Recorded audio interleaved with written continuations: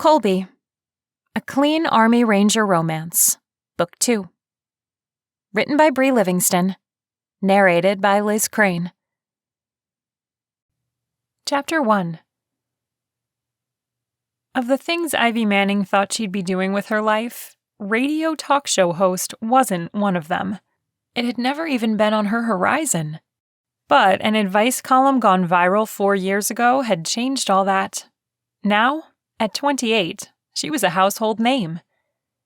The old adage, when one door closes, another opens, didn't apply to Ivy. In her case, it was all the doors flinging wide open and someone shoving her through. Fame had come calling swiftly, and her answer had been muffled by the pressure of her friends' and family's idea of success. Do you know how many people would die to be in your shoes? Ivy, you'd be crazy to turn this down. Are you serious? Of course you're going to take it. Father, mother, brother, sister, aunt, uncle, and her best friend Missy, who was now her manager. All of them looking at her as though she'd grown a second head at the very suggestion that it wasn't what she really wanted, or, at the very least, that it was happening too fast. Ivy, are you with us? Or are you leaving the grapevine hanging? Her producer's voice penetrated the chaos of her thoughts. Donna Jones had been with her since the beginning. A year after hosting a segment at the Gatlinburg radio station, Ivy had found herself with an offer at a larger station in Nashville. That was 3 years ago. She'd been so intimidated at first when she'd moved, but Donna made the transition easy. Ivy smiled as she pushed all her thoughts away. Oh, sorry, I'm with you.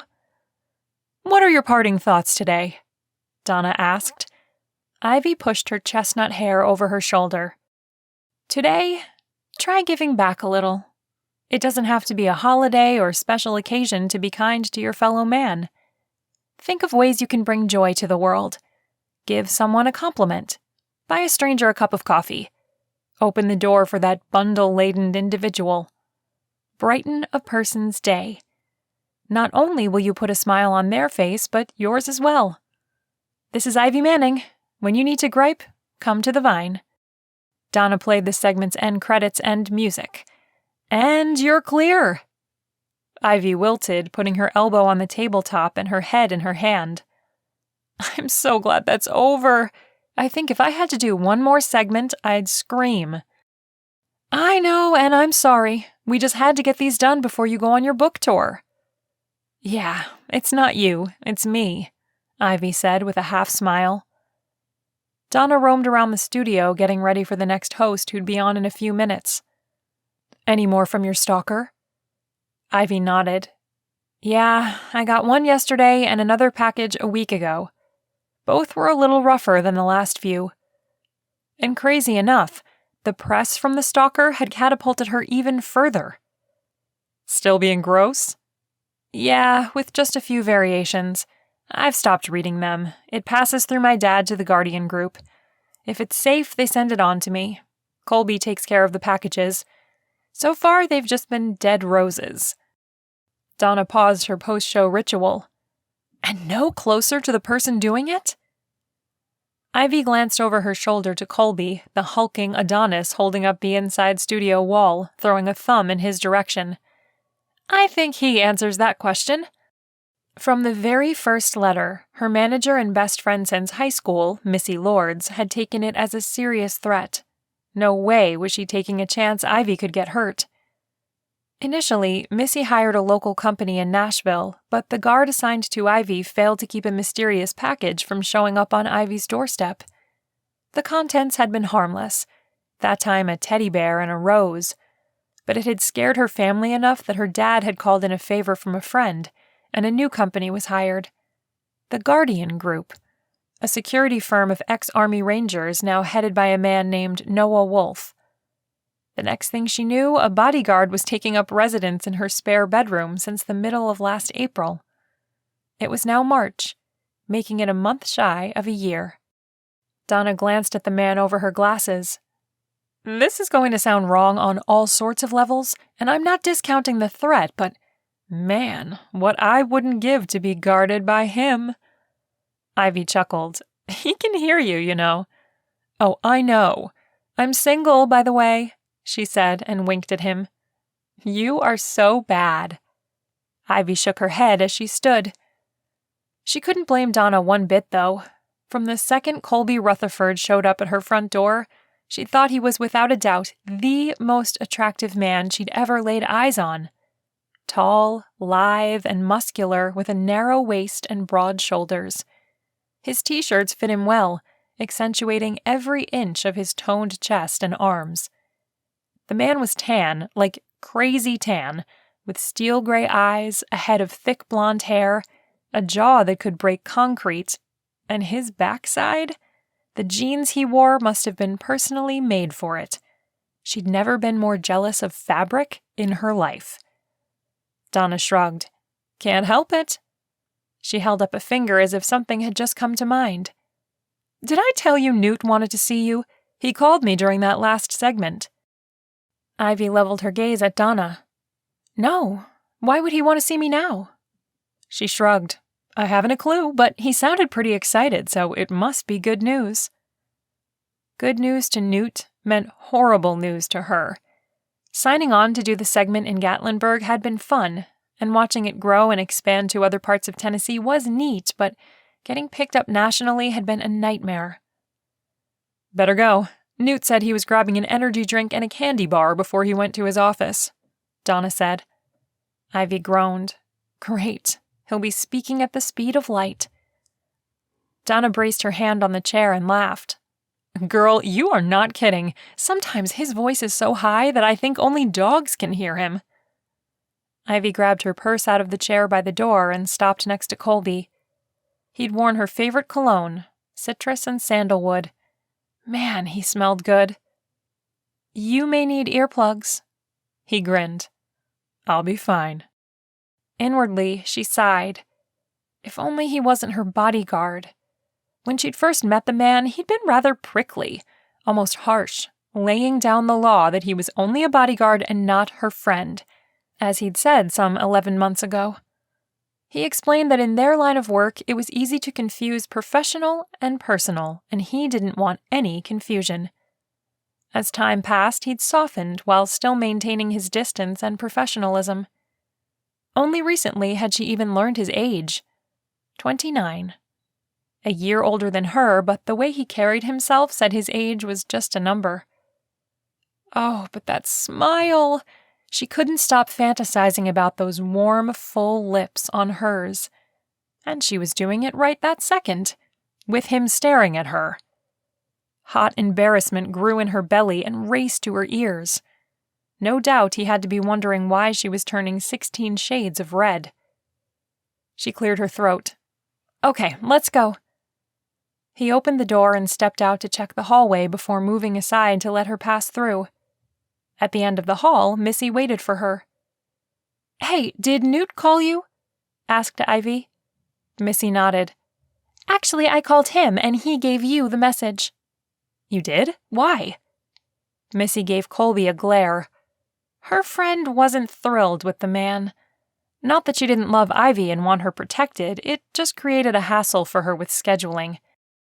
He always had to check things out first, make sure they were clear, and do background checks on everyone in attendance. Missy hooked her arm through Ivy's as they walked toward Newt's office. "You're going to love this." "Well, if you're this excited, it's probably something I won't like."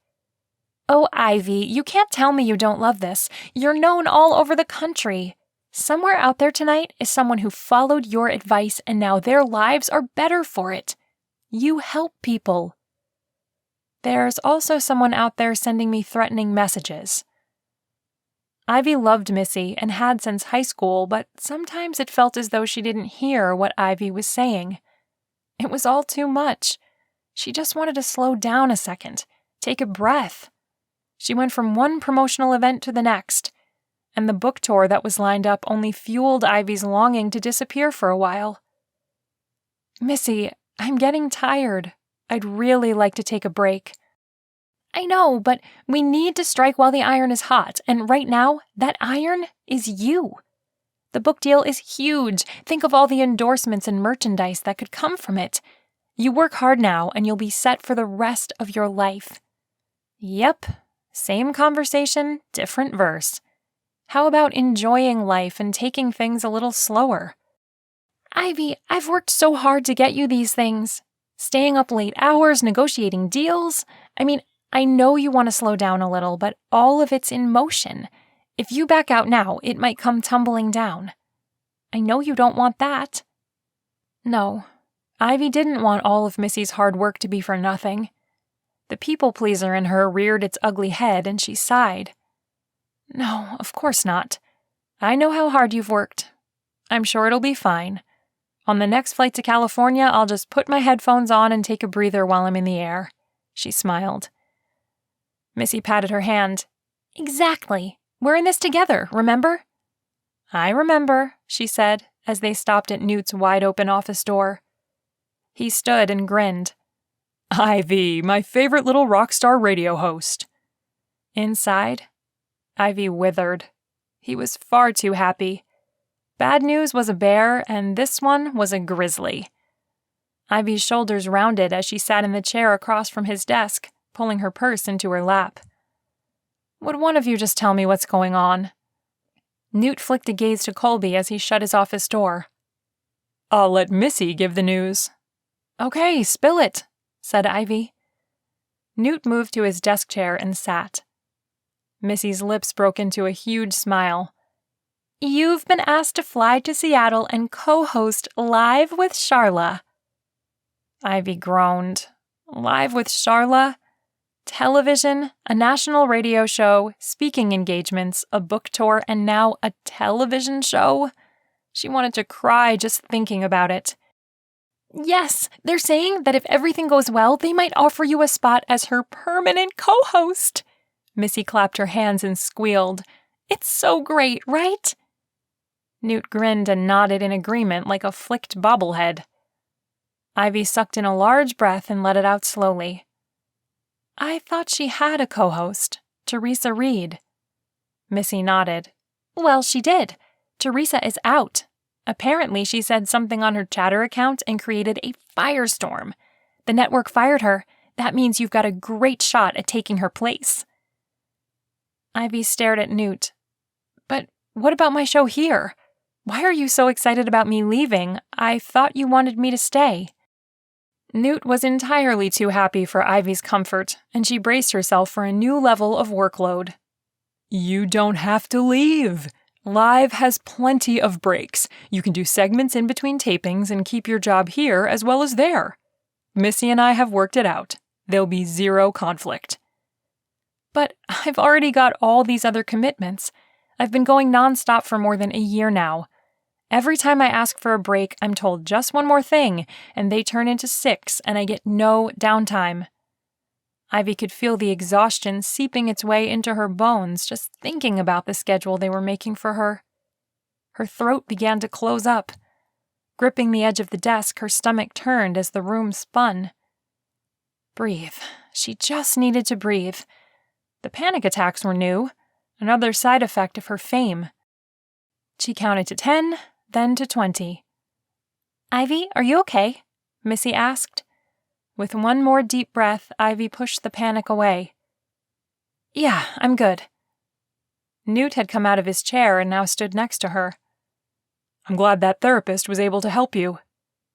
Me too, Ivy said, her voice thick. She glanced from Newt to Missy. I can't, guys. I can't keep going. Don't you understand? I need a break. All this going and doing and never a minute to myself is too much. Please give me a break. She didn't care if it sounded like she was begging. Missy cupped Ivy's shoulder with her hand. It's just one shoot with Live, then I promise I'll schedule in a break. Tears threatened. When do they want me? Missy grimaced. The network wants you there in 2 days. You'll leave at 4 that morning so you can be at the studio by 6 for hair and makeup. They want to do a run-through before they shoot live, too. She paused just enough to catch her breath. They've even booked you the presidential suite at the Four Seasons. Absolutely not, Kolby said in his slow southern country boy drawl. Oh man, Ivy dug his accent. even though at times she had no idea what he'd said, and she'd have to ask him to repeat himself. We had an agreement. You make that schedule far out enough that I can thoroughly clear people. Missy lifted an eyebrow, a smirk on her lips. I'm sorry, I couldn't understand that. Could you speak a little slower? Ivy could take a lot, but she hated it when Missy was snobby to Kolby, the one side of her friend she'd never understood. Missy could be so sweet and kind, helping Ivy at the shelters, walking dogs, all the community service things that Ivy loved. But it seemed impossible for her to be nice to Kolby. Missy, don't be hateful, he's doing his job. Why did your dad have to hire him? Surely there was someone else, more refined. Her best friend crossed her arms over her chest. Someone who could speak a language we understand? Ivy twisted in her seat to look at Kolby. I'm sorry. Missy glowered at Kolby. The network is sending a private plane. They know about the stalker. Their guys would have cleared everyone anyway. Kolby's jaw clenched, and he kept his expression neutral. But they aren't me. I'll need to speak with the security team and have my people do background checks on them as well. Don't you think that's overkill? Asked Newt. Kolby shook his head. No. Her safety is my job, and I do my job well.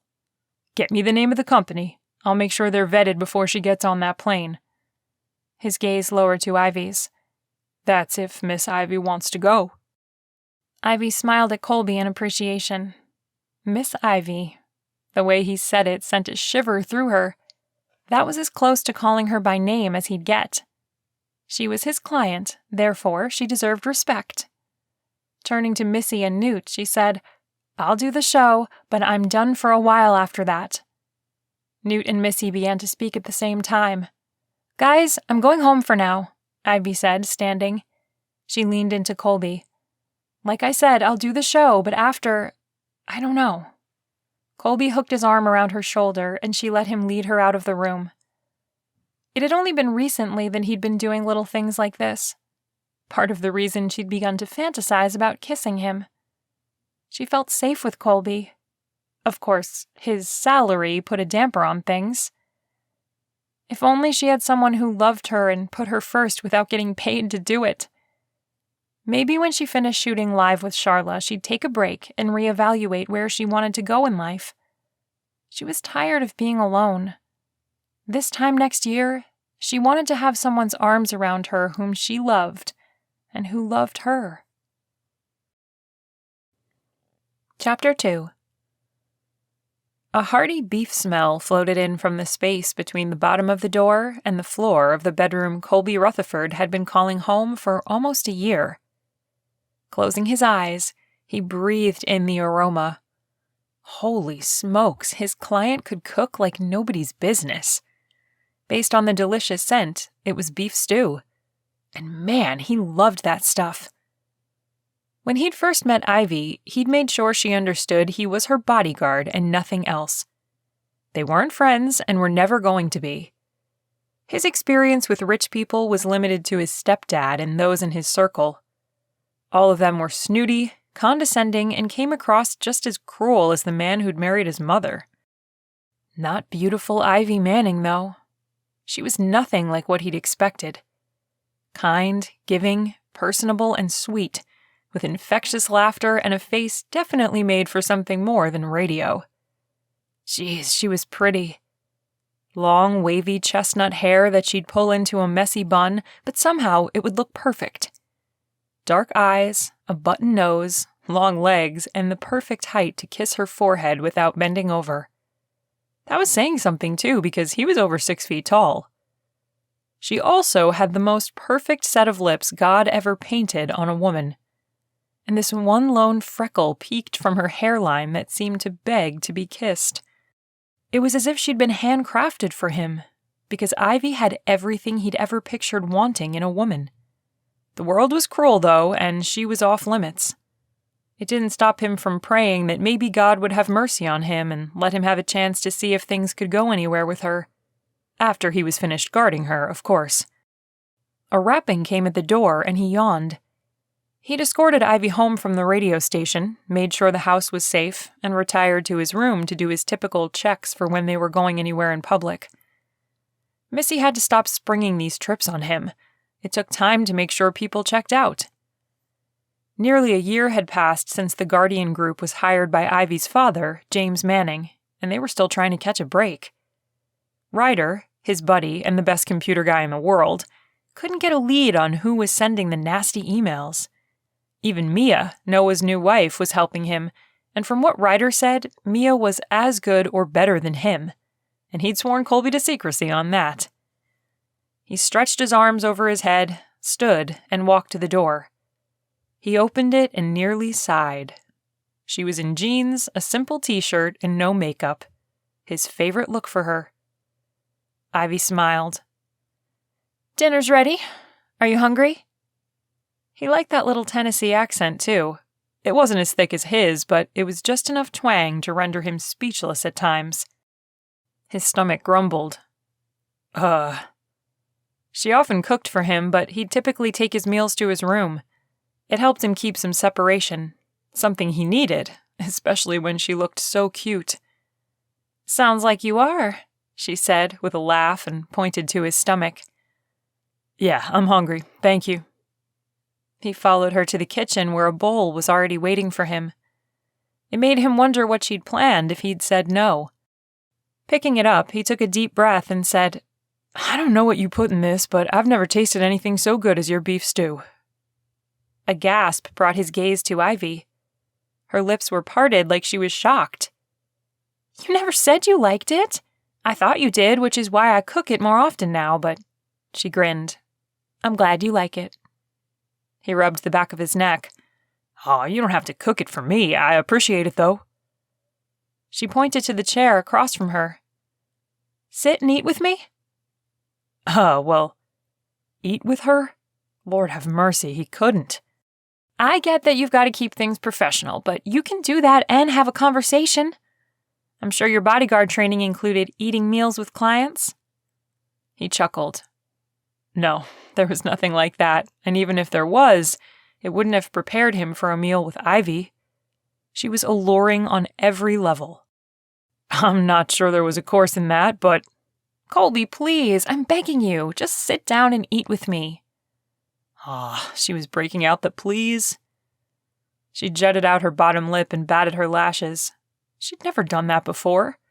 What new level of temptation was this? Talk about unfair.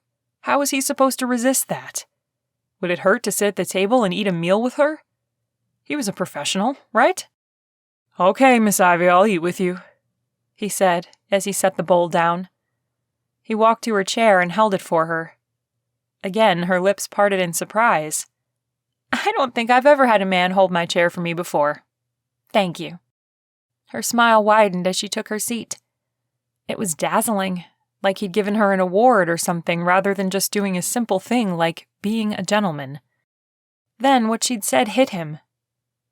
"No one's held your chair?"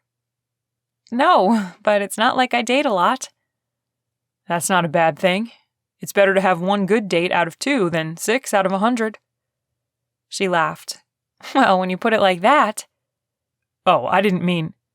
His cheeks burned as he rubbed the back of his neck. He didn't need to be eating with Ivy. She was so out of his league, she was in a different galaxy. "I know what you meant. I was teasing you." "Oh, right." He needed to be quick and get back to his room. Bowing his head, he folded his hands in his lap and said a silent prayer of grace. He always prayed for their safety as well, that God would give him the smarts to protect Ivy. When he lifted his head, she was staring at him. "Do you pray every time you eat?" "I try. Sometimes I can be forgetful, but I think he knows that and forgives me." "I don't know why, but I didn't picture you as a Christian." He shrugged and scooped up a spoonful of stew, blowing on it. "Oh, that's okay. I'm supposed to be invisible, so I'm not in your way." Her lips twitched up and she held his gaze. "I don't think you can be invisible, Mr. Rutherford." "Yeah, I do try, though." "I know, and I appreciate it." Her gaze lowered to the table. "You're no closer to finding out who the stalker is, are you?" Kolby shook his head. No, but we won't stop until we do. I'm sorry you're stuck with me. She lifted her gaze to his. Is that what smoldering looked like? Because if it was, and she did that a few more times, he'd be doomed. Oh, I can think of worse people to be stuck with. Oh, mercy. He was a frog in a pot almost ready to boil. Warning bells were going off, but if he bolted, it would hurt her feelings. How on earth was he going to get out of this? I should probably take this to my room and continue my security checks. Please don't go. This is fun. I like talking to you. She smiled. She liked talking to him? I think that's the first time anyone said that to me. Most of the time. He stopped short. She didn't need to know personal details about him. That was a surefire way of getting into an even bigger mess of trouble. That's why he used her name so much, Miss Ivy. It was to remind him that she was his client, and he needed to be professional. Most of the time what? She tilted her head. He waved her off as he stood. Oh, nothing. Ivy jumped to her feet and walked to him. No, don't go. We're just talking. I want... A knock came at the door, and Kolby said a silent thank you. Were you expecting anyone tonight? Shaking her head, she said, No. Any packages? She was supposed to let him know when she was expecting packages, so he wasn't surprised when they showed up. She chewed her lip and nodded. Yes, and I forgot to tell you, I ordered a birthday gift for my nephew. I wanted to wrap it first, so I had it delivered here. I'm sorry. It's okay. Just let me check it first. She blew out a frustrated puff of air and said, I hate this. I hate this fame. I hate all of it. Pushing her hair over her shoulder, he slid his hand from her shoulder to her wrist and said, We'll find out who's threatening you, and then life can go back to normal, I promise. He knew the instant she took his hand in hers that he'd made a mistake. Zaps of electricity arced across his skin and made his nerves tingle. That means you'd be leaving, right? She asked. Yes, ma'am. She held his gaze a moment, and then a smile spread on her lips. Not sure I like that. There was enough tension in the air that Kolby could bench press it. He swallowed hard and stepped back. Let me get that package. Okay. Forcing himself to pull his gaze from hers, he walked to the door and checked through the peephole. He drew his gun, opened the door, and checked the surrounding area before holstering it and picking up the box. The second his fingers touched the package, he felt weird. He dropped it and slammed the door before setting the alarm system. Is something wrong? Call 911, he said. There was something on the package. Tell them... He leaned his back against the wall and slid down as the room spun. Tell them not to touch it. Kneeling next to him, Ivy held the phone to her ear. Yes, this is Ivy Manning. While she called emergency, he quickly sent a text to Noah, his friend and boss. He stuck his phone back in his pocket and tried to listen as she told them what was happening, but he'd barely managed to send the note to Noah, and his ability to focus was fading. She's asking me how you're feeling?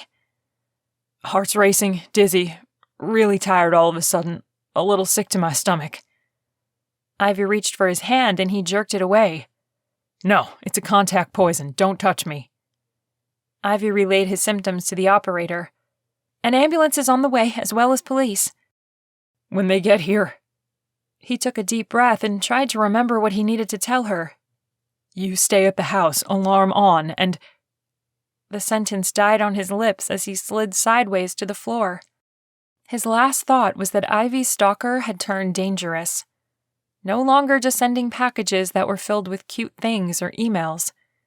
Whoever it was had advanced to trying to kill her now. Hopefully, Kolby would stay alive long enough to see the creep brought to justice. Chapter 3. The sound of the hospital door opening pulled Ivy's attention away from Kolby.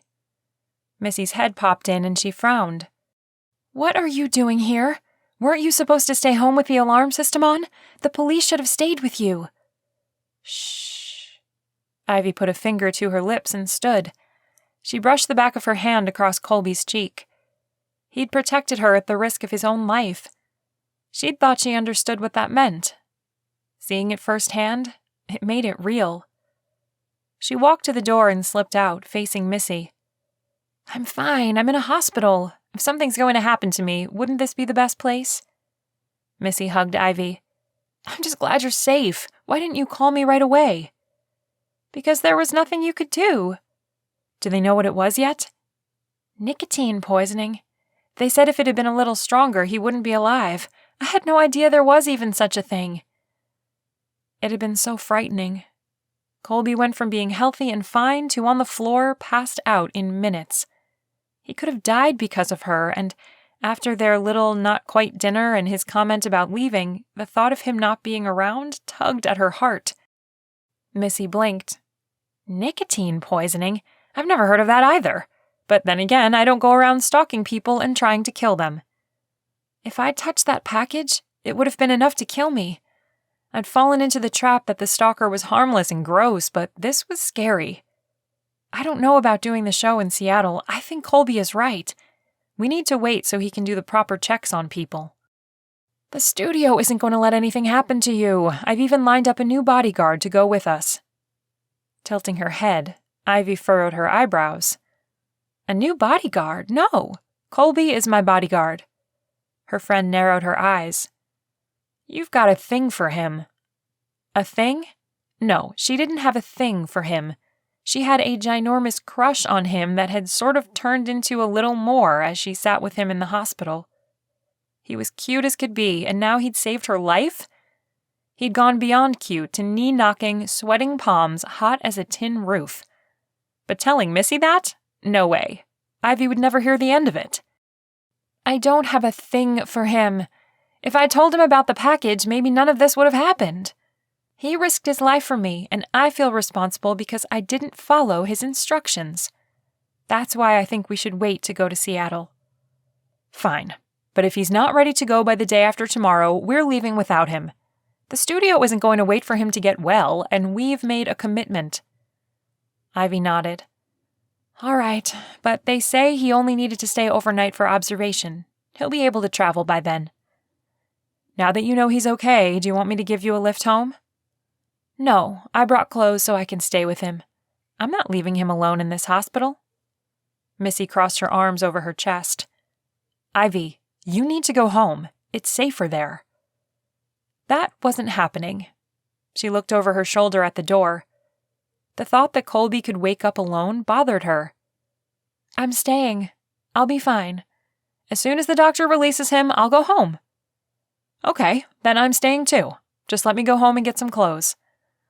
Ivy shook her head. "No, you work enough as it is. Go home and enjoy your evening." For a moment, Ivy thought Missy would argue, but shockingly enough, she nodded, gave Ivy another hug, and left as Ivy went back into Kolby's room. Ivy crossed the room and sat beside him, taking his hand in hers. If nothing else, she wanted to be next to him when he awoke so she could apologize for being so careless. Maybe 20 minutes later, he slowly opened his eyes and blinked. "Miss Ivy?" "I know you said to stay at the house, but I couldn't let you come here alone." Lifting his head, he looked around. "How long have I been here?" She smiled. "Just a few hours." He glanced down and tried to pull his hand from hers, but she tightened her grip. "Do they know what it was yet?" "It was nicotine poisoning, and you're fine now. They're keeping you for observation." "You shouldn't have come. What if—" Ivy leaned over and kissed his cheek. "You saved my life. I'll never be able to thank you enough. It's my fault you're here. If I'd done as you asked, told you about the package, it wouldn't have happened." "Oh, no. There's no telling what happened. It wasn't your fault. It was the stalkers." "But I should have listened. I dismissed the threat as being benign, and it wasn't. You were so sick, and I was worried. I promise I'll be more careful from now on." He covered her hand with his free hand. "It's okay. You've never experienced this before, and until now, there's been no reason to think you'd be attacked. I should have been more careful. It's my own fault." She circled her arms around his neck. He was being so sweet, taking the blame when it wasn't his to shoulder. She'd never met a more selfless man. "I'm so glad you're okay. For a brief second, he froze before wrapping his arms around her. Minute after minute ticked by as he held her, and her heart seemed to race faster and faster as he did. He pulled back, cupped her cheek, and smiled. I'm glad you're okay. I dropped the ball. If something had happened to you, I'd never have forgiven myself. It was a good thing she was at the hospital. If her heart raced any faster, she'd need resuscitation, preferably by the gorgeous man taking her breath away. Her gaze dipped to his lips and back up. God have mercy, and it was a genuine cry for help. If she didn't back away, her heat-seeking lips were going to lock onto his against her permission. That wasn't totally true, more like against her better judgment. A knock came at the door, and Ivy bolted to her feet. She was hot from top to bottom. There were probably volcanoes cooler than her. Come in, Kolby said. Ivy tucked a piece of hair behind her ear as a man entered, followed by 2 other large men. Oh, hi, Mr. Wolf. She'd met him a month after her dad first hired the Guardian group when he took over the company. Miss Manning, he said and smiled. This is Elijah and Mason. Hi. If you don't mind, I need to talk to Kolby. A moment of panic sliced through her. Was Kolby going to get fired? It wasn't his fault. I'm the one who didn't tell him about the package coming. If anything, blame me, not him. Noah chuckled. No one's being blamed. So you aren't firing him? Mason snorted. Sorry, that's funny. Oh, well, Ivy said and caught Kolby's gaze. There was a look in his eyes she couldn't put a finger on, but if she were a guesser, it was him thinking she'd lost her marbles. It was the night of embarrassments and a good time to get out of the room and regroup. I'll go get something to drink so you can talk. Let Elijah escort you, just to err on the side of caution, Noah said. Sure. What had come over her? She'd nearly hyperventilated at the thought that Kolby wouldn't be around anymore. Good grief. Kolby had only recently started actually speaking to her. Except he had saved her life. That was probably it. Yeah, she was crushing on him, but she wouldn't be crushed if she had to be guarded by someone else. Her heart whispered, not true.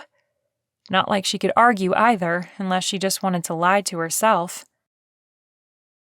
Sterile, white, and cold. Okay, not white, but soothing beige, as if a color could make him feel better about being in the hospital. After spending as much time in one as Kolby had, it wasn't soothing. It only grated on him. Hey, Noah, you sure you don't want to fire me? I shouldn't have picked out that package, Kolby said as he sat up. What I did was dumb. Noah and Mason stopped by his bed and each shook his hand. He loved both of them, but his relationship with Noah was different. They'd both been tortured longer than the other guys. Both had nearly died. Noah was a good guy, and Kolby couldn't imagine working for a better man. When Kolby first started working for the Guardian group, well, not just him, it had been Noah, Ryder, Gunnar, Elijah, and Mason. They'd been working for a woman named Pamela Williams. She'd started the security firm when her husband was murdered, and he'd left her a sizable fortune. Right before Kolby began working for Ivy, she'd stepped down, and now his buddy Noah was calling the shots. Not much had changed since he'd taken over, except the person signing his checks. I've done worse, Noah said. Mason nodded. Yeah, he has. As a field medic, Mason Andrews had more than earned Kolby's respect, even if he didn't know much about the man. Mason was a good guy, but he was tight-lipped about his family. It made Kolby wonder if they had more in common than he thought. Noah rolled his eyes. Shut up.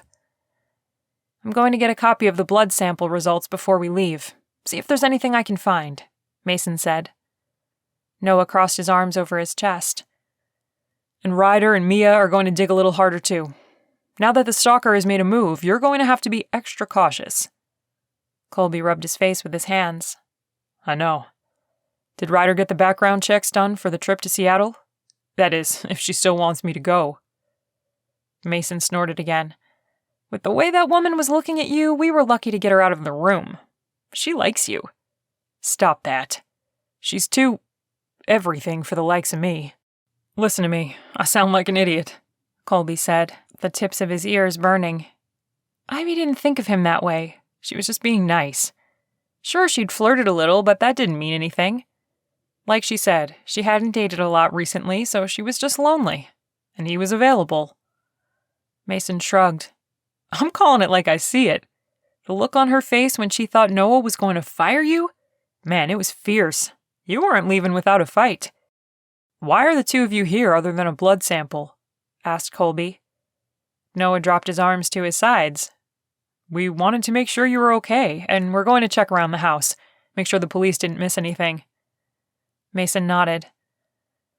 Liquid nicotine poisoning isn't something that just happens. Someone had access to it, the ability to cover the box in it, and we're betting this was a good thing. I think it might be the break we've been looking for. Kolby shrugged. I think they can send me home, honestly. It's stupid to stay in this hospital when there's nothing wrong with me. The door to his room opened a fraction. Is it safe to come back in? Ivy asked. Yep, all done here, Noah said. Ivy pushed through with Elijah following. Kolby, I brought you something to eat in case you were hungry. Mason caught Kolby's eyes and then flicked his eyes to Ivy. See? Shut up and go away. Kolby flopped back on the bed. Mason turned to Ivy. He's going to try to convince you he doesn't need to be observed, but don't listen to him. Staying will be good for him. Kolby bolted upright. Don't listen to him, he's messing with me. I don't need to stay overnight, I'm fine. Ivy covered her mouth as she chuckled. Okay, we'll get out of the way, Noah said. Miss Manning, if you need anything, don't hesitate to call, but you're in good hands. She smiled. Thank you. I think so too. She caught Kolby's gaze and held it. And that's definitely our cue to leave, Elijah said. We'll see you later, Cole. Yeah, see you later. Once the guys were gone, Kolby rubbed the back of his neck. I'm really okay to go. If you'll step out, I'll get my clothes on and I can get you home. No, the doctor said you needed to stay overnight just to be sure. She walked to him and handed him the bag she held. That's a sandwich and a water. I've noticed you don't like ham, so I got turkey on wheat. No tomatoes or lettuce. Just mayo, mustard, meat, and cheese. He hadn't expected her to be that observant. Thank you. And I got Uno and a deck of playing cards to keep us occupied if there's nothing on TV. You didn't have to go to all that trouble. And you don't have to stay either. Really, I'm fine if you want to go home. I'll get Noah and the guys back in here to make sure you get safely home. She sat facing him. I'm good. Eat so we can play cards. I'm in the mood to kick someone's behind at Uno. Is that right? Yep. Her eyes twinkled. You think you can whip me? He shouldn't be flirting back, but it was too hard to refrain when she was being so cute. Ivy nodded. Oh yeah, I'm an Uno queen, buddy. I'll have you in the fetal position in 2 hands. Kolby snorted as he pulled his sandwich out. Then I'm not sure I want to play someone as tough as you. Hurry it up, mister. I've got itchy hands. Oh, she was something else. He couldn't resist the pull she had on him. It was wrong, and he couldn't let things go any further than a little flirting in a card game. Flirting was harmless, and playing cards was okay. He could manage those and keep his heart in check. Chapter 4. By the time Ivy and Kolby were dropped off at her home, Kolby was itching to be back on the job. He hated that he'd been forced to stay at the hospital all night, and that it was after 1 p.m. before they'd finally managed to discharge him. And for what? Nothing was wrong with him, and he knew it. After checking the house and the area around it, he stepped back inside and set the alarm system. Everything checks out. I'll be in my room if you need anything. Nope. He tilted his head. Nope. You owe me dinner. You said you'd eat with me and we didn't get a chance to do that. I'm going to make dinner and you're going to help me. She smiled. She narrowed her eyes. Are you one of those men who think women are the only ones who should be in a kitchen? He blinked. What on earth? No, of course not. Then make yourself useful. I was thinking we'd have chicken fried steak and mashed potatoes. His stomach gurgled. It sure did sound good. Aside from the beef stew she made, that meal was in a tie for his favorite. All right, if you think I can be useful, I'll help. She smiled. That's the spirit? Now, you can peel the potatoes. He nodded, found a peeler, and quickly got to work, liking the rhythm of doing something that felt productive. Mostly he'd stayed in his room while he lived there because he didn't want to be in the way, and because it was easier to remain detached. Once people started sharing meals and all that, feelings could bubble up, and he didn't need help in that area. Ivy was something special, and to him, she was pretty near as perfect as a woman could get on Earth. How long have you worked for the Guardian Group? Asked Ivy. Oh, a few years now. Do you like it? He shrugged. I enjoy the work. It makes me feel useful and gives me something to do, and I get to help people. Ivy filled a skillet with oil and set it on the stove to heat. Then she set up dishes with flour and milk to dredge the steak in. Have you been a bodyguard for a lot of people? Not a lot, but enough to keep me busy. What type of people have you guarded? Kolby chuckled. All sorts, really. From businessmen to kids who were caught in custody battles. She turned to him, a smile on her lips. Have you ever fallen for any of the people you've guarded? His hand slipped and he sliced his finger. Putting it to his lips, he dropped the peeler and rushed to the sink to rinse it off. The question threw him. No, he'd not even been tempted until Ivy. Did she know that? If he'd been as smooth this the last few months as he was just now, she probably did. He said as he ran the water over his finger. No, I've never fallen for anyone. And even if he had, it took two. With the way he talked, no one would want him. Let me see. She took his finger in her hand. It's not too bad, but it's the little ones that sting the worst. Let me get you a bandage. Before Kolby could object, she walked to a drawer at the far end of the kitchen and pulled a box out, returning with it. Do you have to work to keep yourself unattached to people? I think that would be the hardest part, not getting emotionally attached. I don't think I could do it, she said, as she dried his finger off and wrapped the bandage around it. His hair had to be standing on end, the way her electric touch was messing with him. It's not easy sometimes, but... Her gaze lifted to his, and he was momentarily speechless. God had crafted her from only the best materials because she had to be, hands down, the most beautiful woman he'd ever seen. And with her looking up at him, her eyes sparkling, it was enough to give him a heart attack. But what? I talk funny, and it makes me sound like I'm dumb. Nobody's gonna want me, so I keep that in mind. He swallowed hard. He hadn't meant to say that, but it had poured out. It would only make her feel sorry for him, and he didn't want that. She shook her head, her eyebrows knitting together. That's not true. You don't sound dumb at all. His chest tightened as he thought back to his stepdad, the things he'd say. People were going to be nice, but anyone in their right mind wouldn't give Kolby the time of day. Not really. They were only being polite, saving face, so to speak. Aw, Miss Ivy, thank you for being nice. Heart hurting from the memories, his stomach churned. I'm not hungry anymore. If it's okay with you, I'll just go to my room. Kolby didn't wait for an answer. He just left. It might have hurt her feelings, and while that wasn't what he was trying to do, he had to go. He had an image to maintain, and looking like a wimp wouldn't help. Personally, he didn't think showing emotion made him look weak, but that didn't change reality. Men couldn't cry or be upset. That wasn't macho or heroic. He stepped inside the room she'd given him. It was a good-sized area. A queen bed, a dresser, and a small desk filled the space without making it look overcrowded.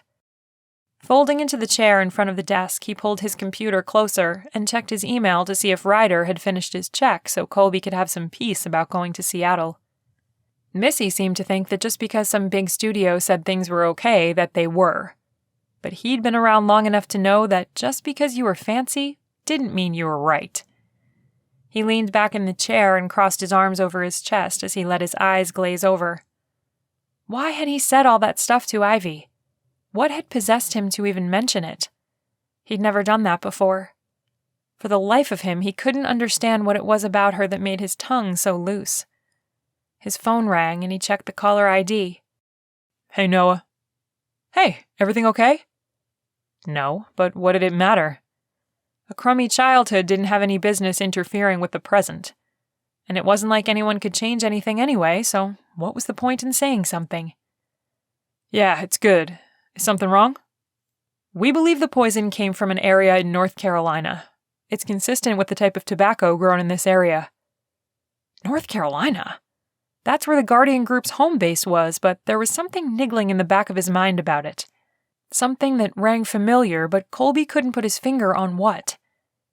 Then again, he'd gone over so many details in the last few months that it wasn't surprising that facts blended together. Okay. We're still looking into who could have obtained it, but for now, at least, we have an area to start with.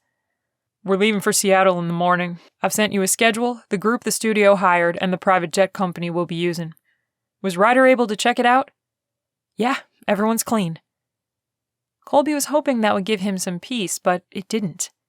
He'd had a growing nag in the back of his mind that something didn't sit right about the trip, but a feeling wouldn't keep them from going. I'm going to make a couple of survival packs. Why? They're clear. I don't know. I've just got a feeling and I can't shake it. Better to be prepared, right? Just a feeling? Kolby smiled. All right, I feel like God's telling me to make them. I'll never understand you or that whole God talks to me thing, but whatever works for you. You don't have to, Kolby chuckled. Noah paused a moment. You sure you feel okay? I can send Elijah if you don't. I'm fine. I was fine last night, but that doctor made me stay. Well, him and Ivy. I think Mason's right. I think she likes you. Oh, Noah, don't you start. I'm not good enough for the likes of her. I didn't think I was good enough for Mia. Still don't. But I get to go home to her every night, and I'm forever grateful I was wrong. Kolby picked at the edge of the desk. It's different with Ivy and me, and you know it. Don't let your prejudices against yourself bleed onto her. She seems like a woman with a keen mind and the ability to make decisions on her own. Noah didn't understand. Kolby loved him, but coming from money and a good family, Noah would never get that Kolby just wasn't on the same level as him or any of the other guys. And no matter how much his friends tried to say otherwise, once it was beaten into a person that they were trash, it was hard to change that mindset. Kolby sighed. I like her, but she should be with someone that won't get her made fun of. She needs someone that can smile for a camera and stuff like that. Or maybe she needs someone who will love her when the cameras are gone, and there's no one left but her and the person she loves. Oh, Noah, can we drop this? I need a pack for this trip. Sure, but I'm right. Kolby rolled his eyes. You think you're right all the time. Noah laughed. Because I am. Let me go. I'll talk to you later, Kolby said, ending the call. Whatever Noah thought could happen, wouldn't. Ivy Manning was poised and refined. She was a Southern belle, and that kind of woman didn't fall for the Kolbys of the world. At least, not this Kolby. It wouldn't take a second for Ivy to figure out she'd want someone better. Why would he subject himself to that sort of headache? Nah, better to pine from a distance than get hit with a tree. A knock came at Ivy's bedroom door. Pushing her covers off, she stood and walked to the door, opening it. Kolby filled her doorframe. Somehow, he always managed to look and smell even better. With the way he'd run from the kitchen earlier, she hadn't expected to see him until morning. He thought he sounded dumb because he talked with such a thick accent, but she didn't think that. And the haunted look in his eyes, she wasn't sure she'd ever forget it. Then he'd hightailed it to his room. After, she'd put the food away, nuked herself a bowl of soup, packed for the trip in the morning, and settled into bed with a book. She'd thought about him the whole time, wondering if there was anything she could do to help make him feel better. He didn't sound funny, and she didn't think he was stupid. "Hi, are you okay?" she asked. He nodded. Yes, ma'am. I'm sorry for leaving so abruptly earlier, but anyway, I was wondering if you're going to pack any warm clothes. She tilted her head. Why? Well, I've learned it never hurts to be prepared, and it can be chilly in Seattle. If you'd be so kind as to pack a few warm things, I'd appreciate it. Part of her wanted to press him because it felt like there was a bigger reason, but instead she said, "Sure." She chewed her bottom lip. Kolby? Lifting his gaze to hers, he said, Yeah? Oh, those gray eyes of his. They made her knees weak every time. I'm not sure what happened earlier, but I don't think you talk funny or sound dumb. And that's not because you saved my life. I really do love your accent. His lips curved up. Oh, it's okay. She stepped into him, placing the flat of her hand against his chest. No, really, Kolby, don't listen to people like Missy. They're wrong. You have a beautiful accent and a voice I could listen to all day. I like your laughter, what little I've heard, and you're brave and heroic. You serve this country, and if anyone doesn't see that and appreciate you, it's their loss, not yours. Heartbeat after heartbeat pounded before he nodded. Thank you for that, but you don't have to be nice to me. I'll protect you no matter what you think of me. What could have happened to him to make him think so poorly of himself? Then it's a good thing I think so highly of you. I may not know you as well as I'd like, but from what little I do know, you're a good man, Kolby Rutherford, and no accent's going to change that. She lifted on her toes a fraction and kissed his cheek. I'll always be grateful you were assigned to protect me. I think I got the better end of the deal.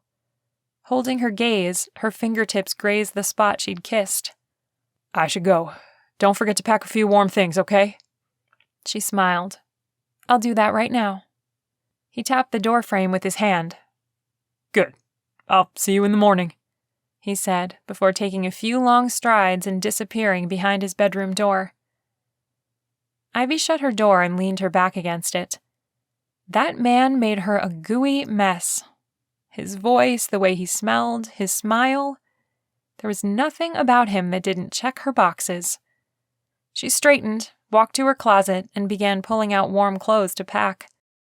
Her stalker needed to be caught so that Kolby wasn't her bodyguard anymore. Normally, she'd want the guy to ask her out, and she still did. But if he didn't, the second Kolby Rutherford wasn't her bodyguard, she was taking things into her own hands.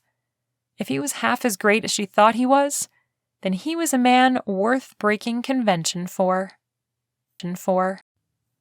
Chapter 5. Pitch black. The new moon coupled with the cloud cover threw an ominous feeling over everything as Kolby rode in a limo with Ivy and Missy to the airport. Whatever it was about this trip that felt off to him was only growing the closer to the airport they got. He just wished he could put a finger on why. Ryder was the most thorough guy Kolby knew when it came to background checks, and everyone had come back clean. At least, that's what Noah had said and what Ryder's email confirmed. Well, minus the one schmuck who couldn't stop parking in front of fire hydrants and had racked up a boatload of tickets.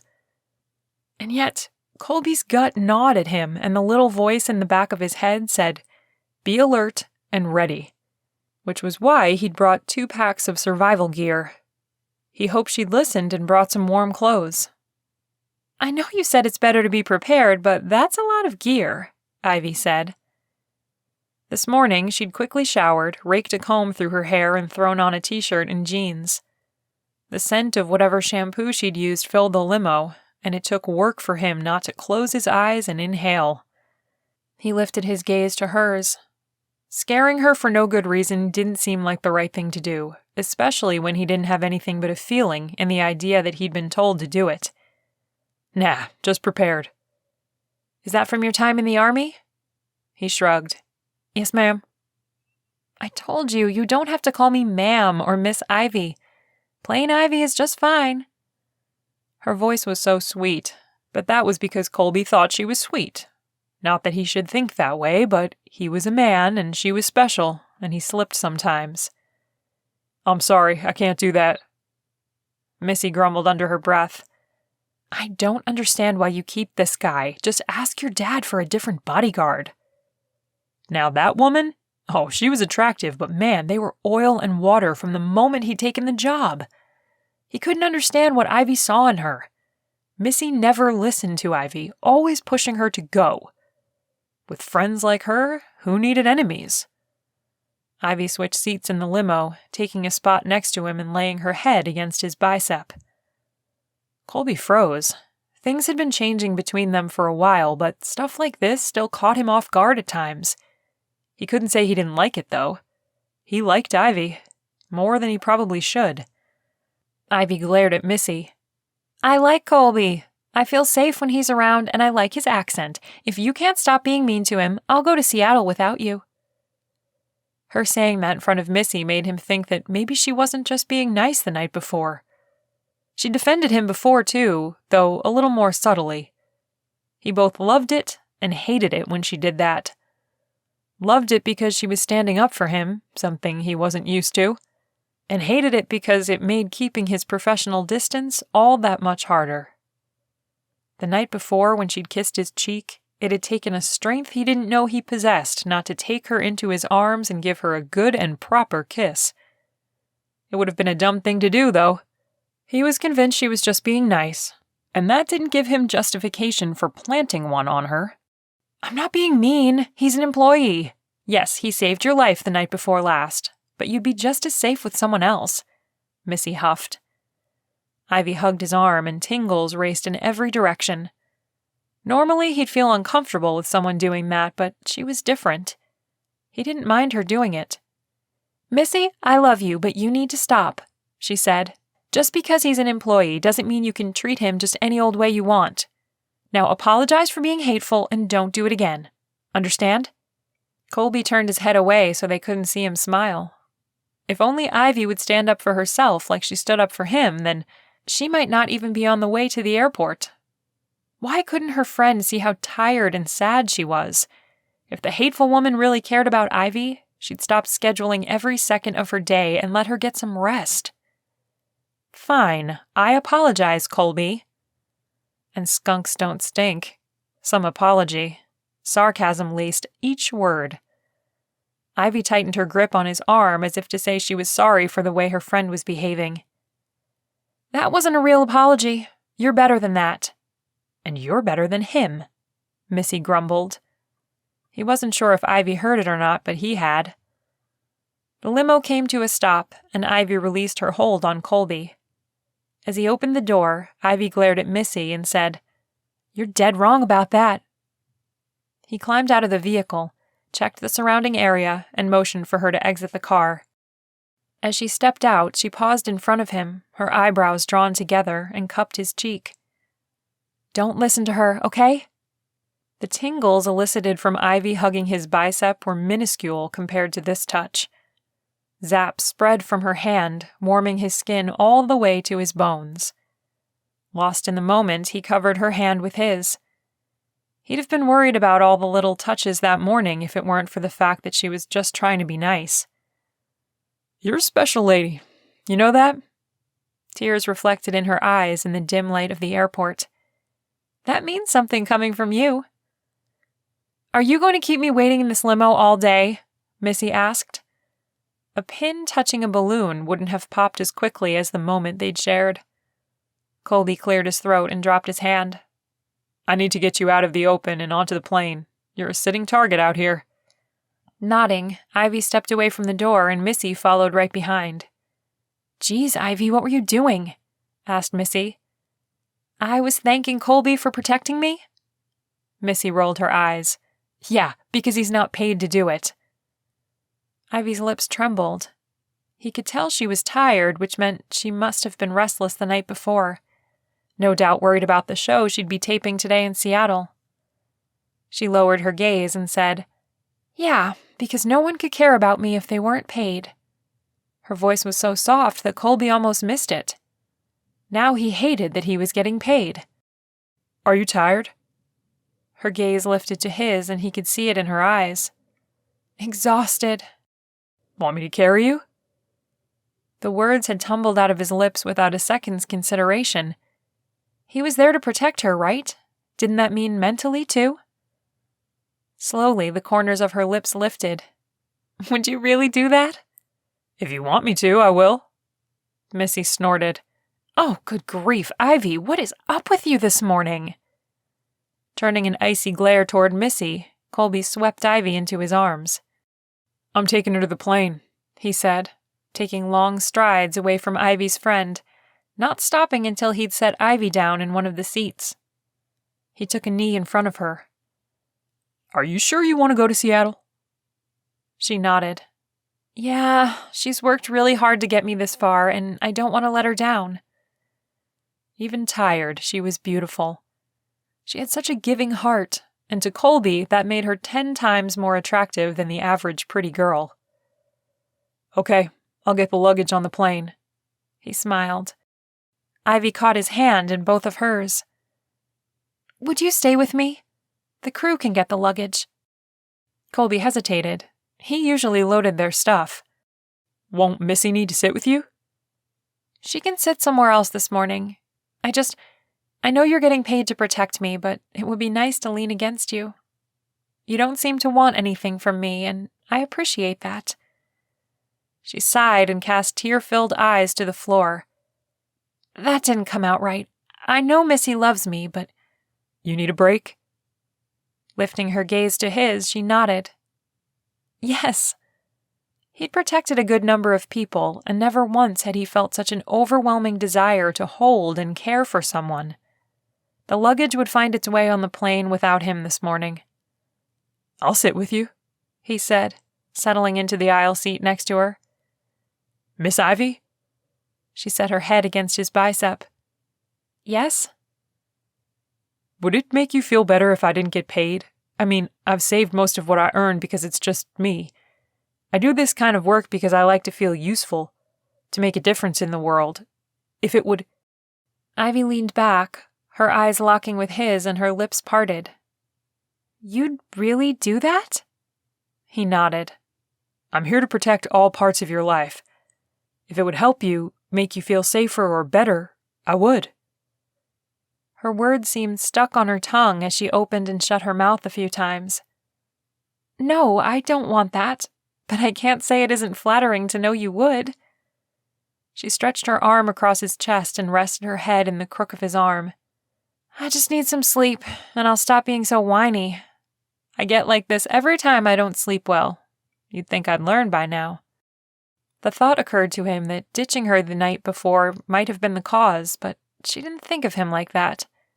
She was doing a live television show, so she was probably worried about it. It's okay, Miss Ivy. We all have our moments. He slipped his arm around her shoulders and hugged her to him. You get some rest. I'll wake you when we get close to Seattle. The fabric of his t-shirt moved as she moved her head up and down. Thank you. Just then, Missy stepped through the cabin door, shooting daggers in his direction. She rolled her eyes as she strolled to a stop in front of them. How cute. You can move now. I need to go over a few things with her. This woman had hit his last nerve with a hammer. She's tired. Whatever you need to go over can be done later. Ivy, Missy snapped. Ivy lifted her head a fraction, her eyes barely open. I can't, Missy. But... Colby held up a hand. She said no. He pulled Ivy onto his lap and wrapped his arms around her. Ivy's body melted against his as she took a deep breath, and he knew immediately that he'd made a mistake by holding her. He needed to keep their relationship professional, but he'd said he'd protect all of her, and that's what she needed at the moment. Someone to hold her and stand between her and the world. She needs some rest. Missy worked her jaw, mumbled something under her breath, and stomped to an empty seat 2 rows ahead. Man, he couldn't stand that woman. Ivy deserved better than the likes of that viper. Sliding his hand down the length of her hair, he touched his cheek to the top of her head. From this point forward, he was going to stand up for her. If she needed to feel like someone cared about her, then he'd take that on as one of his duties. Ivy was his client, and he'd do that for anyone he protected. The little voice mocking him in the back of his mind could stuff it. Chapter 6. After dropping their luggage off at the hotel, Ivy and her crew had been chauffeured to the studio. It had taken hours to do hair and makeup, wardrobe, and the run-through. Ivy didn't like any of it, least of all, Charla. Currently, they were live, with screaming fans plastered against the window behind them. Charla leaned across her chair, placing a hand on Ivy's forearm. Ivy, I have to say it's been a real pleasure having you co-host today. You are just a breath of fresh Tennessee air. Ivy couldn't roll her eyes. It'd be rude, especially on national television. It sure didn't stop her from wanting to. There was no way she could stick with this gig on a permanent basis, not with Charla Farr as the co-host. If the woman were any more fake, she'd be a statue in a wax museum. It was 2 seconds after they'd hooked Ivy up with a mic that Charla had floated in, gracing Ivy with her presence. It had been awkward and weird and uncomfortable. Charla had hiked her leg and marked her territory, a territory Ivy wanted nothing to do with, but she'd promised Missy she'd keep that nugget to herself. The only comfort was knowing Kolby was standing off to the side, just out of sight in case anything went wrong. She didn't know what it was, but it felt as if something had changed between them. It had felt good to sit next to him and wrap her arms around his bicep. There were so many zaps that she'd expected to pull back a blackened hand. And then he'd carried her to the plane. Not that he was anything but professional, but the butterflies in her stomach danced the cha-cha. It did make her want more, but she also knew Kolby's desire to maintain his professionalism, even if the distance between them seemed to shrink the longer he protected her. He'd offered to guard her with no pay. That had touched her heart so deeply. Even though he'd been grumpy when he first started, she'd sensed he had a gentle soul. But that offer had confirmed it. Then he'd pulled her across his lap, wrapped those incredible arms around her, and held tight. She knew he was just fulfilling his promise to take care of all of her. But that move had been the absolute cherry on top of her crushed sundae. Now she was flat out smitten with the man. Beyond smitten. Her crush was cruising down a highway that, if she were honest, was both exciting and scary. What if he didn't think of her that way? She was his client, and he was a professional. "Well, thank you," Ivy replied to Charla. "This was fun. I appreciate the invitation." And she'd be telling Missy that under no uncertain terms was she ever hosting this show again. The people-pleaser in Ivy had her limits, and Charla had beaten that limit to death with a sledgehammer. Charla turned her cheesy smile to the camera and said, "That's all for us today. Tomorrow we'll have Paul Granger, author of the hit series Portal Escape, hosting, along with some cooking tips from Chef Weinhard, owner of Bistro Viva, and musical guest Marla Knowles." As the camera stopped, a curtain fell over the window and Charla's smile was gone in an instant. "Listen, if you get this gig, you need to understand not to step on my lines. There's a reason the show moved from New York to Seattle. I'm the star, and don't you forget it." Ivy smiled sweetly. "The only way I'd host this show is if it was a cold day and—" "Ivy, that was awesome," Missy said, pulling her into a bear hug. "Just awesome." She turned to Charla and they shook hands. "Thanks so much for extending so much hospitality. This has been an incredible experience. Really, really incredible." Charla greedily ate the compliments. "Oh, of course," she said, and eyed Ivy. Geez, the woman was two-faced. How could Missy not see it? Or could she and she didn't care? "Yeah, it was great." Ivy pulled her mic off and handed it to the sound guy. There was a technical name, but she'd forgotten it. To her, there was no point in remembering, since she'd never have use for it again. Charla smiled. "Well, I need to go. Enjoy your stay in Seattle." The woman sauntered off. Ivy turned to Missy. "This isn't for me." Missy sighed. "Look, we've got a lunch meeting with 2 of the network execs. Let's see what they have to say. You can always say no. Plus, we have that very cushy hotel suite to take advantage of." "What's the point in having lunch? I'm saying no. I don't care what anyone has to say. I don't want to do this show." "It was scheduled before we arrived. They want to take you to lunch to say thank you and to discuss things." Ivy knitted her eyebrows together. "I thought you said you'd give me a break after this." Missy squared her shoulders and crossed her arms over her chest. "I am. Why do you think I negotiated that suite? But the taping came with a meeting. It was a package deal. Did you really think they wouldn't want to at least speak to you after?" She pinched her lips together. What was going on with Missy? They'd been friends forever, but lately it seemed as though Missy only saw Ivy as a commodity. This happens every time. You say I only have one thing and then I can take a break. When I do that one thing, you slap on another. I'm sick of it. Why can't you understand that I'm tired? I need a break. One night isn't enough. Kolby's presence behind her didn't need an announcement. Not only could she feel him, but his rich cologne tickled her nose. Are you okay, Miss Ivy? Missy's lips spread into a thin line. Look, Superman, Ivy's fine. Just stand over there and leave her alone. Ivy turned to Kolby. I'm okay. We're having lunch with 2 of the network executives. Hiding her frustration with the situation was beyond her means. He cut his gaze to Missy and back to Ivy, obviously clued in that she was upset. Do you want to do that? I don't mind, it's just talking, and I am hungry. She smiled. Are you hungry? I noticed you didn't eat this morning. I'm fine, Miss Ivy. Rolling her eyes, Missy shook her head. Could I please talk to you in private for just 1 second? Ivy took his hand and squeezed it. Just give us a minute, okay? He nodded toward the backstage exit. I'll be over there if you need me. She shouldn't have watched him go, but that backside of his was a hard thing to ignore. Okay, Missy, what? Ivy asked. Listen, he's cute, I'll give you that. But your career is just taking off. You don't need to be in a relationship right now. Not only that, but your world is about to open up to a whole new level of men. Sophisticated, educated, wealthy men.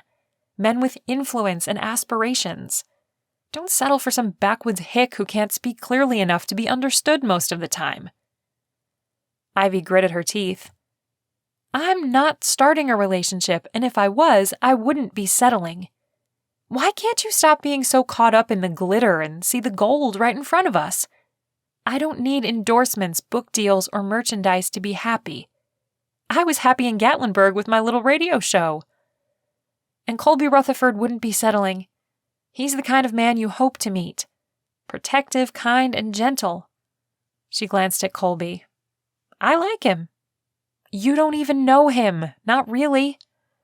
He's been staying at my home since he started protecting me. I know we haven't delved deep into each other, but I've spoken to him a little. Why are you trying to push me away from him? She asked, trying to understand why her friend was so dead set against Kolby. Missy grunted. I've poured my heart and soul into this. Right now, a relationship with anyone isn't good timing. I'm looking out for you. Those charities you like donating to? How would you give them so much money if you weren't where you are? That's because of me and my work. We're best friends. I love you, Ivy, and I wouldn't work so hard if I didn't. I know you do, and I appreciate everything you've done for me, but then act like it. Lately, all you've done is gripe and complain. I'm not the enemy. Ivy pinched the bridge of her nose. I'm not saying you're the enemy, Missy. I'm just exhausted. I need that downtime we talked about. A vacation with peace and quiet and no schedule. And you'll have it right after this luncheon. I mean, it's lunch, Ivy, not scaling a mountain. Dropping her hand, Ivy relented. All right, but just lunch. After this meeting, I'm taking a vacation. Do you understand? Totally. Missy smiled. Let me tell Kolby so he can do his job. I know you get tired of it, but he's not the enemy either.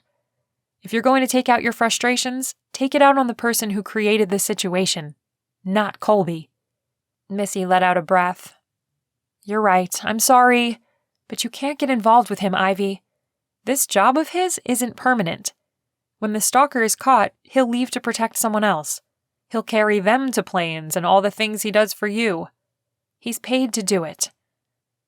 The monumental effort it took to not tell Missy that he'd offered to forgo pay was almost more than Ivy could handle.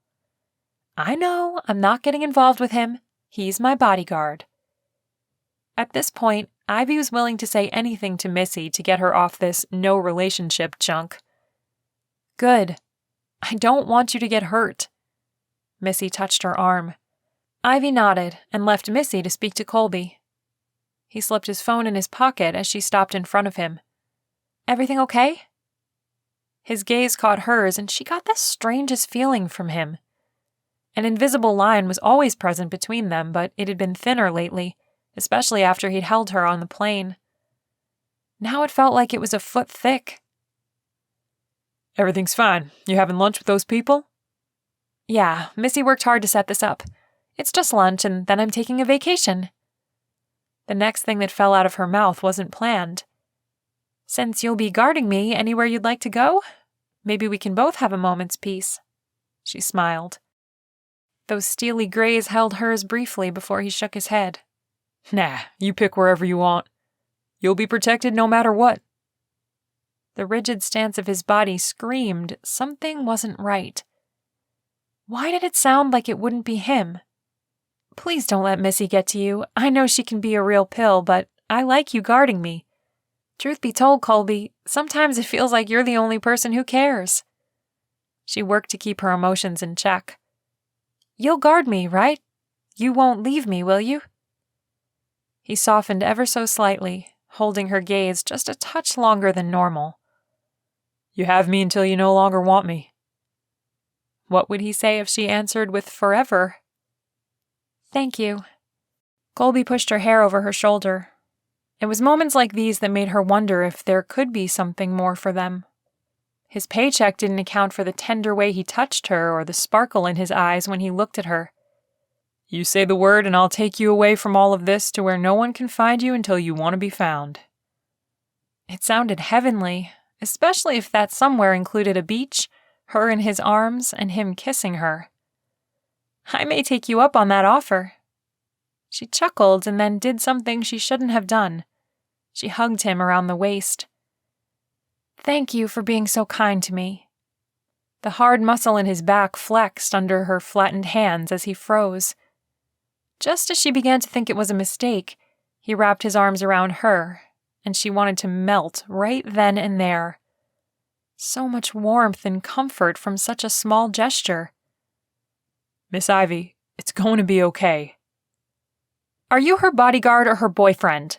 Missy barked, killing the moment. Kolby jerked away. She's right. I apologize, Miss Ivy. Ivy wanted to devolve into tears. He was holding her and she was enjoying it. Why did Missy have to ruin it? She glared at Missy. He was just being nice. He's here to do a job, and hugging you isn't it. Working her jaw, Ivy fought back her anger. Look. Missy held her hands up. I'm sorry, you're right.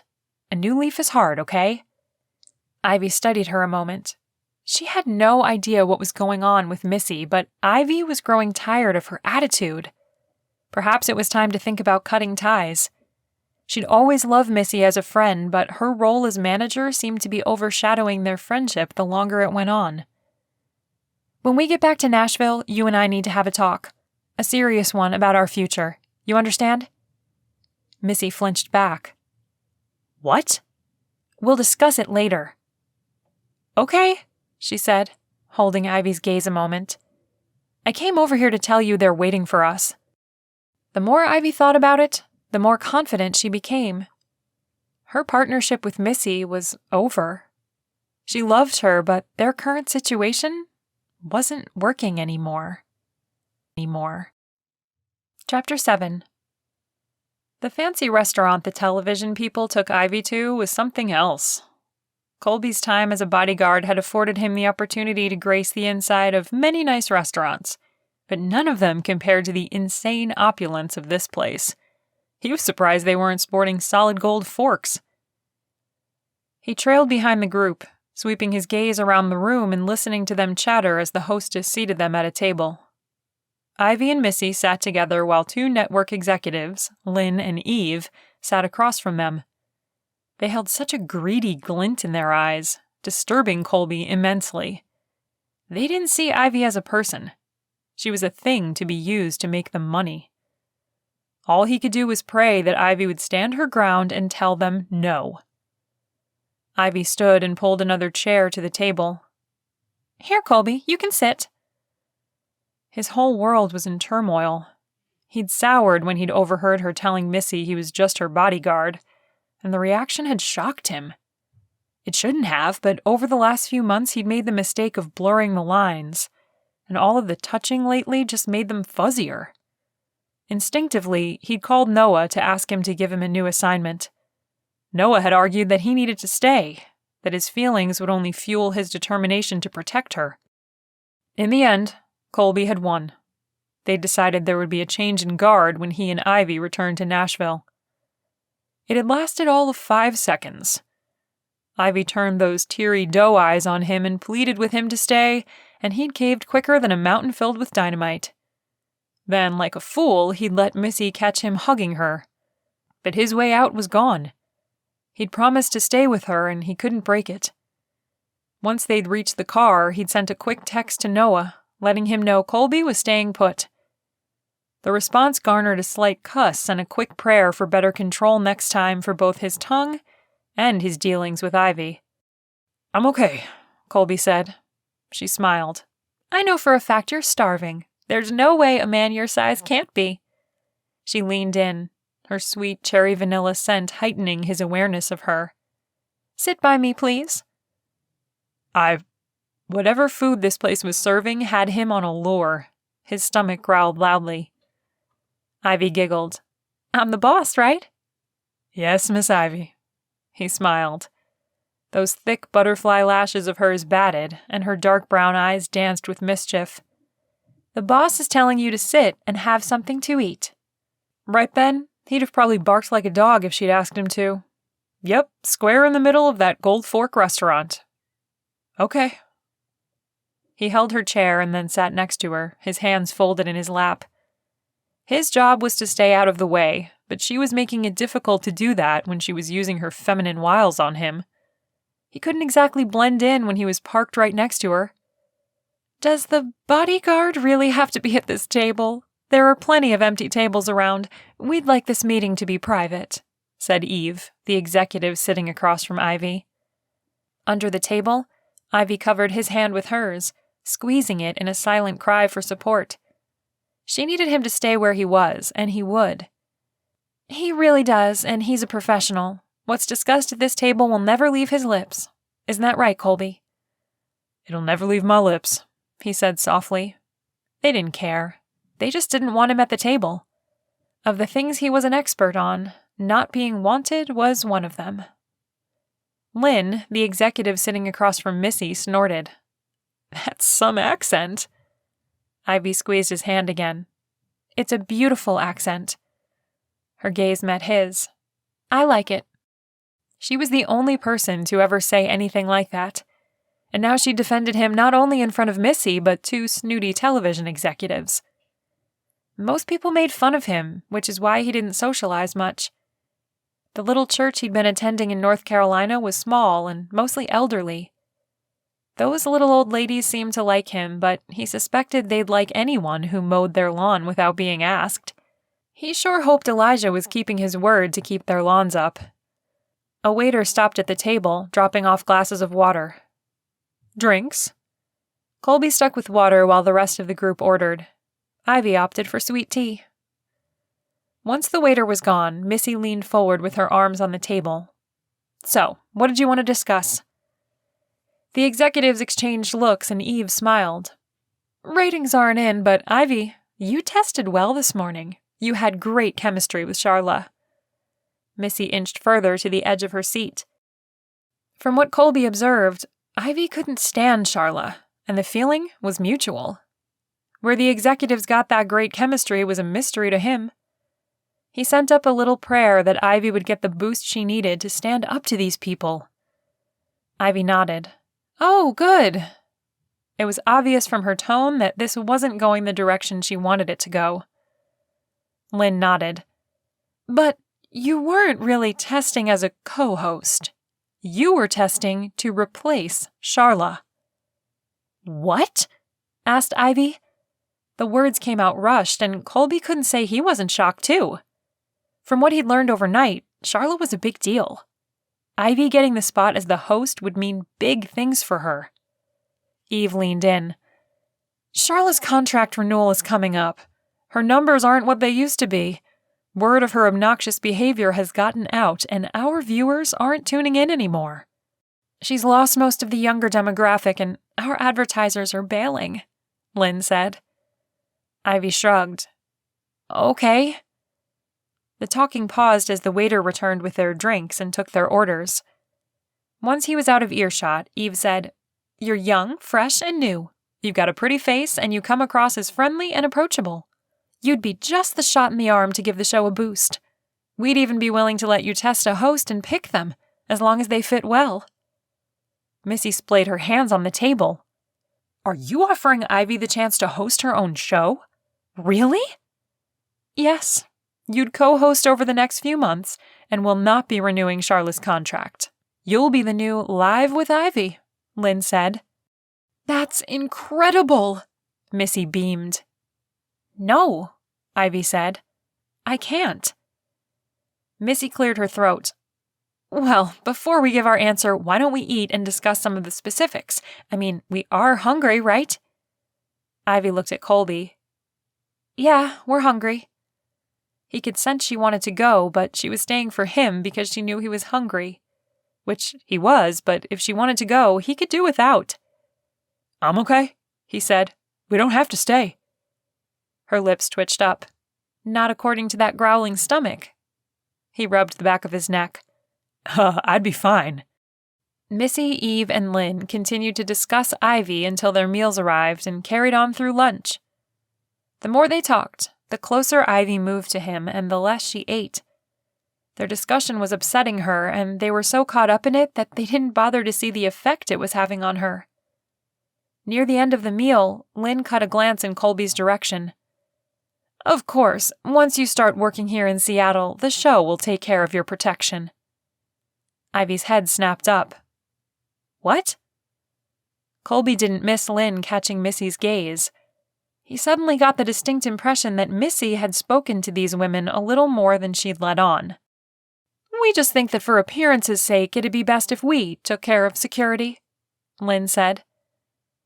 Kolby's not going anywhere, and I'm sure Missy's told you that I'm really not interested in taking the job. Things in my life are hectic enough. I barely get to see my family in Gatlinburg. I can't handle any more. Missy patted her hand. Give it time to settle. She'll come around. Now it was Kolby's turn to lend her some strength. He took her hand in his, squeezing it, and threw a glance upward as a reminder to God of his prayer that she'd be able to stand up for herself. Ivy shook her head. I'm not coming around, Missy. I'm tired. I've told you that repeatedly. I've also told you that I like Kolby. He's my bodyguard, and he's staying. Bodyguard. It wasn't a dirty word until recently, but he couldn't think like that. Ivy was having a hard enough time without him adding to it.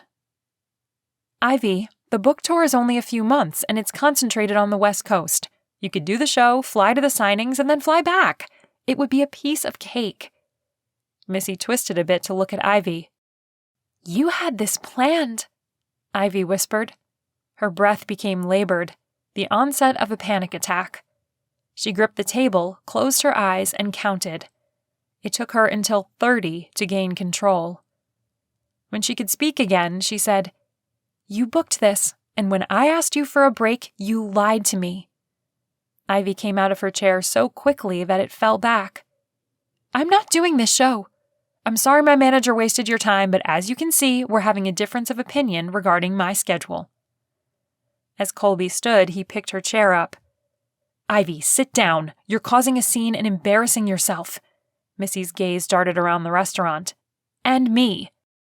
Ivy straightened her shoulders. I don't care. I'm taking a break. I'm going to walk around Seattle, head back to the hotel to get some rest, and then I'm taking a plane back to Nashville tomorrow where I will be planning an even longer vacation. She grabbed Kolby's hand, spun on her heels, and pulled him out of the restaurant. She marched more than a mile before slowing. Whirling around, her face was stained with tears. I'm so sick of people not hearing me. Why can't they hear me, Kolby? Am I so invisible that no one can see me? She buried her face in his chest and sobbed. Miss Ivy, I think you need some rest. I think you're exhausted and burned out. How about I take you to the hotel so you can relax? Through a fringe of tear-coated lashes, she looked up at him. You're getting sick of me, aren't you? That's why you were on that call this morning. You didn't want to be my bodyguard anymore because I'm an emotional wreck?" Kolby shook his head. "No, that's not true." A half lie was still a lie, but he didn't have the guts to tell her he'd tried to get a new assignment. Not when she was hurting like she was. She palmed her forehead. "I have a headache and I've never been this out of sorts in my life. I feel so out of control." This woman needed to get her footing. She was tired of people treating her as though she didn't have a voice. He'd been guilty of the same when he told her she needed to rest, only he felt his intentions were a little purer. Still, she needed to feel like she had choices. "Miss Ivy, what would you like to do? We will go and do whatever your heart desires, and if anyone tries to stop you, they'll have to go through me." He smiled. Her gaze lifted to his again. "Would you go shopping with me? I promise I won't drag you to a million places." "I will do anything you want." "I want to shop till I drop," she laughed. He laughed with her. "And I will carry you home if that happens." She took in a lungful of air. "Thank you for listening." "You're welcome." Holding his gaze, she touched his face, lifted a little, and kissed his cheek. "I don't care what those jerks say. I love your accent." Her soft lips had touched his skin again, and now he was in the middle of a 5-alarm fire. "But you can't always understand me." "At first I couldn't, but I listened a little harder, and now I'm a Kolby language pro." She grinned. He shouldn't be returning her smile. That was flirting with her. But Lord help him, he couldn't stop himself. "You don't say." She captured that luscious bottom lip in her teeth. "You know, you're really cute." The kiss on the cheek had set him on fire, and now she was throwing gasoline on it. He needed to get himself out of this conversation before he found himself knee-deep in a heap of trouble. "Miss Ivy, where would you like to start shopping?" With a smile, she wrapped her delicate, slender fingers around his wrist, twirled in place, and trotted on. They walked miles, wandering through every inch of Pike's Market and through the downtown area. As far as shopping went, it wasn't the worst trip he'd experienced. The highlight was how alive Ivy looked. The world had slid off her shoulders and she was free to be happy. She laughed a little more, smiled wider, and her eyes found a little more of their sparkle. The last stop of the afternoon was a little coffee shop where she ordered them each something to drink and a piece of pie, without asking him what he'd like. "Eat up," Ivy said. Kolby smiled. "What if I don't like pecan pie?" She leveled her eyes at him. "Kolby, you're as country as the sun is yellow. You can't tell me you don't love pecan pie." "Just 'cause I'm country don't mean I have to like it," he chuckled. Slicing a fork through hers, she asked, "You don't like it?" She popped a generous bite into her mouth. "Nah, I like it. It's sweet, though. I can't ever finish a piece." Ivy sighed. "Good, because that would be like saying you don't like hot-boiled peanuts. You do like boiled peanuts, right?" "I could eat a bushel of those." "Me too, but all we'll get is roasted out here in Seattle. I did a little search on my phone last night. You can't even get boiled peanuts at a baseball game. It's like heathens are running the place." Kolby snorted as he tipped his head back and laughed. "I'd say so if they've turned their noses up at a good boiled peanut." Ivy grinned. "You know you've got a pretty fantastic smile, right?" "Oh, nah, I'm Blushing like a June bride." He shook his head. "Now, Miss Ivy." And the blush just gets darker. "Stop that now." He sobered. "Miss Ivy, I don't want to hurt you." Ivy held up her hand. "Wait, don't. I know. You're my bodyguard and you can't get involved with me. I'm just teasing, I promise." Her shoulders rounded. "I do wish you'd stop calling me Miss Ivy. It makes me feel old and feeble. I'm 28. Just call me Ivy." She was only a year younger than him. Well, less than that. He'd celebrated his birthday just a few weeks ago, only she didn't know that. "All right, Ivy." Now, did that hurt? "Like a rusty needle in the eye."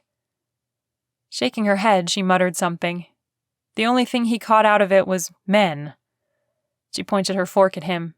"I'll figure you out, Mr. Rutherford. Just you wait." Smiling, he dipped his gaze to the table. He wished he hadn't promised her he'd stay. The only thing the day had taught him was that Ivy Manning was bright, funny, and vivacious, even more so than he'd previously thought. She had a wicked sense of humor and a sweet smile. It wouldn't be hard to fall for her. He could almost hear his heart breaking as she hummed while eating her pie. Chapter 8. Using the key card, Kolby entered the suite first as Ivy waited. He stepped to the side and let her in, allowing the door to swing shut behind them. She followed him as he walked down the hall to the sitting area where Missy was waiting. With her arms folded over her chest, she seethed. "Where have you been, Ivy? I've been calling all this time." Kolby dropped Ivy's shopping bags by the wall. "I have to clear the rooms." "Okay," Ivy replied. Missy glowered at Kolby as he left them to talk. "You embarrassed me today. I set this whole thing up for you and you stormed off? Do you know what it took to keep them from completely writing you off? The excuses I had to give?" Ivy tilted her head. What would it take for her to understand Ivy was done? "Good. Let them write me off. I told you I'm done." "You've said that before and you've come around. What's gotten into you, Ivy? I've killed myself to get you these opportunities and you just throw them away? Doesn't my hard work mean anything to you?" Ivy walked to the couch and leaned her hip against the back. "You're right. I have given in before, but I'm not anymore. I know you've worked hard, but it hasn't been for me.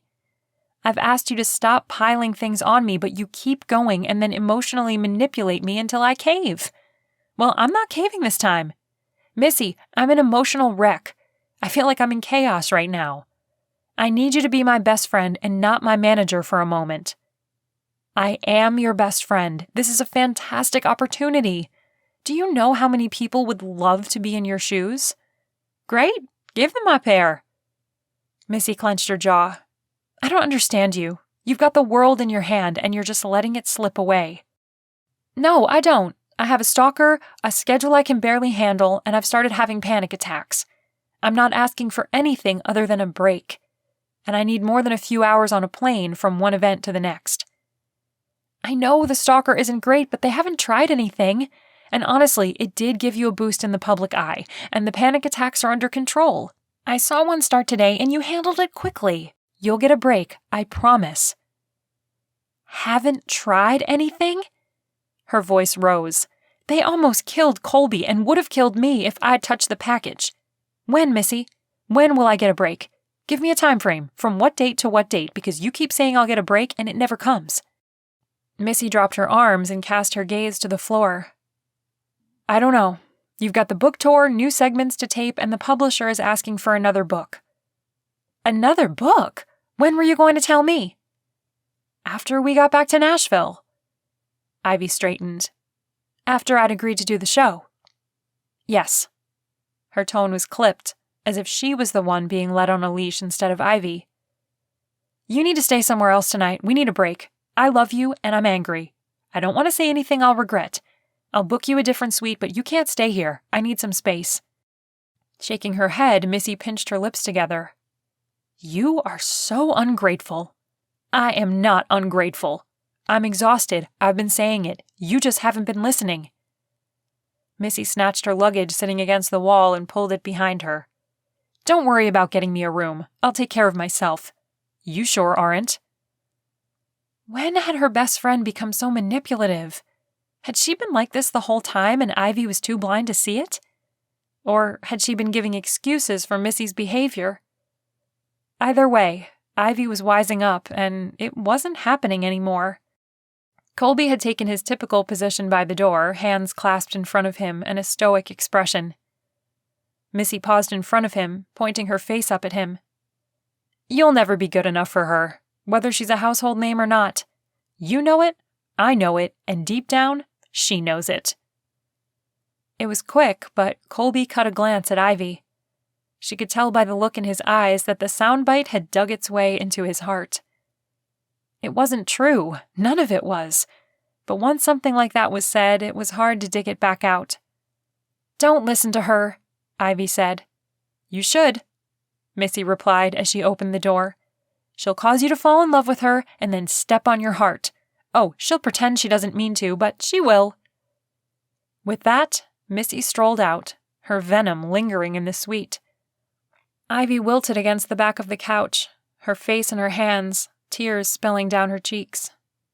She'd had fights with Missy in the past, but this one was by far the worst. Her friend had come out throwing knives, and they'd all hit strategic places. Ivy was bleeding to death from the cut of her words. Strong arms embraced her, gently holding her against a solid wall of muscled chest. "It's okay, Ivy. You needed to do that. It's been a long time coming. If she's really your friend, she'll see this as a wake-up call, that she needs to make amends and apologize." "Colby, tell me you aren't going to listen to those hateful words. I don't believe any such thing. You have to know that I would never hurt you on purpose." "She was mad and trying to cause strife. She probably didn't mean it." Missy was horrible to him, and he was kind enough to extend grace when it wasn't deserved. He really was a special man. "Well, I don't agree with her. I can't believe she was so hateful. I feel like I really saw her for the first time tonight. She could be so sweet and kind, but I'm wondering if she did those charity things with me just to placate me and keep me going along with all the things she wanted me to do." The soothing motion of his hand rubbing up and down her back made her melt into him even more. "I'm sorry, Ivy. I don't know. I will say I don't like how she's treated you. I couldn't understand her saying she cared and then giving you so many hoops to jump through. I could see you were struggling, and I've not known you as long." Ivy lifted her gaze to his. "You've been so kind to me. I dragged you all over Seattle, and you never once complained." "Oh, well, I think anyone that gets the chance to spend time with you should thank their lucky stars. What with you being so pretty and smart." His eyes widened. I meant, people." She tried not to smile, but the harder she tried, the more it formed. "I'll pretend I didn't hear that if it'll make you feel better." His cheeks turned a scrumptious shade of red. "I'd appreciate that." He rubbed her arms. "Would you like me to get you out of here? To take you home?" "I'll have to book us a flight." "Nah, I can fly us." Her mouth dropped open. "You're a pilot?" Colby dropped his gaze to the floor like he was embarrassed. "Yeah, but it's no big thing." "It's huge. That's not exactly a talent everyone has." The sweet, unassuming man was so much more than he let on. Warm, gentle, and intelligent. "Oh, nah," he said and smiled. "You give me an hour or so and I'll have a plane ready for us." Ivy's heart soared. "You do that for me?" He nodded. "I think it'll do you good to get home." "Nashville?" "No. Home." He smiled. She sucked in a sharp breath. "You'd fly me to Gatlinburg?" "That's where you're from, right?" Tears stung her eyes. "Yeah!" She threw her arms around his neck. "Colby, you have no idea what this means to me. Thank you."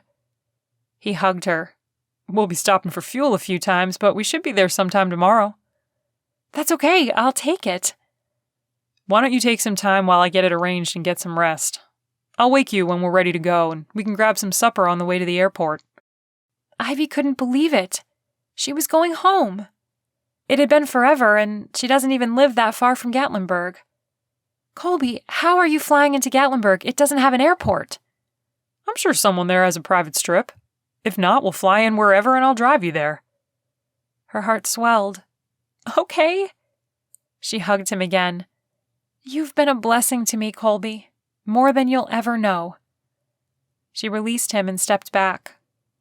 Oh, how she loved his blush, those beautifully tanned cheeks flaming red and that little lift at one corner of his lips.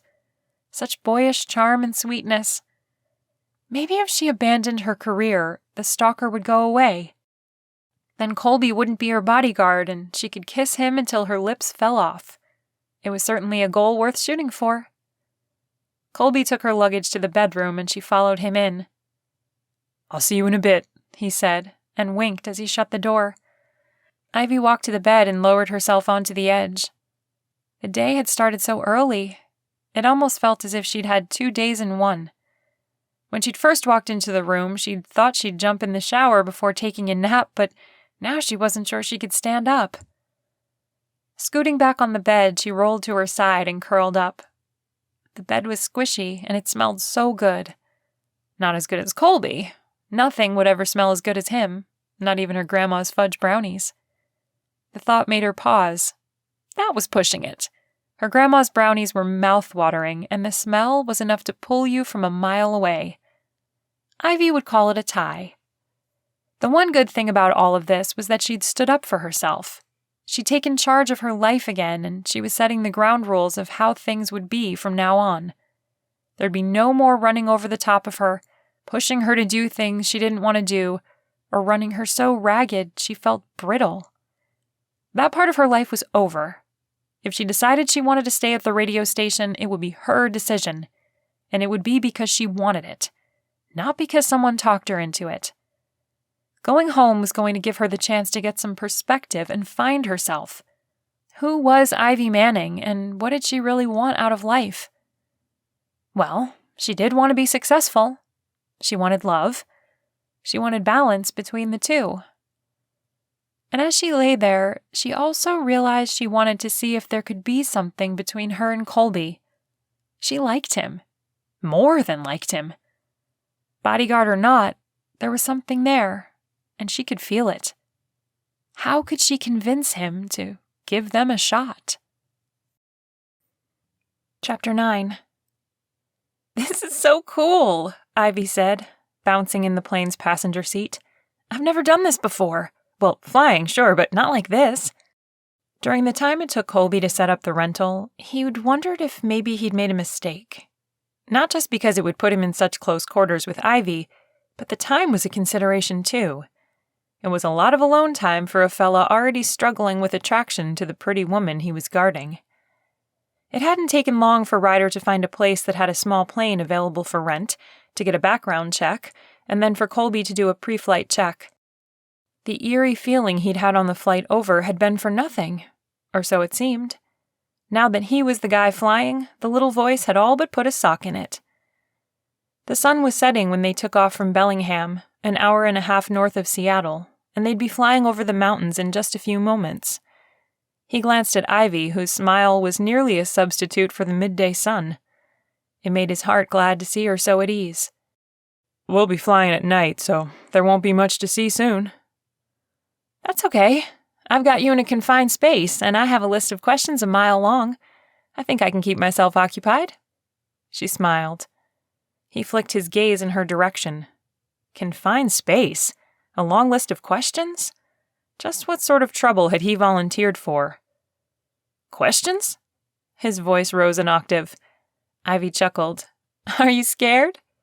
"Well, no, not scared. Why do you want to know about me?" "I'd like to know who's guarding me." Heaven help him.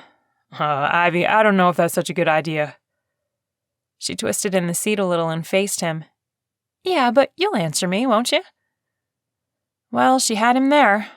Resisting her charm was hard enough when there was a little more space between them. This tiny box with her sitting right next to him would make it impossible. "Yeah, I probably will." "Where did you grow up?" asked Ivy.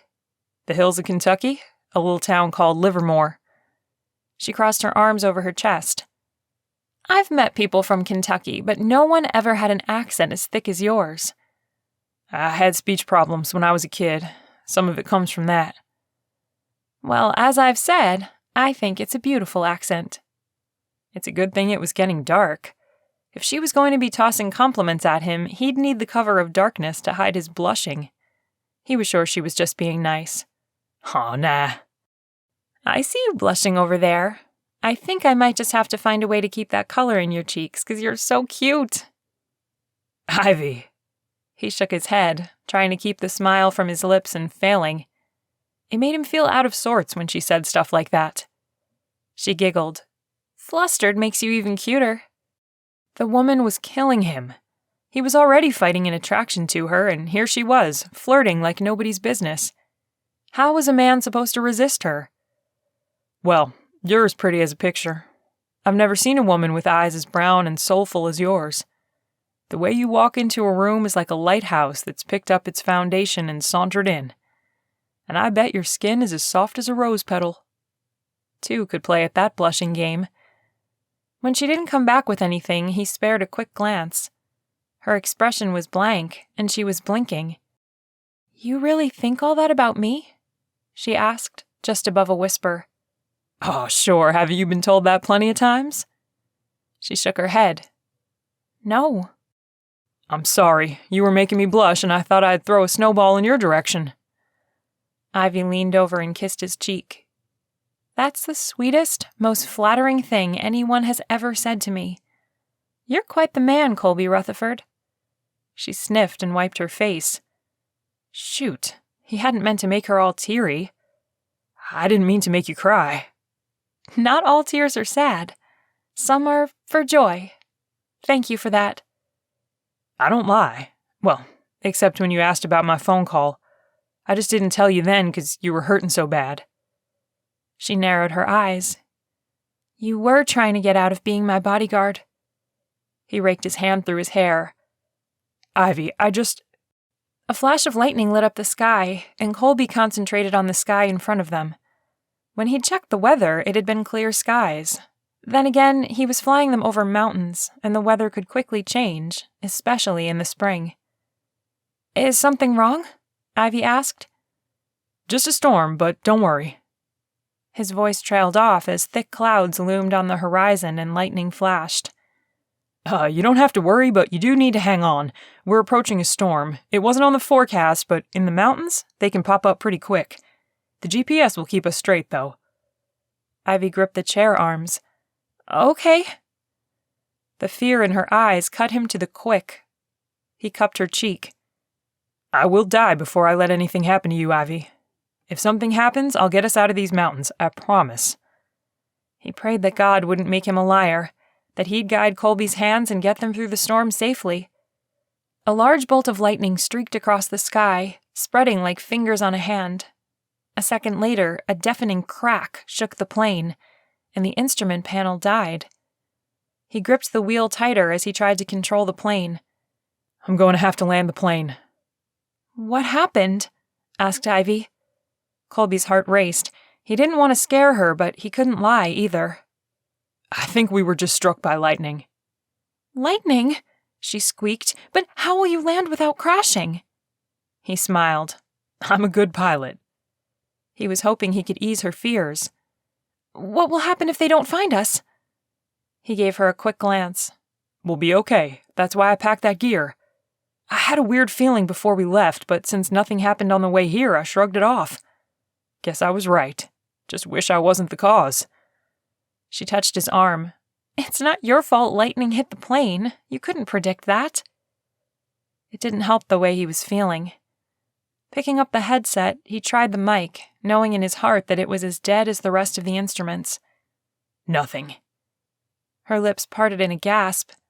"So, you can't tell anyone where we are?" "No, but we'll be okay. There's enough gear to keep us warm. And you packed warm clothes, right?" She nodded and grabbed the seat's arms. "My heart's beating so fast."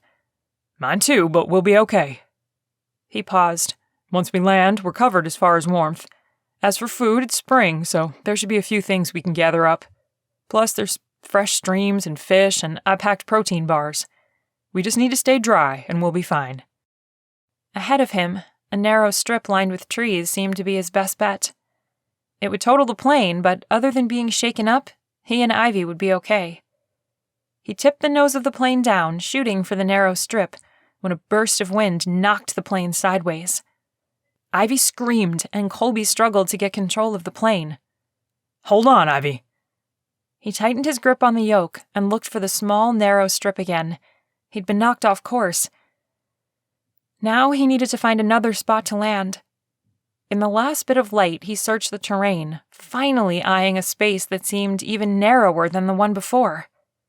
Pointing the nose down, he headed for the little strip, because another gust of wind could hit.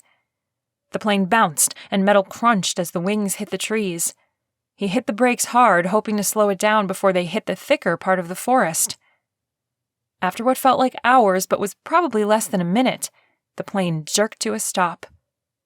For just a moment, he allowed himself to breathe a sigh of relief. He'd landed the plane. Thank God, he'd landed the plane. Now he had to make sure he got Ivy off the mountain as quickly as he could. Ivy. Kolby's voice broke through the fog. Plane crash. That's what had happened. Kolby? Yeah, you okay? She was sore from all the jostling, but as she took a quick assessment of herself, she realized nothing was broken. She leaned her head against the seat and closed her eyes. I think so. Are you okay? My head hurts, but I think I'm okay. There was a click of his seatbelt, and she felt large, warm hands cupping her face. Ivy, are you sure you're okay? You could be in shock. She peeled her eyes open. Her gaze lifted to his, and his eyes bored into her. I'm okay. Nothing feels broken or anything. I mean, I'm beat up a little from the landing, but I don't think I'd be any worse off if I'd been in a car accident. Her vision cleared, and as he came into view, she could see he'd been cut. But you aren't. She quickly unbuckled her seatbelt and touched his temple. You're hurt. Oh, nah, I've had worse. His lips twitched into a half smile. As long as you're okay, I'm okay. Did those gear bags have a first aid kit? In minutes, the sun would be down, plunging them into a black hole of darkness. If she was going to take care of that cut, it needed to be now. Sure. She chewed her lip. Would you let me take care of that cut? Okay, but it's fine. It's just giving me a headache is all. I promise I've suffered worse. Well, it'll make me feel better to know it can't get infected. He hunched over as he walked into the belly of the plane, grabbed one of the bags, and sat with his back against the wall. Ivy joined him by kneeling next to him as he pulled out the first aid kit. When my little sister would skin her knee, she'd come to me before she would go to our mama. Is that right? Holding her gaze, he leaned his head back.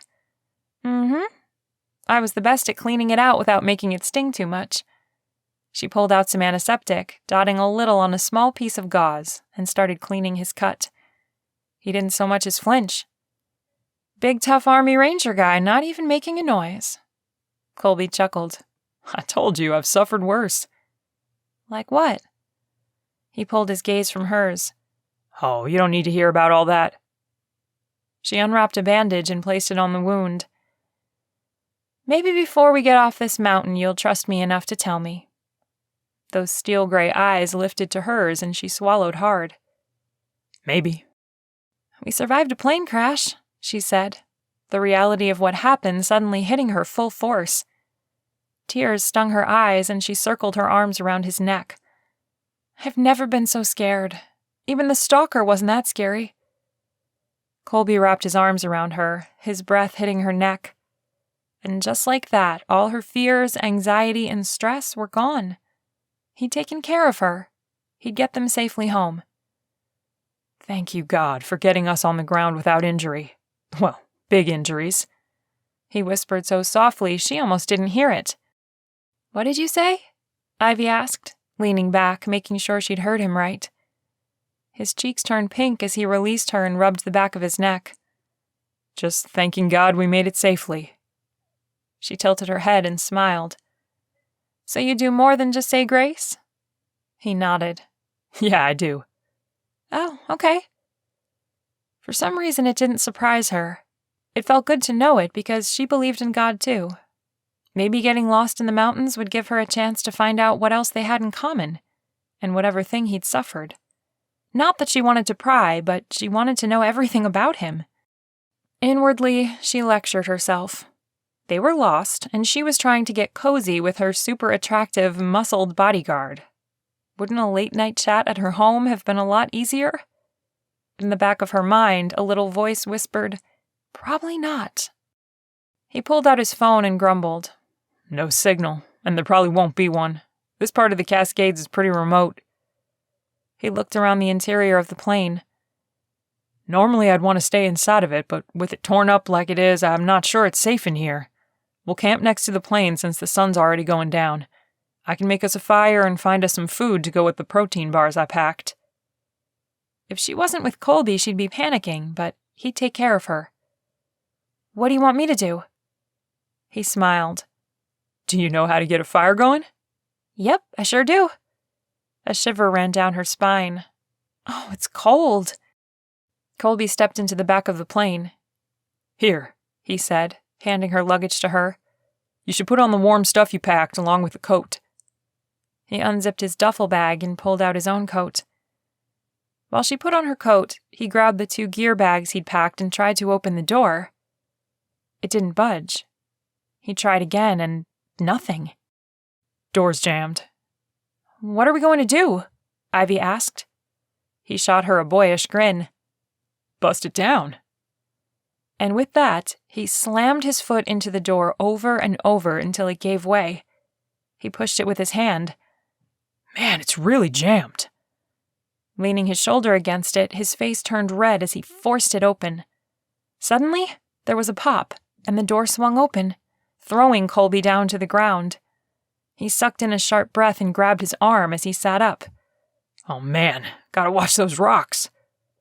Darting out of the plane, Ivy kneeled next to him. You okay? He rubbed his hand up and down his arm. Yeah, it just smarts. You sure? You're not just being macho, are you? A chuckle rumbled from him. No, I'm okay. Looking up, he said, Guess that updraft blew us out of the line of the storm. Looks like it's moving away, too. At least that's something good. He pushed off the ground and helped her up. I'll get the food. You get the fire started.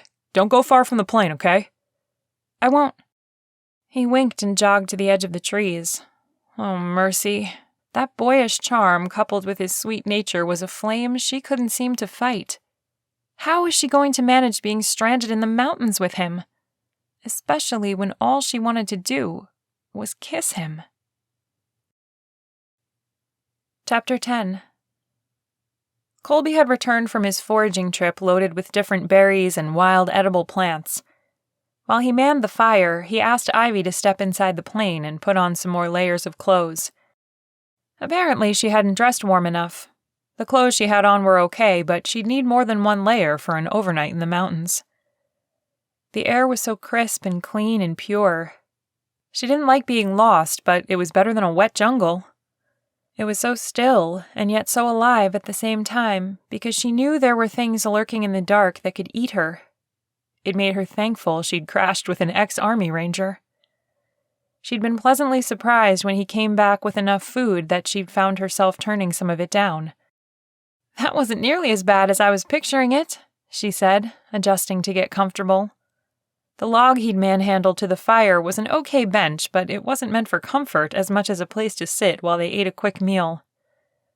What, the berries? He asked. Ivy shook her head. No, the protein bars. Some of those things are downright disgusting. Kolby laughed. I'll give you that. Not the worst things I've eaten, but pretty far up there. Oh yeah? What's the worst thing you've ever eaten? She had a story and a half. There was no way he could beat her. Rotten rice.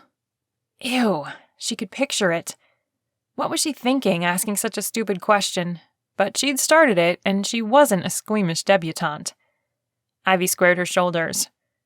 I was actually dared to eat an earthworm. He tilted his head. Is there a book about that? She leveled her eyes at him. Where do you think the idiot got the idea? Kolby laughed. You ate it, and you said your challenger wasn't the brightest? No, smart Alec. When Peaches Weatherly throws you a dare, you gotta do it. Her name is Peaches? Ivy tipped her head toward him. And let me tell you, that girl came from a rotten tree. He nodded as he laughed. Okay, so you ate a worm.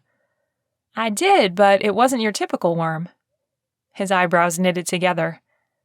What did she make you eat? That hateful she-devil had me eat a red wiggler. It was the biggest, fattest, juiciest worm I'd ever seen in my life. She plopped that Godzilla of a worm down in front of me, and I turned green. But I ate it. I sucked that thing down like a string of spaghetti. Needless to say, Peaches didn't mess with me anymore. Kolby held his stomach. That's nasty, and I think it has more to do with the way you tell it than the actual event. No wonder you're so good at radio. She tilted her head. You think I'm good? Of course I do. Just because I'm silent doesn't mean I'm deaf. You give good advice, tell funny stories. People hang up happy when they get done talking to you. You pour light into the world with your words. He thought that about her? Her? Oh, what a sweet man. Now she was determined more than ever to learn all she could about him. Glancing in his direction, she debated about what she wanted to ask him. The devilish part of her wanted to question him about not wanting to be her bodyguard since he didn't finish telling her about it before the crash. But she didn't feel it was the right time. She needed to be careful because she had a feeling Kolby was good at building impenetrable walls. "So," she said, fanning her fingers in front of the fire. It was bright against the sheer blackness of the night due to the clouds. "Tell me about growing up in Kentucky." He shrugged. Oh, it was just like anywhere else. What about it do you want to know? Well, do you have any siblings? Nah, my mama had me and there were complications. She couldn't have any more. By then, my dad wasn't in the picture. Ah, poor thing. That had to be hard. He picked up a twig and broke it in his hands before tossing it into the fire. I guess. She was really good to me until she met my stepdad. What changed? Mama wanted things. Nice things. There was a rich real estate developer that blew through Livermore when I was about 10. They dated a little while, and the next thing I knew, we were moving to Lexington. I don't like to say I grew up there because it gives me bad memories. Ivy's throat tightened as she listened. Was he mean to you or something? I guess mean's the right word. She moved over and covered his hand with hers. You don't have to tell me anymore, but if you want to, you can. It'll never go anywhere else. My buddy Noah is the only one who knows about my stepdad. For a long time, I couldn't talk about it, but we had to rely on each other during our last mission. You spend that kind of time with someone, and you end up telling them secrets you don't tell others. Did that mean he was asking her not to pry anymore about his stepdad? Maybe he needed to know he could count on her before divulging that kind of stuff, so she switched gears. What kind of mission? He cast his gaze to the ground. I'll tell you that some other time. Okay. Ivy just wanted him to keep talking. What made you decide you wanted to be in the army? A smile played on his lips. I wanted out of my house. Well, that was part of it. I wanted to go into the army and make a difference. Serve my country, protect people, do things I could be proud of. And I bet you did all of that. I mean, you still protect people, so I'm going to go out on a limb and say it's all true. Covering her mouth as she yawned, she shivered. Is it getting colder to you? He nodded. We should probably get some sleep. The day started early, and it was a long one. No kidding. That nap I had has worn off. In minutes, Kolby had both their sleeping bags laid out side by side, about a foot apart. Take whichever one you want, he said, as he tossed a few more pieces of wood onto the fire. She shimmied into one of the bags and zipped it up, and then he did the same. Her teeth chattered. You're going to keep the fire going?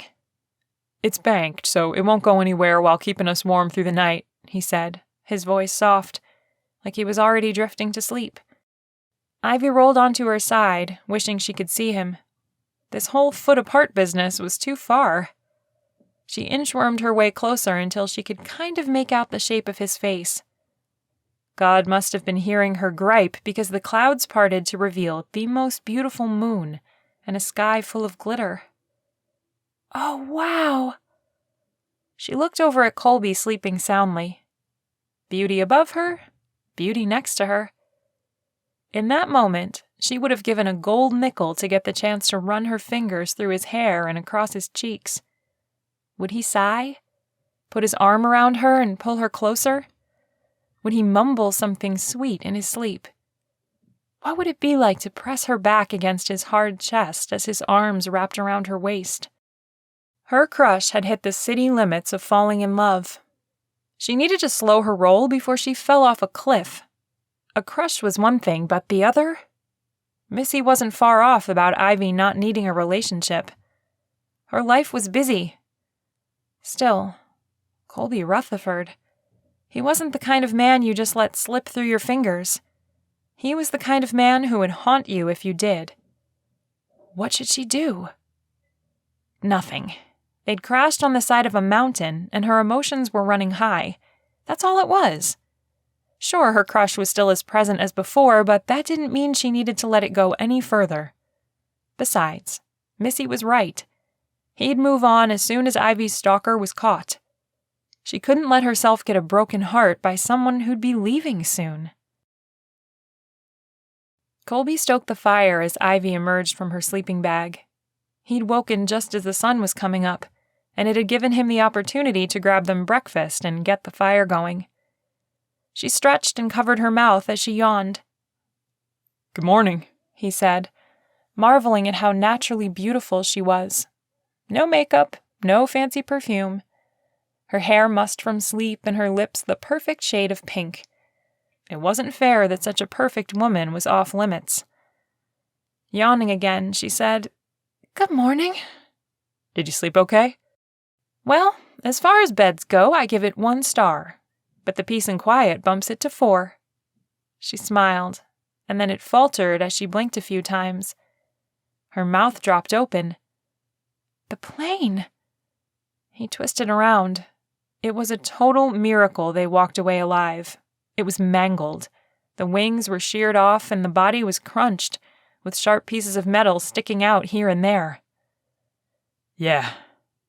God had heard his feeble prayers. "We should be dead. The windows are all beat up. The wings are missing. I guess that praying worked." Her voice was soft. "I guess so." He more than guessed. Waking up to the mangled plane had him saying a few more prayers of thanks. "How long have you been up?" He squinted as he looked up. "I'd say about 2 hours." "Why didn't you wake me up?" Oh, he'd started to, unzipping her bag, finding her peaceful and sweet-looking, but he couldn't bring himself to wake her up. The day before had been more than a hard day. "I thought you'd feel better if you got to sleep in. We'll be hiking all day, and that'll make you pretty tired. No point in getting worn down." "Thank you. I do feel better. Sore, though." She reached a hand across her chest and rubbed her shoulder. "Man, I didn't think I'd be this sore." He stood, walked to her, and crouched behind her. "That landing was rough. Your muscles are going to be sore for a bit."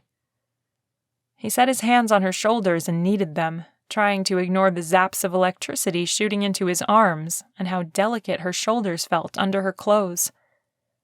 "Oh, Kolby, you sure you aren't a massage therapist?" Laughing, he shook his head. "Nah."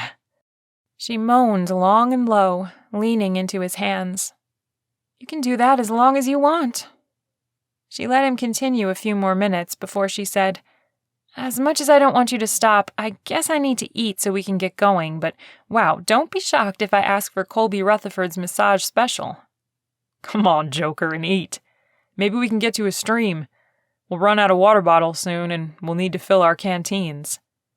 "Yes, sir." She stood, and her feet got caught in the sleeping bag. He caught her before she fell and held her to him. Man, he liked how she felt in his arms. She was so soft and warm, and those lips. He'd bet the farm they were as sweet as she was. You okay?" She nodded. "I'm okay, thank you." Her eyes were so sparkly. He loved that about her. The way her cheeks would rise as she smiled. And boy, that little freckle in her hairline was waving a red flag in front of a bull. He so wanted to kiss it. He'd promised he wouldn't leave, but by the time they got off this mountain, he might not have a choice. He couldn't fall in love with someone like Ivy Manning. Her friend Missy was right. He'd never be good enough for her. Not that he was a bad man, but she needed the finer things in life. A sophisticated man, not some dumb country boy with a too thick southern accent. Chapter 11. With Kolby's long legs, it would have been easy for Ivy to get left behind, but he shortened his stride just for her. They'd been walking long enough that she was appreciative of his consideration, too. Her calves were screaming for mercy. So much for those early morning workouts she was so proud of. That massage he'd given her that morning was still sending her blood pressure to an unhealthy level. Good heavens and the stars above, the man had magic hands. Suddenly, her feet were aching to give them a go, too. "Ivy, do you need a rest?" Colby's voice broke through her thoughts. "What?" "Your face is flushed. I want to make sure I'm not going too fast for you." What could she say? It wasn't the exercise or the hiking. It was him. She'd had the best view while trailing behind him. He'd started the day with a coat, but he'd shucked it off, revealing a Henley that fit him like a glove. His back muscles would roll and move as he shifted and jumped over fallen trees. Every time he took her hand to help her, she wanted to trip and fall into his lips. If she didn't stop daydreaming about kissing him, she'd probably end up walking off a cliff. More than once, she'd nearly run into a tree. Her only saving grace was that she was behind him, so he didn't see her, narrowly avoiding disaster. I could use a break. I'm tired." He smiled, the compassion rolling off of him in waves. "I figured so." He didn't walk another step, taking her gear off her shoulders and setting it on the forest floor as he let his drop to the ground. "Can't say I'm not a little weary myself." Ivy trudged to a tree and sat down with her back against it. "My legs feel like gelatin." "I'm sorry. I should have been paying better attention." His eyebrows knitted together as he walked to her and squatted. He cupped her jaw and rubbed his thumb across her cheek. "Your skin is getting a little chapped out here. Hold on. I'll get you something to eat and find something to help." She was a strong, independent woman capable of taking care of herself. And she'd act like a baby if it meant Kolby Rutherford would take care of her. Actually, she'd do anything to just be held by him. It was so easy to picture. His arms around her, her head laid on his chest, and him kissing the top of her head. One of the most delicious daydreams she'd had. It was one that nearly had her headbutting a tree. Kolby returned, handing her a protein bar and taking a seat facing her. He unscrewed a small tin, dabbed his finger in it, and smoothed it across her cheeks. By the time he was closing the tin, her heart was beating 1,000,000 times a second. "How's your head?" she asked, trying to force herself to focus on something other than the intense desire to kiss him. He put his fingers to the bandage. "It's fine. Just a small headache today. Muscles are a little sore, but I'm dandy as a fiddle." Then she did it. Whatever switch she had for personal space was flicked off, and she combed her fingers through his hair. It just happened. He was there, and she was there, and wham! Fingers in his hair. His eyes widened, and she knew she should probably stop. But instead of yanking her hand back like a normal human being, she kept doing it. He wasn't complaining. She certainly wasn't complaining. And it wasn't long before she was brushing the back of her hand across his jaw. The incredible moment continued as she cupped his cheek. His eyes slid closed, and he pressed his face into her hand. It was so special and intimate, and she'd never wanted anyone the way she wanted Kolby Rutherford. But Missy was right about one thing. He'd be guarding someone else when they found her stalker. His job was dangerous. Could she handle watching his sweet, smiling face leave, not knowing if she'd see it again? What if he got hurt? What if he was killed? This tender bud of affection she had for him was powerful. How would she survive something even more consuming? As if he'd read her mind, he opened his eyes, his steel gray silently trying to communicate something she couldn't read.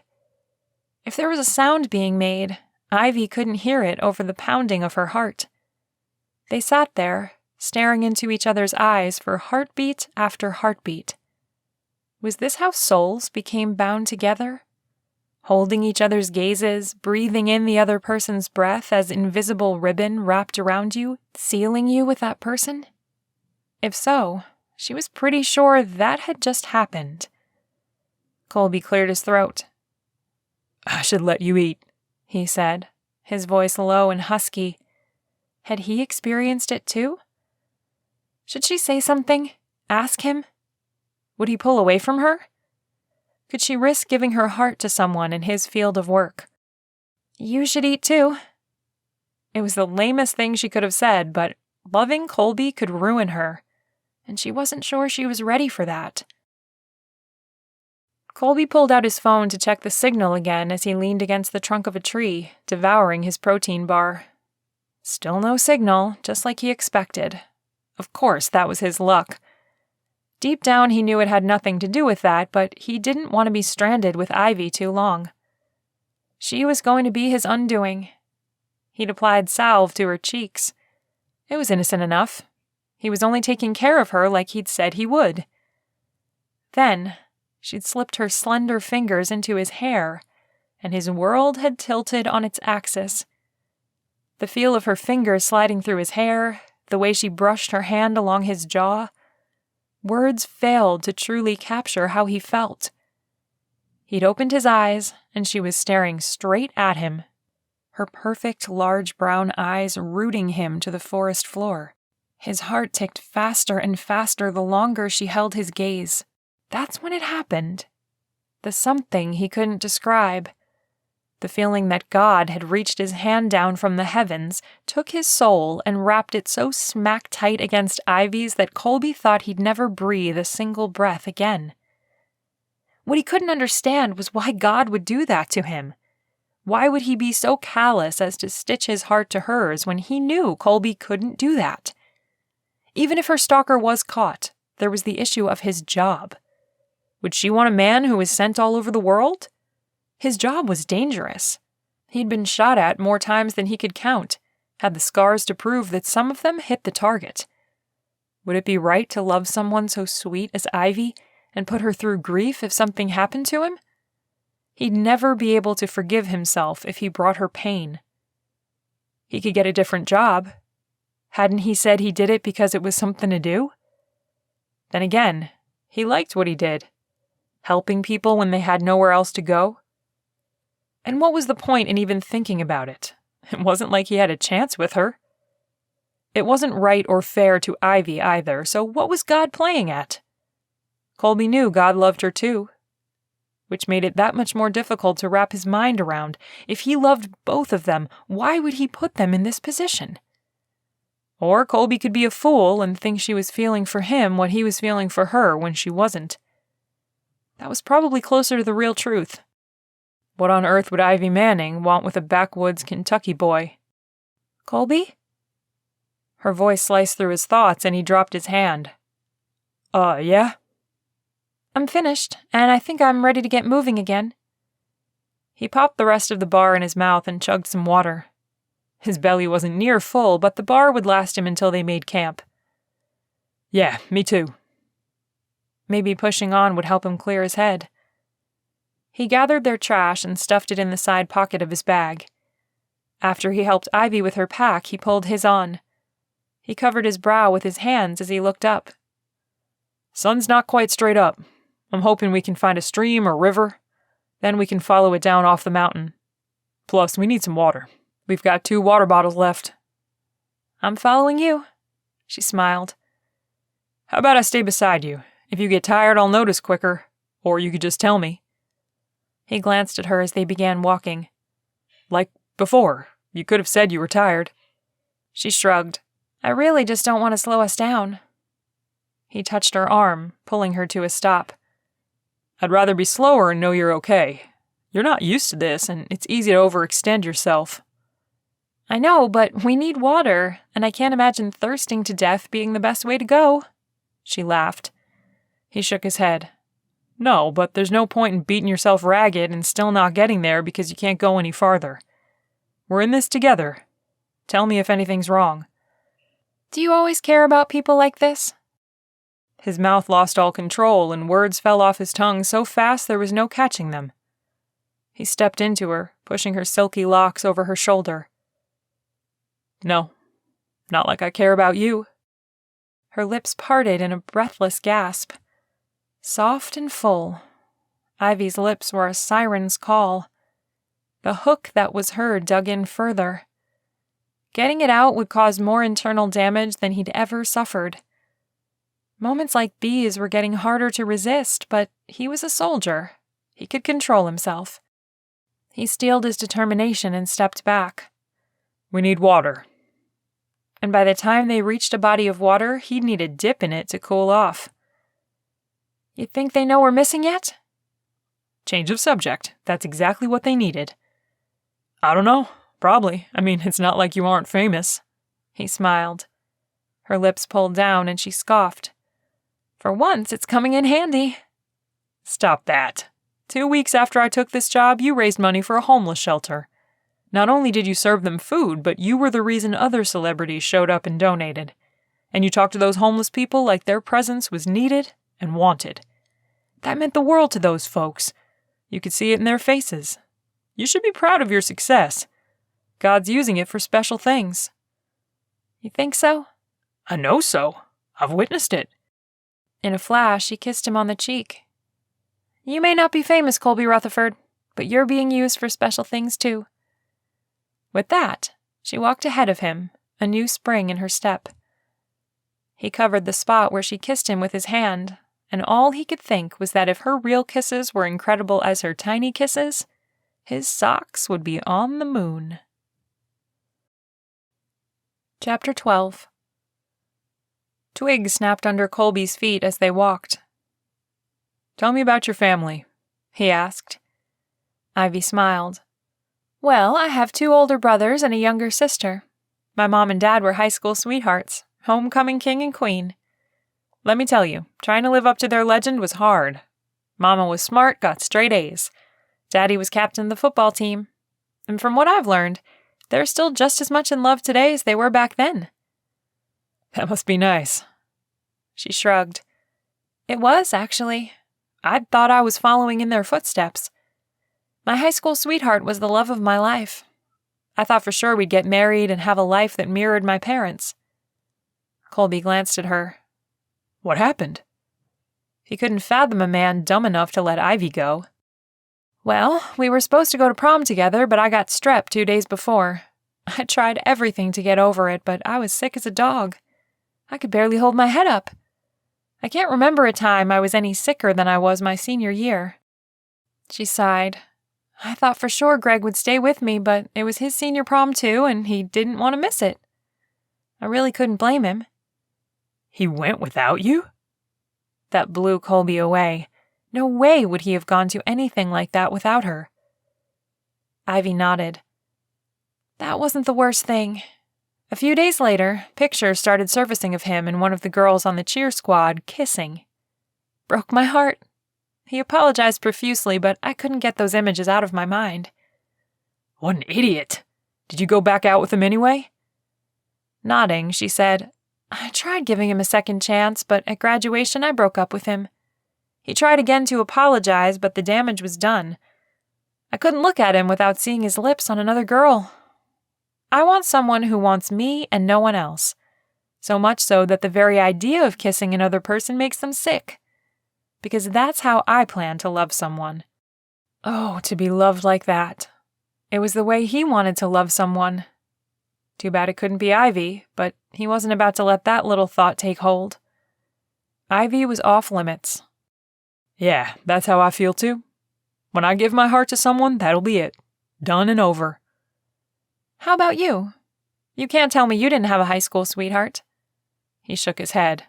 "Nah, I was pretty shy in school. I kept to myself." Ivy cocked an eyebrow. "As cute as you are, I know girls had to be crushing on you." His cheeks warmed from the compliment. "If they were, I didn't know about it." Dipping his gaze to the ground, he said, "My stepdad was pretty rough. I didn't want to bring a girl home to that." She quietly slipped her hand into his. He gathered some courage. For some crazy reason, he wanted Ivy to know about his stepdad. He wanted her to know all his hidden parts, or at least as much as he could share until he lost his courage. He took a deep breath and let it out. "He beat me a lot. So much that I sometimes wondered if he didn't marry my mama just so he could whoop me at his leisure." "Your mom didn't stop him?" Her voice rose an octave. "Nah, she looked the other way. I think she hated me for making it to where she couldn't have more kids." That thought had come to him when he was lying in the cage in Nigeria waiting to die. It gave him the ability to extend grace to his mom and forgive her after all those years. Kolby. His throat tightened as memories of his childhood surfaced. Couldn't you run away or tell someone? Ivy asked. He shook his head, working to keep the emotions from showing on his face. I tried once, but I found out real quick that adults couldn't be trusted. He'd always hold me down as he beat me, but when he found out I told, I thought he was going to kill me. After that, I kept my mouth shut. I don't have words. Where is he now? In Lexington. Last I heard, he was being given some lifetime award. No doubt Mama was right there on his arm, proud as a peacock. He silently spoke forgiveness over his mom. Sometimes when he talked about things, it was easy to pick that anger back up. Ivy stopped walking, jerking him to a standstill. You need to tell on him. Someone like him shouldn't be living a good life, not as horrible as he is. He smiled. The memories hurt, but I forgave him. Same with Mama. She tilted her head. How could you forgive him of something that awful? Still holding her hand, he stepped closer. It wasn't for him. It was for me. Living with him, being beat by him, taught me that I don't want to be that kind of man. You're a better person than me. Nah, we just have different circumstances. Her eyebrows knitted together. How do you do that? Forgive someone that hurt you so badly? Kolby shrugged. I had to decide who I wanted to be. Did I let anger turn me into him or let it go? I chose to let it go. I never want to be the kind of man who strikes another out of anger. Ivy stepped closer and kissed his cheek. You are, without a doubt, one of the best people I've ever known. Aw, nah.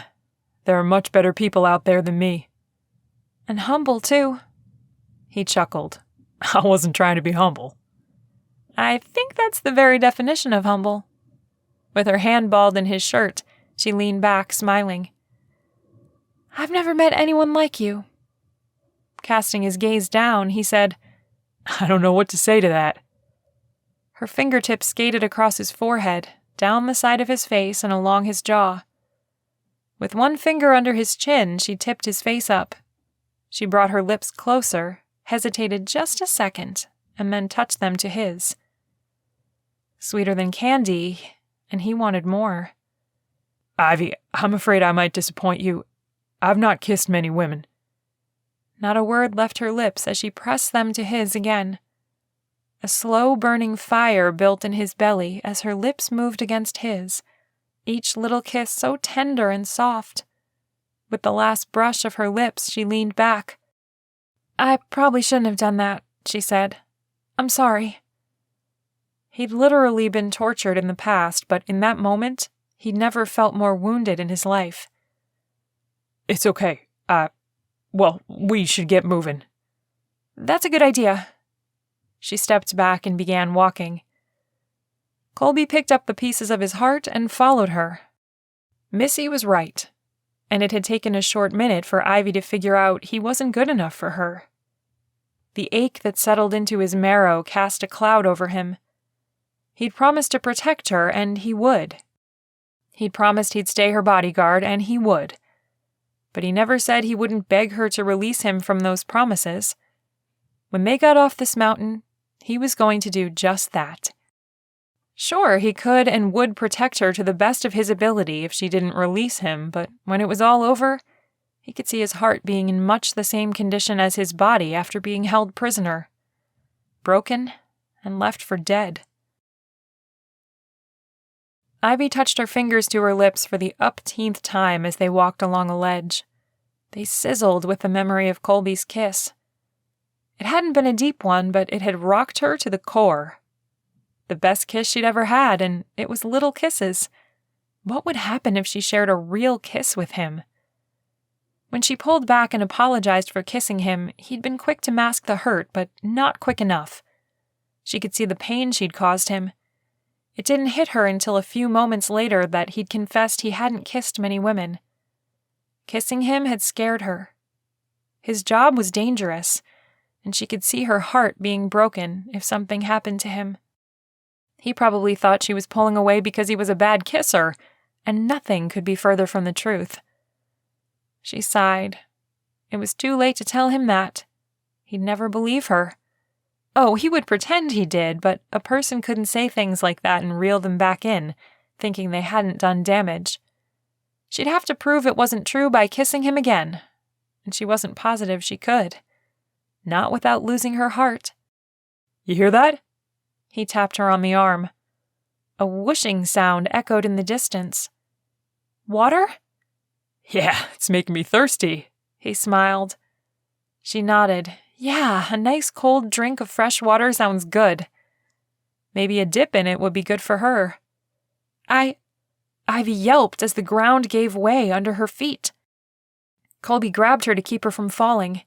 He inched back from the edge and settled his hands on her hips. You're okay, I gotcha. They'd been inching their way on a narrow ledge. Kolby had tried to find another route, but the other way was steep, making it even worse. She held onto his arms. Thank you, that was... No sooner had she said it than the ground gave way again. As she screamed, he threw his arms around her and they slid down the side of the mountain.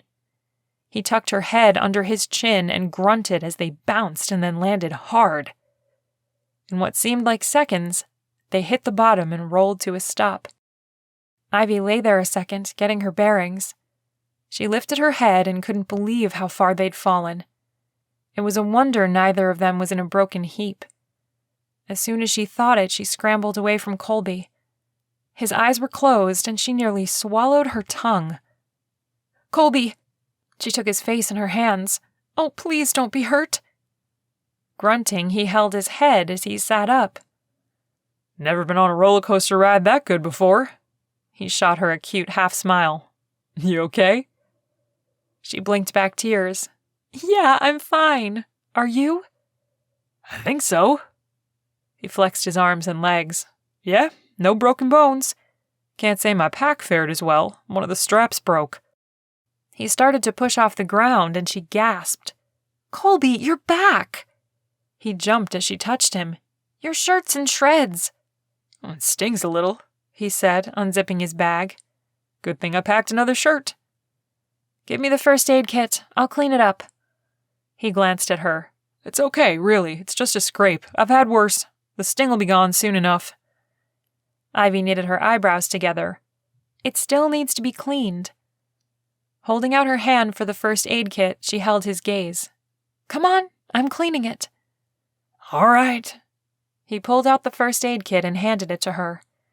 Turning his back to her, he pulled his shirt off. Ivy touched her hand to her mouth. She didn't have a single scratch, but his back was almost as bad as his ripped shirt. He'd taken the entire brunt of the fall. This was his job, the part that had her taking a step back. The man hadn't hesitated to spring into action to keep her from getting hurt. And he did this sort of thing on a daily basis, even after he'd felt rejected when she'd apologized for kissing him, or that's the impression she'd gotten from him. You really don't have to worry about it, he said. She shook her head. No, I'm cleaning it. He drew his knees to his chest and wrapped his arms around them. Okay. Unzipping her bag, she dug out a shirt she'd stuffed in it. After dousing one of the sleeves with antiseptic, she gently wiped it across his back. Again, he didn't flinch. What had he been through to take what had to be extremely painful and just sit there, not saying a word? As she continued cleaning it, his arms dropped to the ground. I'm tired, he mumbled. I don't doubt you are. That fall was insane. She took another glance up the mountain. I'm guessing you said a few prayers on our way down. He chuckled. Maybe a few. I'm finished. Kolby just sat there. You sure you're okay? Ivy asked. He quickly pulled on his shirt, pushed off the ground, and nodded. Yeah, I'm good. Ivy put the kit away and stood. His eyes looked hazy. I thought we needed to not push so we didn't get run down. I'm not. There's water not far from here. We'll set up camp and I'll rest then. He smiled, shouldering his pack, and began walking. Ivy hung back a step, watching him. He was moving different. Not like he'd broken anything, but like he was sore and waving it off, most likely to keep her from worrying. She'd retreated from him because she wasn't sure she could handle loving a man like Kolby, but maybe she'd been too hasty. He was the kind of man women looked for their whole lives. Gentle, protective, and sweet. Here he was, right in front of her, and she was holding the very thing that made him desirable against him. That he was the kind of person who would take a job protecting people. What did that say about her? Did she want to know the answer? Chapter 13. It's getting louder. We have to be close now, Kolby said.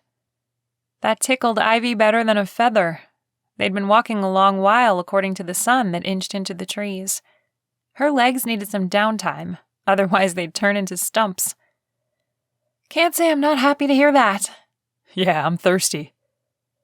They'd finished off their last water bottle at least an hour ago, and Ivy's parched mouth was aching for something cold and wet.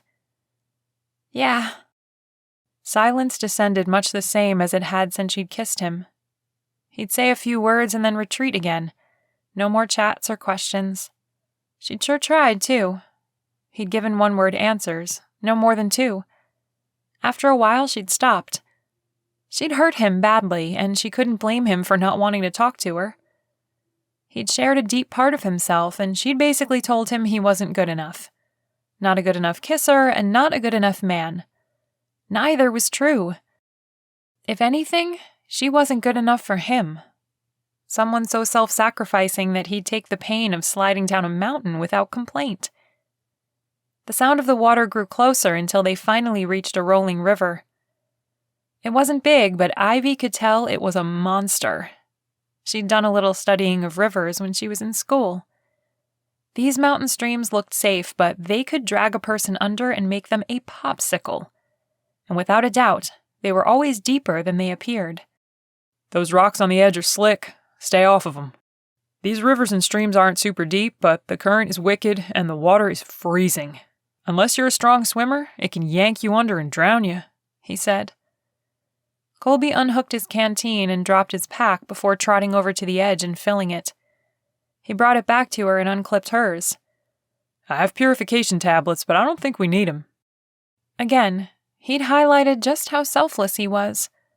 As she took a gulp of cold water, she watched him fill the other canteen. He stood, took a long drink, and walked back to her. I'm going to go find some food and then try my hand at fishing. Mind taking care of the fire again? She tugged her pack off and let it drop to the ground. No, I don't mind. I'll do a little fishing too. Stretching his back, his eyebrows kneaded together. He sucked in a sharp breath and set his canteen down. Is your back hurting? He shook his head. Nah, it's fine. Turn around and let me see. He took a step back. She could practically see the wall he was building before he even opened his mouth. No, Miss Ivy, it's fine. Miss Ivy? She asked, barely able to find her voice. I think it's best if I maintain some distance. He raked his hand through his hair. I know you think it makes you feel old, but it reminds me who you are and what I am. It'd do me good to keep that in the forefront of my mind. Her mouth dropped open. Distance? What? Kolby wouldn't look her in the eyes. I think Missy was right, and for a second I let myself think she wasn't. No, Kolby, Finally, he brought his gaze to hers, and they held such a depth of pain that she was at a loss for words. Miss Ivy, I'm your bodyguard and nothing else. I can't be anything more than that. It's my fault that I let this go on, and you have my sincerest apologies. It won't happen again. He took off at a jog until he was lost from sight. Ivy gawked after him. If the pain she was feeling was even a taste of what it would be like to lose him, she'd made the right call by pulling away. Then again, there was such a hole in her heart at the moment that a train could have driven through it. Which pain was worse? Kolby was glad they'd made it to a stream. It gave him a chance to stop moving a second. Taking that fall down the mountain made Kolby sore. One minute they were standing there, and the next, he'd felt the earth give way and grabbed her. The next thing he knew, they were going down. It had hurt, too, and he knew he'd be feeling it for a few days. Luckily, he'd not broken anything. Kolby flicked his homemade fishing pole and let the line sink into the water. When he'd returned from finding some edibles in the forest, the fire was already going. He knew she was upset with him, though. Their conversations were minimal. A word here and there. When she'd apologized for kissing him, it had cemented what he'd thought all along. Trying to be anything more than her bodyguard was stupid. Aside from his job, he wasn't cut out to be with someone like her. Missy was onto something, and maybe it had taken Ivy a second to realize she was right. Ivy was too good for him, and now she knew it too. He'd hated putting a line between them, but it had to be done. Not only to protect his heart, but hers as well. Feelings couldn't get confusing if one of the parties wasn't participating. Besides, he'd seen the pity in her eyes as she apologized, and he wasn't a charity case. A shriek came from Ivy, and she jumped up. "I think I caught something." Her makeshift pole bobbed. "Hold on." He punched his pole into the rocky ground and raced to hers, grabbing the line and pulling it in hand over hand. Whatever was on it yanked, and the line sliced through his palm. He jerked back and shook his hands before grabbing the line again. He wrapped it around his hand, pulled as hard as he could, and a decent-sized fish broke the surface of the water, flopping as it hit the bank. "It's huge," Ivy said. It wasn't huge, but he'd let her think so. He picked the fish up by the mouth and looked it over. "This'll be good dinner. Hold it a second, okay?" She nodded. "Sure." Once he had his hand cleaned and bandaged, he took the fish from her and got to work cleaning it. Of course, he wasn't going to eat any of it. It was just big enough that it might satisfy her. After he'd finished dressing it, he set it over the fire and went back to his own fishing pole. She'd beamed at him, realizing she'd caught a fish, and all it did was make him want to see that smile every day for the rest of his life. He needed to get them down this mountain. This being alone together all the time wasn't working for him. "I didn't know a man as big as you could fold up so small." He jerked his gaze to her. "What?" She smiled as she took a seat next to him. "Well, you had your knees to your chest, one arm around your legs, and your head resting on them." Stretching out his legs in front of him, he nodded. "Oh." Why did she have to sit by him? They'd barely spoken since he'd returned. He wanted to keep it that way. It kept him out of trouble. "I expect you to eat some of my spoils of war." Kolby shook his head. "Nah, I didn't catch it. Can't eat what you don't catch." "If I share it, you can." He shook his head. "No, you go ahead. I can hear your tummy growling." She quickly slapped her hand over her stomach. "You heard that?" "I think people in the Middle East heard that." With a smack to his arm, she shook her head. "That wasn't nice." He shrugged. "You're hungry. You can't help that." "But you didn't have to point out that my stomach was growling." "Not like you can hide it when it's wailing like a banshee." She chuckled and cut a glance his way. "Fine, but you're sharing it with me." "No, Miss Ivy, I won't." "And stop calling me Miss Ivy." He shook his head. He wasn't calling her Ivy. If he did that, it took away the degree of separation he needed. "No." "You said you'd call me Ivy, and you have been. Nothing's changed that much that you can't keep calling me Ivy." "It was a mistake to do that. You're my client, nothing more." "You take that back right now." What had gotten into her? "No." "Yes. You take it back. Just because I kissed you doesn't mean you can't use my first name." He stood, and she scrambled to her feet. There was a fire in her eyes as she held his gaze. "My name is Ivy. Call me Ivy." "I will not. I have to maintain some distance." She glared at him. "Distance my foot." He stepped to her. "I am your bodyguard, not your friend. You need to get that through your head." "Whether you like it or not, Kolby Rutherford, you are my friend. Once you crossed that line, it was done. You can't take it back. I won't let you." He looked away and squeezed his eyes shut. God needed to get him out of this mess. His heart hurt, his back hurt, and he didn't know what to do. Please stop, he said, working to keep his voice steady. I don't want to argue with you. I'm too tired to watch my words, and I don't want to hurt you. Then don't. Just continue to call me Ivy. Bringing his gaze back to hers, he sighed. I just can't. He stabbed his pole into the ground again, walked to his pack, shook out his sleeping bag and slipped into it. I'm right here if you need me, but I can't talk no more. He rolled onto his side, facing away from her. But you didn't eat anything. I'm not all that hungry anymore. It was a lie. He was hungry, but he'd manage. What he couldn't handle was talking to her. Couldn't she understand that it was hurting to put distance between them? He was doing it for her, to make it easier on her. That way she didn't have to feel bad about not wanting him. A person couldn't kiss someone, apologize, and expect things to be the same. Did she really expect it to be that way? He couldn't work like that. Once he felt something, he felt it, and reeling those feelings back in was hard. And he was fighting himself to do what little he'd already done to put distance between them. He felt a hand through his sleeping bag. Kolby, she said softly, you can't tell me you aren't hungry. You've got to be practically starving. With a growl, he sat up, facing her. I have first-hand experience with starvation. I can assure you I'm not. Please, Miss Ivy, just... Her lips pinched into a tight line as she stood. Fine, I'll leave you alone. I was just trying to take care of you the way you've taken care of me. But I'd hate to knock down a few feet of that wall you've so expertly built just so you can have a bite of food. She turned and then glanced over her shoulder down at him. You want me to leave you alone? Well, I will. You want to be my bodyguard and only my bodyguard, then fine. You just go ahead and keep on calling me Miss Ivy. Like it changes anything. She lifted her nose in the air, pranced to the fire, and sat down. Again, he put his back to her. Finally, she'd gotten the message. Now they could both move on. Not that he would.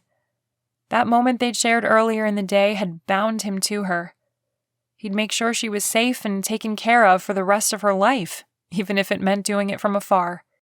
A few minutes later, he nearly broke down when he heard her crying. Oh, how he hated to hear her cry, especially knowing he was the source. He'd never wanted to be the cause of her tears, but what could he do? If he went to her, there was no way he could keep his distance. Not if she laid her head on his shoulder and sniffled just once. He'd be wanting to kiss her tears away, and after the disaster from earlier today, he couldn't risk it. No, it was better to let her cry it out and not make her deal with him. After all, he was the one that got them into this mess in the first place. Chapter 14. As Kolby softly snored, Ivy stared up at the stars. She'd cried herself to sleep once already and then woke up again. For a tiny second, she'd considered striking out on her own, until the smarter part of her brain reminded her that sticking with Kolby was the better choice. Once that was settled, her thoughts drifted to their earlier exchange. Her mind had never been in such chaos. It was a lie to say her heart wasn't already in trouble.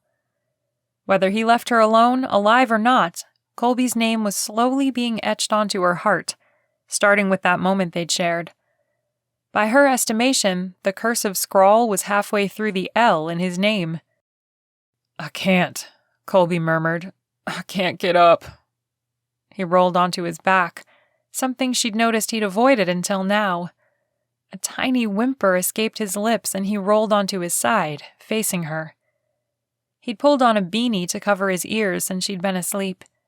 She'd noticed she had one on too. How he'd managed to get it on and her not know was a mystery. Although she had walked a long way, when she'd finally conked out, she was gone to the world. She rolled to face him, thankful for the moon being so big and bright, allowing her to see him. With his hand curled under his chin, he took a deep breath, and his lips twisted like he was suffering. No more, no more. Was he dreaming about his stepdad? She couldn't imagine a little boy pleading with an adult to stop.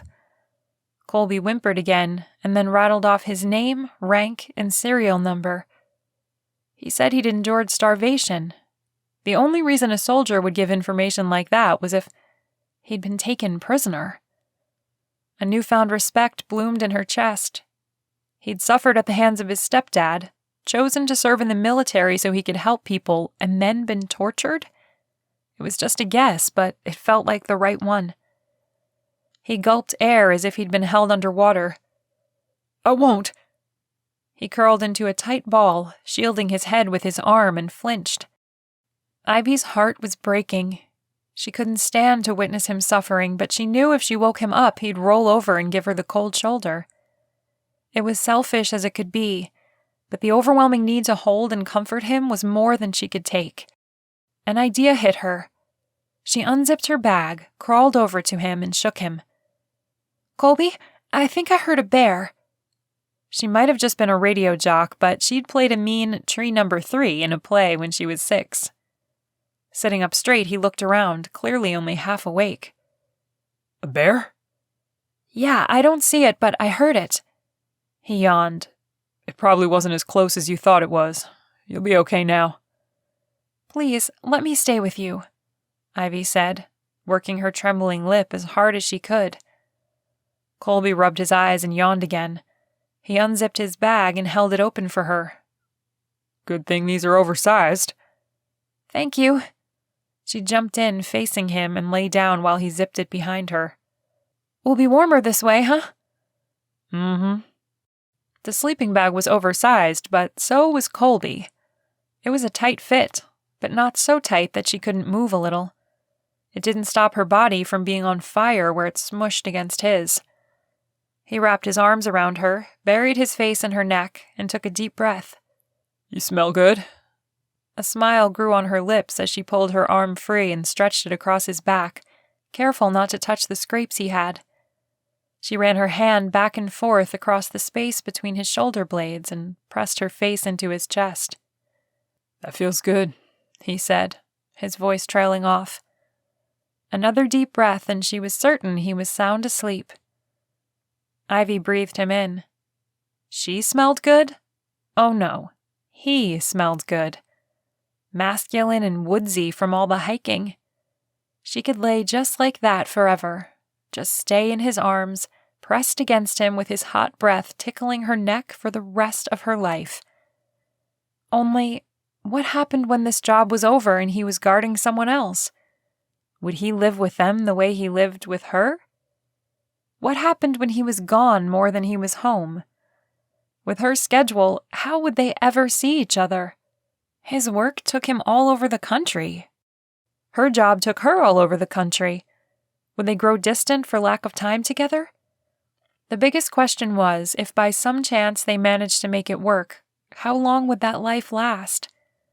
What was the time frame on forever when you were with someone who faced danger every day? How long would she have with him? 1 year? 1 month?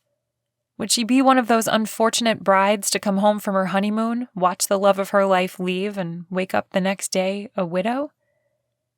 How did the women who loved this kind of man not think themselves to death with worry? Most importantly, could she be the type of woman a man like Kolby needed? What if she wasn't strong enough for him? Missy was flat out wrong.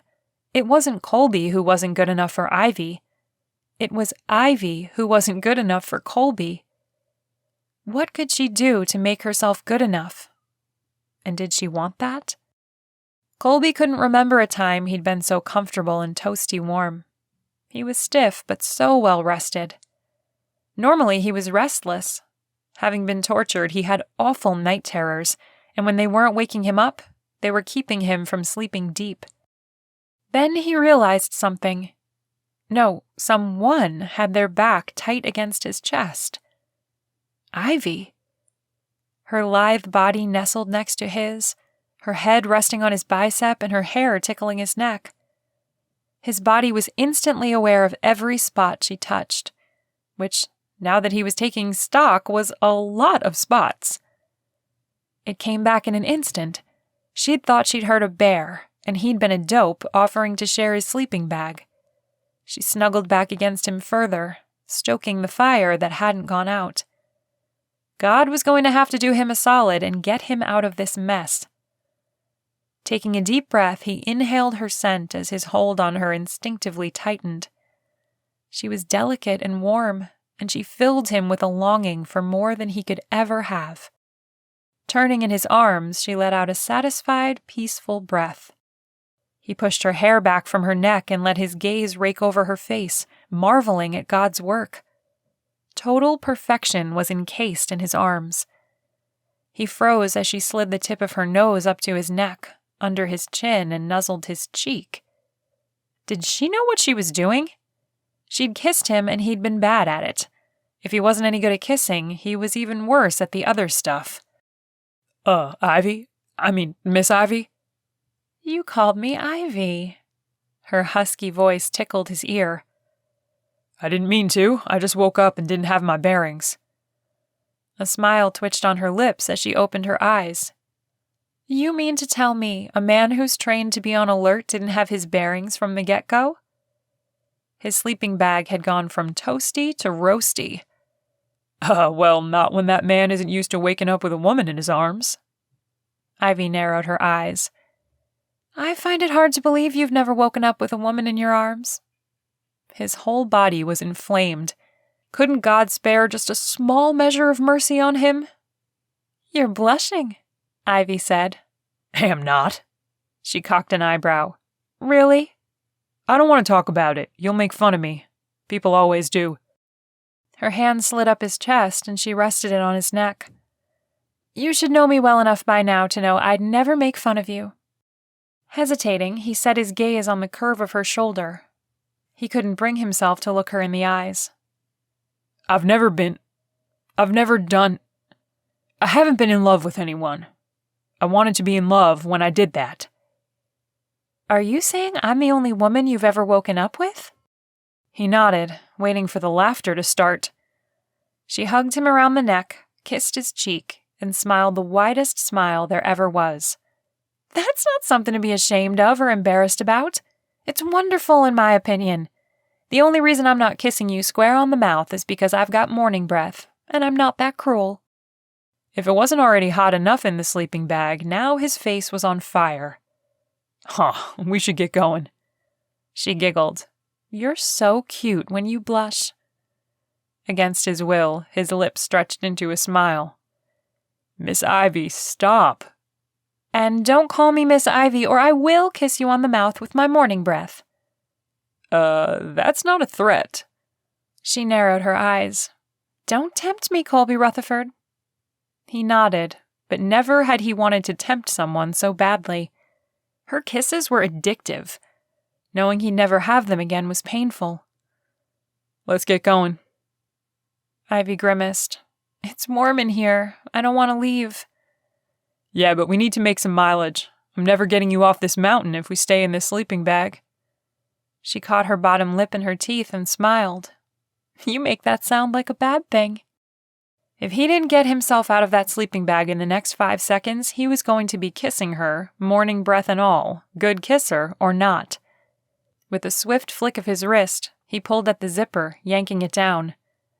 After you, he said. She giggled. You ever moved that fast before? Not even in a firefight, but no way was he telling her that. Sure. A white lie was okay, right? He almost looked heavenward to ask. Almost. He didn't, though, because he was afraid of the answer, and he couldn't risk the truth. Ivy slipped on her shoes and stood. If you say so, but I have a feeling you're not telling the truth. Kolby snatched his boots and stuffed his feet into them. He was either going to have to run his energy off or jump in the river to cool off, and the thought of an icy bath didn't appeal to him at all. I'm going to go get breakfast. My fishing pole is over there if you want to use it, or use yours or whatever. I gotta go. He worked not to flat out run away as he heard her light giggle behind him. She knew she'd flustered the dickens out of him, and it wasn't fair. He hit the second row of trees and turned on the juice, pounding feet against the ground until he was out of breath and panting. It had done nothing to quench wanting Ivy. All it did was make him tired, sweaty, and in need of a shower. What was he going to do? It seemed as though she enjoyed making him miserable. Did she know how much he cared about her? using her wiles like that on a helpless man. What had he ever done to her? So not fair. He didn't have any ammo to use against her. His head was in such a whirl. Bracing his hand against a tree, he set his forehead against it. God, I don't know what you've got up your sleeve, but this rabbit's about had it. She doesn't want me. Please stop making me hurt. I've hurt most of my life. Whatever I did, I'm sorry. Just please make it stop. And like a joke, Kolby took a step, and his foot landed in a hole and twisted, taking him to the ground. Grunting, he grabbed his ankle and rolled onto his side. He couldn't understand all this misery, why all of it was directed at him. He took a deep breath, forced himself off the ground, and limped to a tree. How far had he run? Ivy was all alone. What if something hurt her? Once again, he'd been stupid. God, hate me all you want, but please keep her safe until I get back. Chapter 15. Ivy paced the campsite as she checked her phone. Not only was there no signal, but it was dead.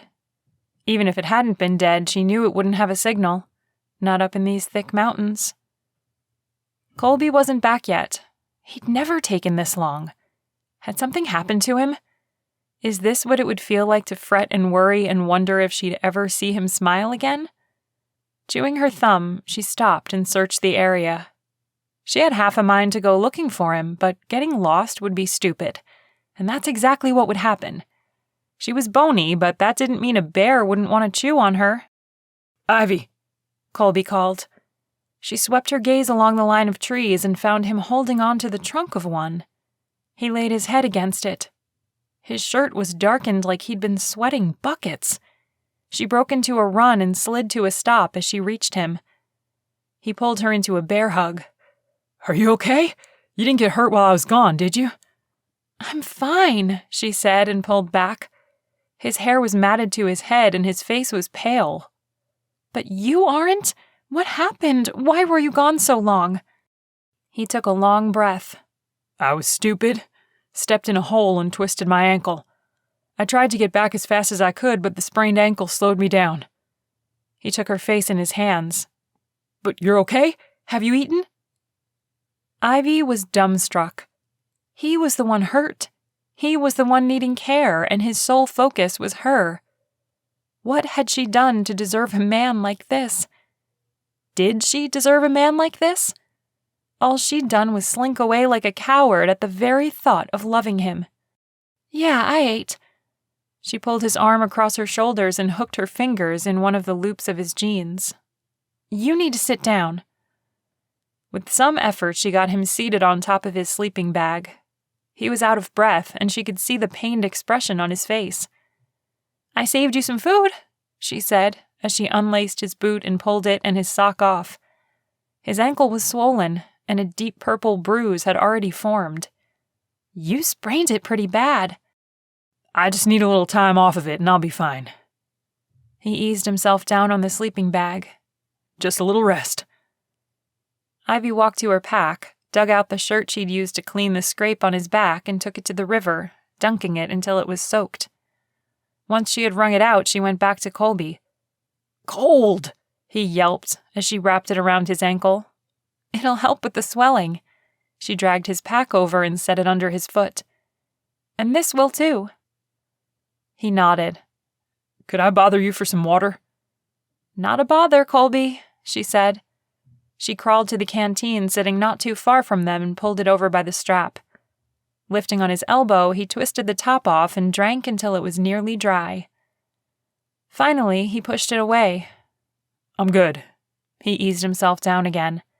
Thank you. Bracing her hand on the sleeping bag, she leaned over him. I was worried about you. I'm sorry. I know I said I'd get you down the mountain. I promise I will. Tears stung her eyes. That's not what I meant. I meant I was worried about you. I pictured all sorts of horrible things. I'm so sorry. She laid her head on his chest and closed her eyes, silently thanking God for each one of his heartbeats. I didn't mean to make you cry, he whispered. Wiping her eyes, she sat up. Not all tears are sad, remember? She smiled. You're exhausted. How far away did you go? His lashes fanned against his cheeks as he looked down. I don't know. Far. I wasn't paying attention. I have a feeling that was my fault. Nah, it was mine. I was stupid. He took her hand and rubbed his thumb across the back of it. I shouldn't have done it. I should have paid attention, watched where I was stepping. Well, you can start eating with the bit I saved you, and I'll catch you another fish. He shook his head. You can't eat what you don't catch. I'm catching a fish and you're eating it.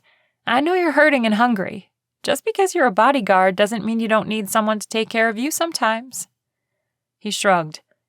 It's okay. I'll be fine. Really. She set her palm flat against the sleeping bag next to his jaw. That ribbon tying her soul to his tightened a little more. Never in her life had she wanted to kiss someone so badly. No, needed to kiss someone. Setting her cheek against his, she kissed the side of his face. Oh, there was that ribbon, lacing itself in and out, over and under. It tickled her heart, curling around it like it had fingers. Pulling back just slightly, she nuzzled his jaw with the tip of her nose, bringing her lips closer to his. The air around her was no longer crisp and chilly. It was so electrified that her skin felt scorched. She brought her lips to his, tasting them. Light touch after light touch fueled the desire so heady and strong that they weren't enough to satisfy anymore. Kolby had to be feeling the same way. He buried his hand in her hair, cupping the back of her head, and deepened the kiss as a soft moan rumbled from his throat. She was ruined. Right then and there, she knew she was undone. Kolby Rutherford was all she'd ever want. The last scrap of ribbon weaved itself into a bow smack dab in the middle of her heart. Together or apart, this man had her. That niggling, cowardly voice reared its ugly head. If she lost him, she'd be a shell until she was ashes. The sun could shine bright and bold a foot from her and not pierce the darkness she'd be plunged into. Could she gather enough courage to love him and risk being broken? Slowly, the kiss ended with more light touches. She wasn't sure if she wanted to start it all over again or run so far away that she'd never find her way back. And she'd never been so out of breath and out of her mind all at once. She opened her eyes, and his steel grays were staring back at her. And, like an alarm ending the best dream ever, his stomach growled. I think I'll go and get you some more to eat, she said, and laughed. All he did was nod. Pushing off the ground, she sauntered to the bank and grabbed her fishing pole, dug around for some bait, and plunked it in the water. She touched her fingers to her lips as tears rolled down her cheeks. Now she had to decide if she was a mouse or a woman. If she scampered away, she'd hurt both of them. If she planted her feet, there was a chance for a tsunami of grief. Quietly, she murmured, God, I don't pray much, but if you're listening, please help me. I don't want to get hurt, and I really don't want to hurt him. He's a good man. I'm not even sure why you'd send someone so great to me. Whatever did I do to earn enough favor that you'd give me someone as wonderful and caring as him? And how can I love him unselfishly? That was the rub, the key to all of it. Was she willing to love him unselfishly? Kolby kept his eyes trained on Ivy as she sat by the river. His heart was still in his throat, beating wildly. He was positive it would never beat normal again. Whatever soul tie he had with her was taken to a new level. She'd kissed him again. If they ever sent another craft to the moon, they'd actually find his socks. He didn't have much to compare it to, and truth be told, he was glad of that. She was the only woman he ever wanted to kiss again. Apparently, he'd not done too bad this time. She didn't apologize, but then again, maybe she was saving his feelings. After she'd kissed him the last time, he'd taken to calling her Miss Ivy. She hated that, and perhaps she kept her disappointment to herself to keep that from happening again. A squeal broke through his wondering, and Ivy wrapped the line around the pole, reeling the fish in. Man, he should have been that smart. His hand wouldn't have a cut on it. Once she had it out of the water, she trotted over to his pack, grabbed his knife, and pranced over to the spot where he'd cleaned her fish the day before. She looked over her shoulder, a wide grin spreading from ear to ear. It's bigger than yesterday's. In no time at all, she had the fish cleaned and cooking over the fire. He was beyond impressed. I didn't have to dress your fish yesterday, did I? Laughing, she shook her head. No, but I didn't mind. It's gross. I usually leave that to my dad. Is he the one who taught you? Yeah, he said a woman should know how to take care of herself. Plus, we went camping a lot when I was a kid. I think he got tired of cleaning fish all the time. Kolby pushed up on his elbow and smiled. He's right about a woman being able to take care of herself. Are you just saying that 'cause you're broken and hungry? She grinned. He laughed. Well, maybe. He moved his hurt ankle and bit back a stab of pain. After all he'd been through, all the beatings and the torture, his ankle was the thing that brought him to his knees? A moment later, Ivy was by him. I hate that you're hurting. I'll be fine. Stop saying that. It's okay to hurt. I pretty much think you hung the moon. Kolby lifted his gaze to hers. What? She palmed the side of his face. You are one of the best men I've ever known. I wondered why I felt so much peace the second you walked in my door, but you exude it. This quiet grace that I can't get enough of. You can hurt. Great men hurt. They just keep going, and you have. You can rest a minute, okay? He was without words. A lump formed in his throat as he fought back emotions. She thought that about him? The dumb country boy that no one could understand half the time? From the second he hurt his ankle, he thought God was bringing him pain and misery for no particular reason. But if he hadn't hurt his ankle, he and Ivy wouldn't be having this conversation. She probably wouldn't have kissed him again either. Kolby had often wondered why God allowed his suffering, but maybe it was the suffering that made him who he was. Of course, that didn't keep him from thinking God was big enough to find a better method. Ivy touched her cheek to his. You are a sweet man, Kolby. A sweet, dear man. I'm thankful I know you. That lump doubled in size.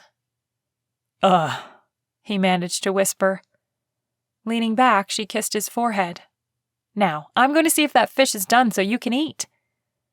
He nodded and watched as she left him to go check on the food. His heart pounded out a plea in Morse code that somehow he'd be granted enough mercy to call her his. There was little hope, but that didn't seem to deter his pitiful petitions. Chapter 16. After he'd eaten the fish Ivy cooked for him, Kolby had rested a bit, and they'd pulled up camp. It wasn't easy, but he'd been through worse. A little sprained ankle wasn't going to keep him from getting them down the mountain. He'd known, when they'd set out following the river down the mountain, that it would be difficult, but he'd not expected the rocky terrain they were encountering. I'm slowing us down, Kolby said, but by now someone is missing us. We'll be found soon. That had been a constant prayer in the back of his mind since he'd woken up that morning. Ivy tightened her grip on his waist. I think so too. I know Missy was mad at me. I mean, we've never been that angry with each other before. But we always cool down and work it out. I'm sure she's calling the National Guard by now. She was awfully angry. You were pretty upset too. I was, but I'm not anymore. I've known her so long, and I do love her. She's pushy because she has to be. The people she deals with can be a headache and a half, and they don't know how to take no for an answer. They've rubbed off on her, and she gets caught up in it. Plus, I've been a serious pushover and let her get away with too much. She forgets I have a say in it. But I'm not doing that show. I don't like Charla, and I don't want to move to Seattle. I like where I live. If my schedule could open up a little more and I could spend more time with my family, I'd be fine. Kolby laughed. I could tell you didn't like the show or Charla. Ivy looked up at him. Really? I was working hard to keep that fact off camera. She couldn't have hidden that from him. He'd worked to get to know her and the things that bothered her. You were forcing yourself to smile, and I could tell. I didn't even realize it. Oh, I bet no one else noticed. I'm sure you were fine. His gaze lowered to her lips. She smiled and cut a glance his way. How much have you been staring at my lips? He choked and stumbled, nearly bringing them both down. You're going to make us fall. That didn't answer my question. I haven't been, he said, and his gaze immediately dipped to her lips again. I haven't. Giggling, she said, You just did it. We were talking about them. I couldn't help it. It was a reflexive thing. Ivy laughed harder. Have I told you how cute you are when you get flustered and blush? Kolby grinned as he looked away. Oh, stop that. He wiped his arm across his forehead. Stop being so cute. This woman was going to be the death of him. Stop. You have pretty eyes, too. He shook his head. Yep, someone somewhere was carving his tombstone. Miss Ivy. He held his breath as he realized what he'd said. Ivy jerked them to a dead stop. What? She asked, her eyebrows furrowed. Nothing. I distinctly heard you say Miss Ivy. We've discussed this. No more Miss Ivy. I will leave you to rot on this mountain if you call me that again. He smiled. Nah, you wouldn't. You're the sweetest woman I've ever met. She narrowed her eyes. I can also be the angriest woman you've ever met. You want to test me? With that look in her eyes? The fiery, I might hog-tie you first and then leave you to rot look? He might not be the smartest guy on the planet, but he wasn't dumb enough to tick her off further. No. Good boy, she said, and smiled sweetly. You pet my head or hand me a treat and I'll let you leave me on this mountain to rot, he grumbled. She reached up and kissed him on the cheek. That was a treat. You want to be left? The tips of his ears burned so badly they hurt. No. They started walking again, the silence stretching. She had to stop with all that cute stuff. And pretty eyes, they were just eyes, unlike hers. Dark and twinkly. The kind a man could drown in and not complain when he was gasping for air. After they'd walked a while longer, Kolby shielded his eyes as he looked up. The sun was halfway to the trees to the west, and with his current speed, they wouldn't get a whole lot farther before sunset. He was especially grateful when the terrain transitioned back to dirt. Not only was it easier to walk on, but it would be easier to sleep on, too. Plus, as much as he wanted to fight it, he was tired, and the idea of bedding down on rocks wasn't appealing. As he set his pack down, he braced his hand on a tree, trying to catch his breath. He was a fit guy and worked out, yet traversing that rocky path with a sprained ankle had kicked his keister. Leaning his forehead against his arm, he closed his eyes and said a short prayer of thanks that they made it as far as they had. Kolby, are you okay? Ivy asked. With a smile, he lifted his head and nodded. Yeah, I'm fine. Her fingers brushed against his temple. How could such a small gesture hold so much comfort? Your eyes tell a different story. My eyes? They change color. Right now they're a little dull. Stepping into him, she put her arms around him, her palms flat against the space between his shoulders. You can lean on me. I promise I won't snap. He was a soldier, big, tough, and made of steel. But at that moment, paper would have been stronger. It was a weakness to feel that way. A man was supposed to take care of a woman, not the other way around. Except he couldn't shake the feeling that it was okay to be honest with her. Wrapping his arms around her, he set his forehead on her shoulder and said, Ivy, I absolutely hate admitting this, but I'm tired and my ankle hurts. She took a deep breath. Will you let me take care of you? Yeah. I promise with all my heart that I'll never see you as anything other than a strong, protective Army Ranger. You're still my protector. You always will be. He chuckled.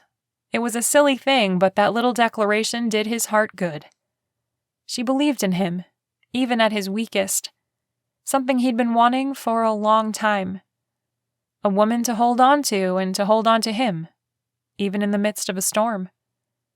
Only now, that woman had a name. Ivy. And just like the plant, she'd wrapped herself around him so strongly that he couldn't see breaking free. He didn't want to either because, in her arms, he felt peace. As Ivy fished, she glanced over her shoulder at Kolby. He was lying on his sleeping bag with his foot propped up again. She'd caught 3 already, and she was going for a 4th. He was going to have a full belly if it took her all night. She knew he had to be hungry. He'd barely eaten since they'd crashed. Well, barely eaten for a man his size. His ankle didn't look great either. It was swollen to twice its normal size, and the dark purple and green bruise covered the bone in his ankle and spread around his heel. It wouldn't surprise her if he'd broken it. If nothing else, it went beyond a simple sprain. He'd torn something, she was sure of it. "I've never seen a woman so determined to catch fish," he said. They weren't as spread out as they were before, and they could camp far enough from the bank to be safe, but close enough that they could have a conversation without yelling. She shrugged. "I know you're hungry, and the fish are biting. Why not fill up tonight?" "Oh, I'm not that hungry. You don't have to keep fishing." "I need 1 more, and we'll both have 2. I know I can eat at least 1, maybe half of another, and you can have the rest. Food is strength, and you need yours." He took a deep breath and rose up on his elbow. "Thank you." She shot him a glance. "Is that you, Kolby Rutherford? I could have sworn you said thank you without putting up a fight." Shaking his head, he smiled. "Aw, stop it." Even from where she was, she could see him blushing. It never got old either. He'd gotten flustered and called her Miss Ivy. She'd threatened to leave him on the mountain if he did it again. Inwardly, she was giggling up a storm because he was so cute, him telling her she was too sweet to do that. The little grumble only made him that much cuter. And the kiss on the cheek? His face was as red as a stop sign. It was all great, but the best part was the hug he gave her, laying his head on her shoulder and admitting he needed help. It meant he trusted her. She could feel it in the way he held her. That meant the world to her. It also scared her. He trusted her, which meant she could hurt him, and she didn't want to do that. She never had, but now she knew without a doubt that she held the power. "Do you like to camp? You said your family went camping, but nothing about if you enjoyed it or not," he said, picking up a pine needle and twisting it around his finger. She nodded. "I do. I loved it as a kid. Getting to explore and swim in the rivers and creeks. It was so much fun. Like I said, I went a lot as a kid. Did you do anything special?" Not really. We were really poor. My mom worked 3 jobs. My Nana, my mom's mom, would babysit me. Man, I loved her. She'd make me cookies and read to me, and she had a way of hugging me that settled all my fears. "Do you visit her often?" Nah, she passed some while ago. Actually, I didn't even know she'd passed. She didn't like my stepdad, and so she had a huge falling out with my mom. My mom wouldn't let me talk to her anymore. Right before I joined the army, I went to visit her, and I learned she'd died months before. My mom never even told me she was sick. Ivy's lips parted. "You didn't get to visit with her before she died?" He flicked a few leaves away. "No, and I was grieved that she died without me telling her I loved her one more time, but I'll get to see her again." "I'm sorry. I bet that was hard." She knew I loved her, and I know she loved me." He smiled. "I miss her, though. The guys in my company had people to write home to, but I didn't. I wish I could have written to her." She chewed her lip. "I know you said you don't visit your mom. You didn't try writing to her?" "Oh, I tried once, but—" The sentence trailed off as his voice broke. He cleared his throat.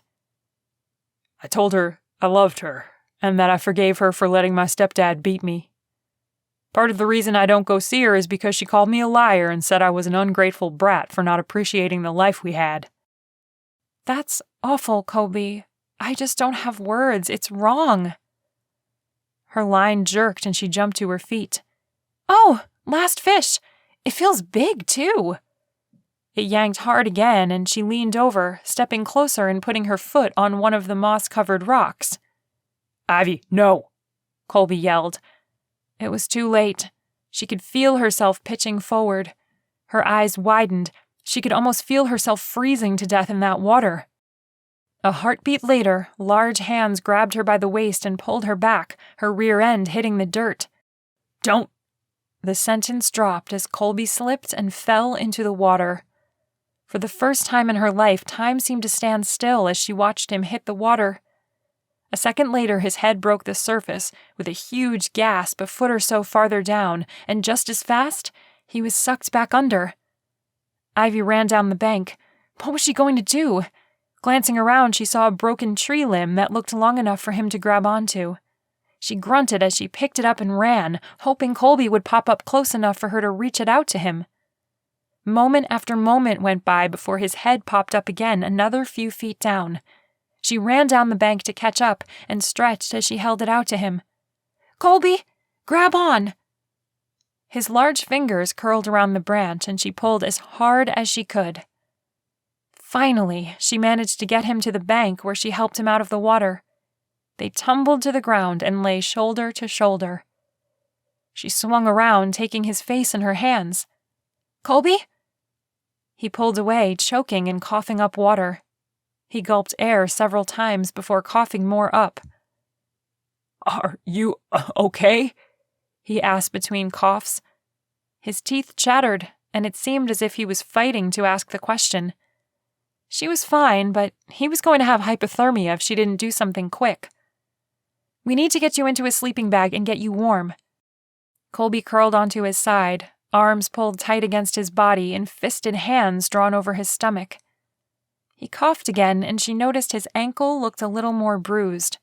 She suspected he'd hit it while he was being dragged down the river. With his sprained ankle, there was no way he could get back to camp.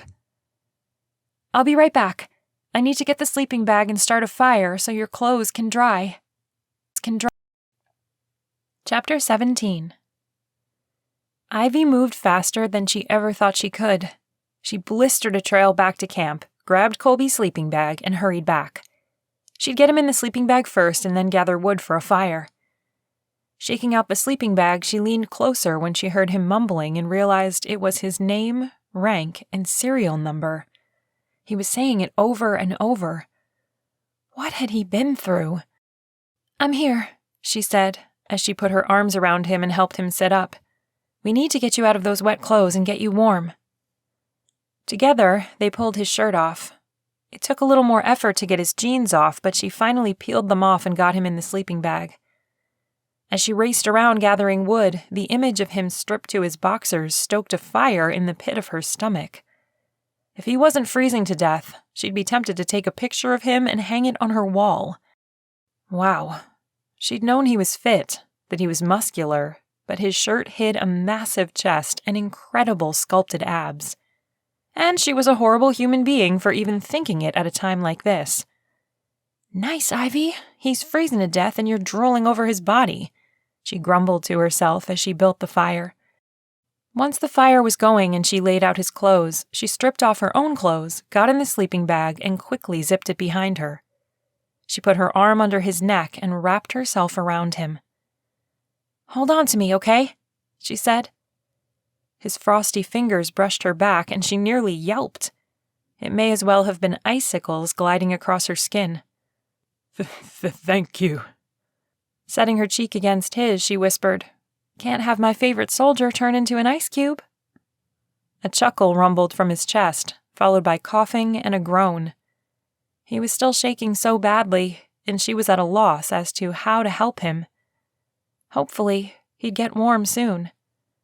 He coughed some more. My chest hurts." "You were underwater long enough that I was worried." She'd counted to what seemed like 1,000,000 before his head broke the water. Another few counts and she might not be warming him up. Got caught on something. She ran her fingers through his wet hair. "You scared me to pieces. I don't know what I would have done if something had happened to you. And not just because you're my bodyguard either." Now that she had a second where she wasn't in abject fear of seeing him drown, she had a moment to reflect on what had happened. She'd nearly fallen into the water, and he'd raced over on a sprained ankle to keep her from falling in. If he hadn't pushed her back, she'd have hit that water. She was a decent swimmer, but she didn't see herself having a fighting chance, as fast as it had been hauling Kolby downstream. How had he managed to move so fast on that ankle? How much had it hurt to do what he did? All to keep her safe and warm. He'd risked drowning for her. She'd read stories about heroism and sacrifice, but she'd never been the recipient of that type of gift. She bit back tears. He could have died, and it would have been because of her. As fast as he reached her, he hadn't even hesitated to spring into action. The man in her arms was the kind you held onto for dear life. You didn't think about tomorrow or what could happen. You loved him right then and there as hard as you could. Squeezing him a little tighter, she willed him to be okay. Kolby Rutherford was her favorite person in the world, and she had no idea how she'd manage without him in her life. Kolby had no idea how long it had taken him to stop shaking, but his skin burned as feeling began to return. His thoughts were still hazy, and his memory was pulled back to his time as a prisoner. I've only been that cold once before. His voice was soft and low. Ivy was flush against him, soft and warm. I guess being a soldier, you probably have. He nodded. When I was tortured. We'll talk about that some other time. Are you feeling warm yet? A little, he whispered, tightening his grip on her and burying his face in her neck. My ankle hurts. You shouldn't have walked on it. Kolby grunted. A clear picture of her leaned over the river and slipping played in his head. Couldn't let you fall. Her lips brushed against his cheek. As fast as you got to me, you had to use your hurt ankle. I feel terrible. No, I needed to protect you. Been through worse. His head began to clear just a little. When my company was taken prisoner. Why don't you wait a bit before telling me? He shook his head. Typically, he kept this part of him hidden from everyone, and it wasn't something he talked much about. But his heart was telling him to show it to Ivy. I want to tell you. Sharing it with her felt like the right thing to do. She sank her fingers into his hair, combing them through it. It'll never leave my lips. I know.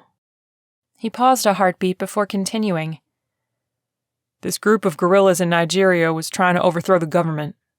We'd been sent in to help. They were taking young boys to fight with them and killing anyone who tried to stop them. We were told to stand down, but our CO said he couldn't. They weren't just taking little boys to fight in their army. They were taking little girls to sell to fund it. That's awful. Our CO said it was our choice, but he wasn't letting them take those kids. We went in and drove them off, but they later captured us during another fight. Kolby's chest hurt where he'd swallowed some of the river water, and he coughed until his throat hurt. He let his voice rest a moment and began again. Our government had negotiated to get us back, and at the last minute they decided to keep my CO, Noah. I don't know why, but I had the strangest feeling I was supposed to stay with him. Ivy squeezed him. Did they just let you? He shook his head. No, he whispered. They were going to make me go, but I fought with one of the guards. They tackled me and knocked me out, and when I woke up, I was in the cage with Noah. Her breath hit his cheek as she gasped. Cage? What happened? Negotiations broke down after they got the other guys out, and the guerrillas got angry. They starved us. When they'd finally give us food, it was rotten. But we were so hungry that we'd eat it and be sick for days. It was during the wet season, and it can get cold there. They'd tie us to stakes outside in the middle of the village as a warning to the village of what would happen if they resisted. We'd freeze all night long. How long were you held like that? She asked with a shaky breath. A total of 8 months. We were nearly bones when they found us, but Noah, he was sick. He caught pneumonia. I would hold him to keep him warm when they'd leave us outside. How did you escape? Another company stumbled across us as they retook the village. We got back to the States, and when we were healthy enough to stand trial, we were dishonorably discharged, along with the rest of the company." She kissed the side of his face. "I hate that any of you went through that." Setting her cheek against his, she said, "I especially hate it that you did. I've grown accustomed to you being with me." His mind felt groggy now that he'd gotten all that out. "I'm tired." "You can rest, and I'll be here when you wake up. I promise." Kolby nodded. He didn't have a choice. The pain in his ankle, the freezing water, and now the warmth of the sleeping bag were pulling him into darkness. Chapter 18. The dream Kolby was experiencing had to be the best dream ever. Ivy was snuggled against him, all warm and soft. Her skin was touching his and lighting a fire deep in his gut. If he had to picture the rest of his life waking up like this, he'd never wake up again without a smile on his face. It wasn't until she took a deep breath and wiggled that his eyes popped open. That's when he realized it wasn't a dream. Ivy was staring back at him, and they were in their skivvies. He squeezed his eyes shut. "I didn't see anything." She laughed. "You were freezing. You needed body heat. What was I supposed to do?" "Just what you did, but—" His face was on fire, but it was hot in the sleeping bag, too. Maybe she wouldn't notice how red his face was. "Look at me." "No." She palmed his face. "Kolby, I'm no survivalist, but I know enough from my time camping with my family that you needed it." He peeked one eye open. "I'm trying to be respectful." "I know, but I've got on more than some women wear to the beach. Everything is covered. Just don't look down, and it'll be okay." She smiled. "I respect you too, you know." Opening his other eye, he nodded. His heart was hammering so loud he almost couldn't hear her. "I guess you're right. It's just, I've never—" "I know. Just keep your eyes on mine." He nodded. "Okay." Her hand slid up his back, stopping on his shoulder blade. "How are you feeling?" The moment made it difficult to concentrate on things other than kissing her, but he did what she said and trained his eyes on hers. "I think I'm okay. My ankle isn't." She nodded. "Yeah, I didn't think it would be, but it was more important to get you warm. Your clothes should be close to dry by now." "How long was I out?" "A few hours." His jaw dropped. "You stayed the whole time?"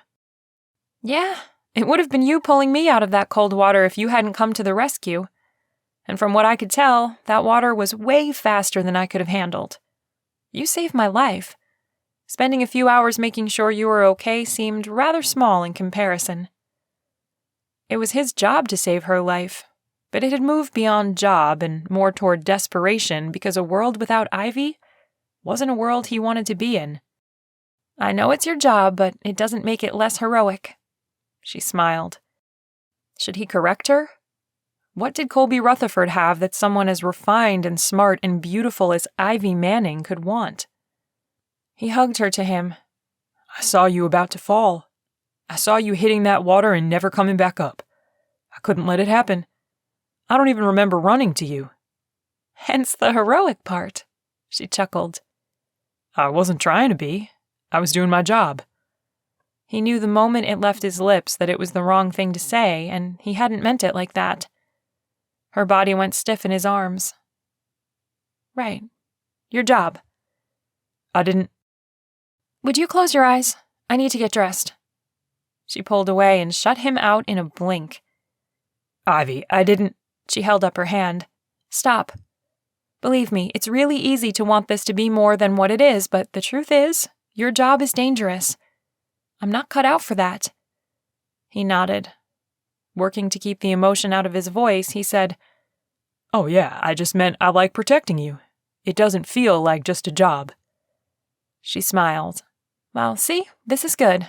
So let me get dressed and I'll get dinner going. It's colder than a fridge out there now, so I bet those fish are still good." His heart was broken, but Ivy was right, and he couldn't fault her. That aspect of his life was a lot for a person to deal with. She had seen him nearly drown. That would be enough to make any sane person back away. "Okay, I'll close my eyes while you get dressed. If you'll toss me my clothes, I'll dress while you get dinner. I want to help, but... I know. You can't help your ankle being hurt. I'll be back in a bit. Kolby squeezed his eyes shut and waited for Ivy to exit the sleeping bag before zipping it back up.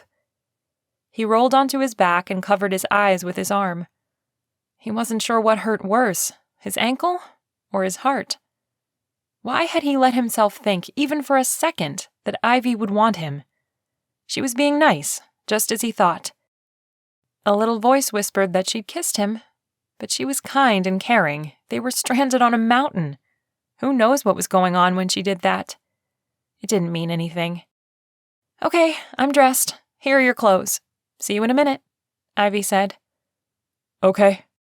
He waited for the sound of her feet crunching the ground to grow distant before unzipping his sleeping bag and poking his head up. Grabbing his shirt, he sat up and pulled it on. He rubbed his face with his hands and then looked heavenward. It was nearly dark, and the bigger stars were already glimmering. God, I've asked once and I'm asking again. Please get me out of this mess.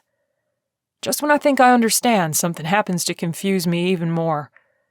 I know in my heart you're not punishing me, but it sure feels like it.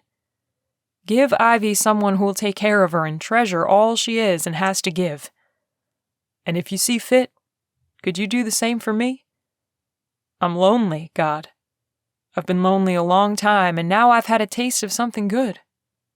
I'm not sure if I can handle being alone again.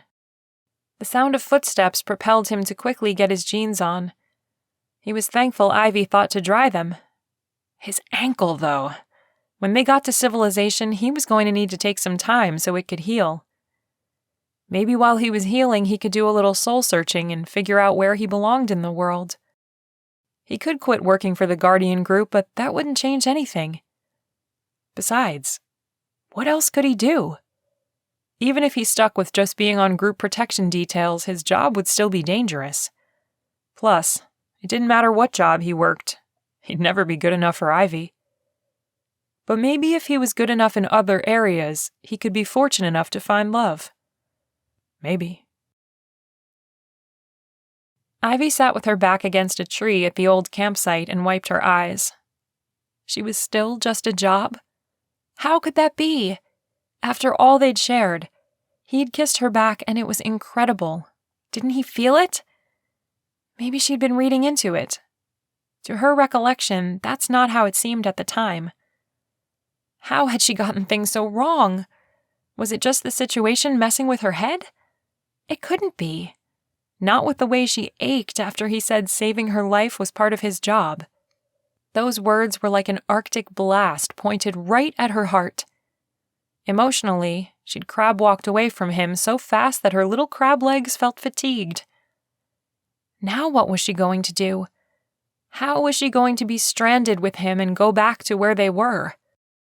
Her stomach growled and she held it. If she was hungry, she could only guess how hungry he was. Taking a deep breath, she closed her eyes, mentally preparing herself to face Colby again. She could do it. She was Ivy Manning. What advice would she give herself? You crashed on a mountain with an attractive man. He's kept you safe and protected you. Of course you're going to have feelings for him, but the circumstances are not normal. You're trapped with him. It's just your instinct to survive kicking in. You want to survive, and you know he holds the key. All those feelings you have are just your mind's way of taking care of you. When you get down the mountain, everything will be back to normal. There. That's what she needed. Rational and logical.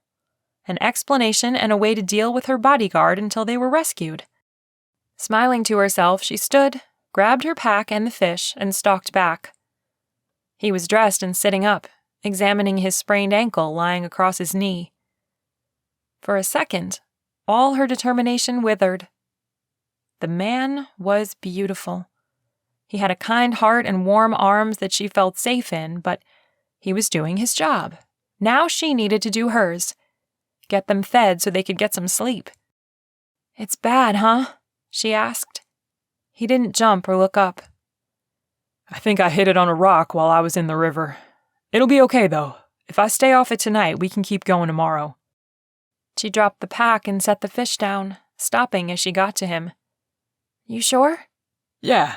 Gotta keep my promise to get you safely down this mountain. I don't want to get shot by the National Guard. He lifted his head and smiled. Again, her will to stay at arm's length took work. Her lips twitched up. Okay. I'm going back for the other pack, and then I'll clean the fish. Nah, I can do that. You've done enough of the heavy lifting for today. She lifted an eyebrow. Really? He nodded. Yep, I'm determined to be useful. I can stay off my ankle and take care of the fish. Ivy shrugged. Okay, if you think you can, don't let me stand in the way. That's not my favorite thing to do.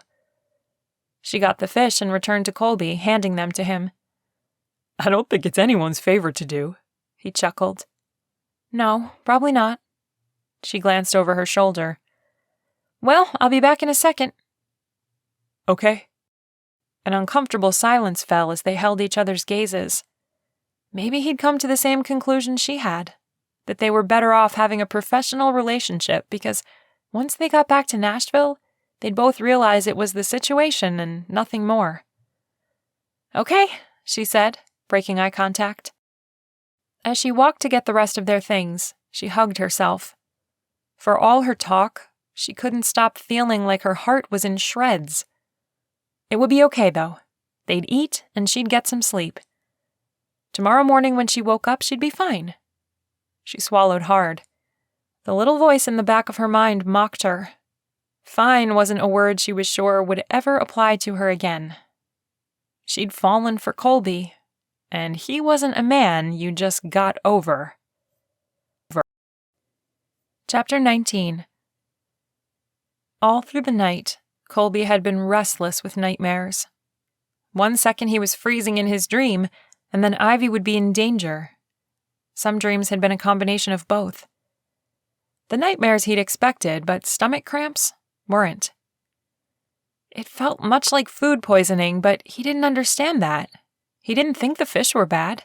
They sure seemed fine.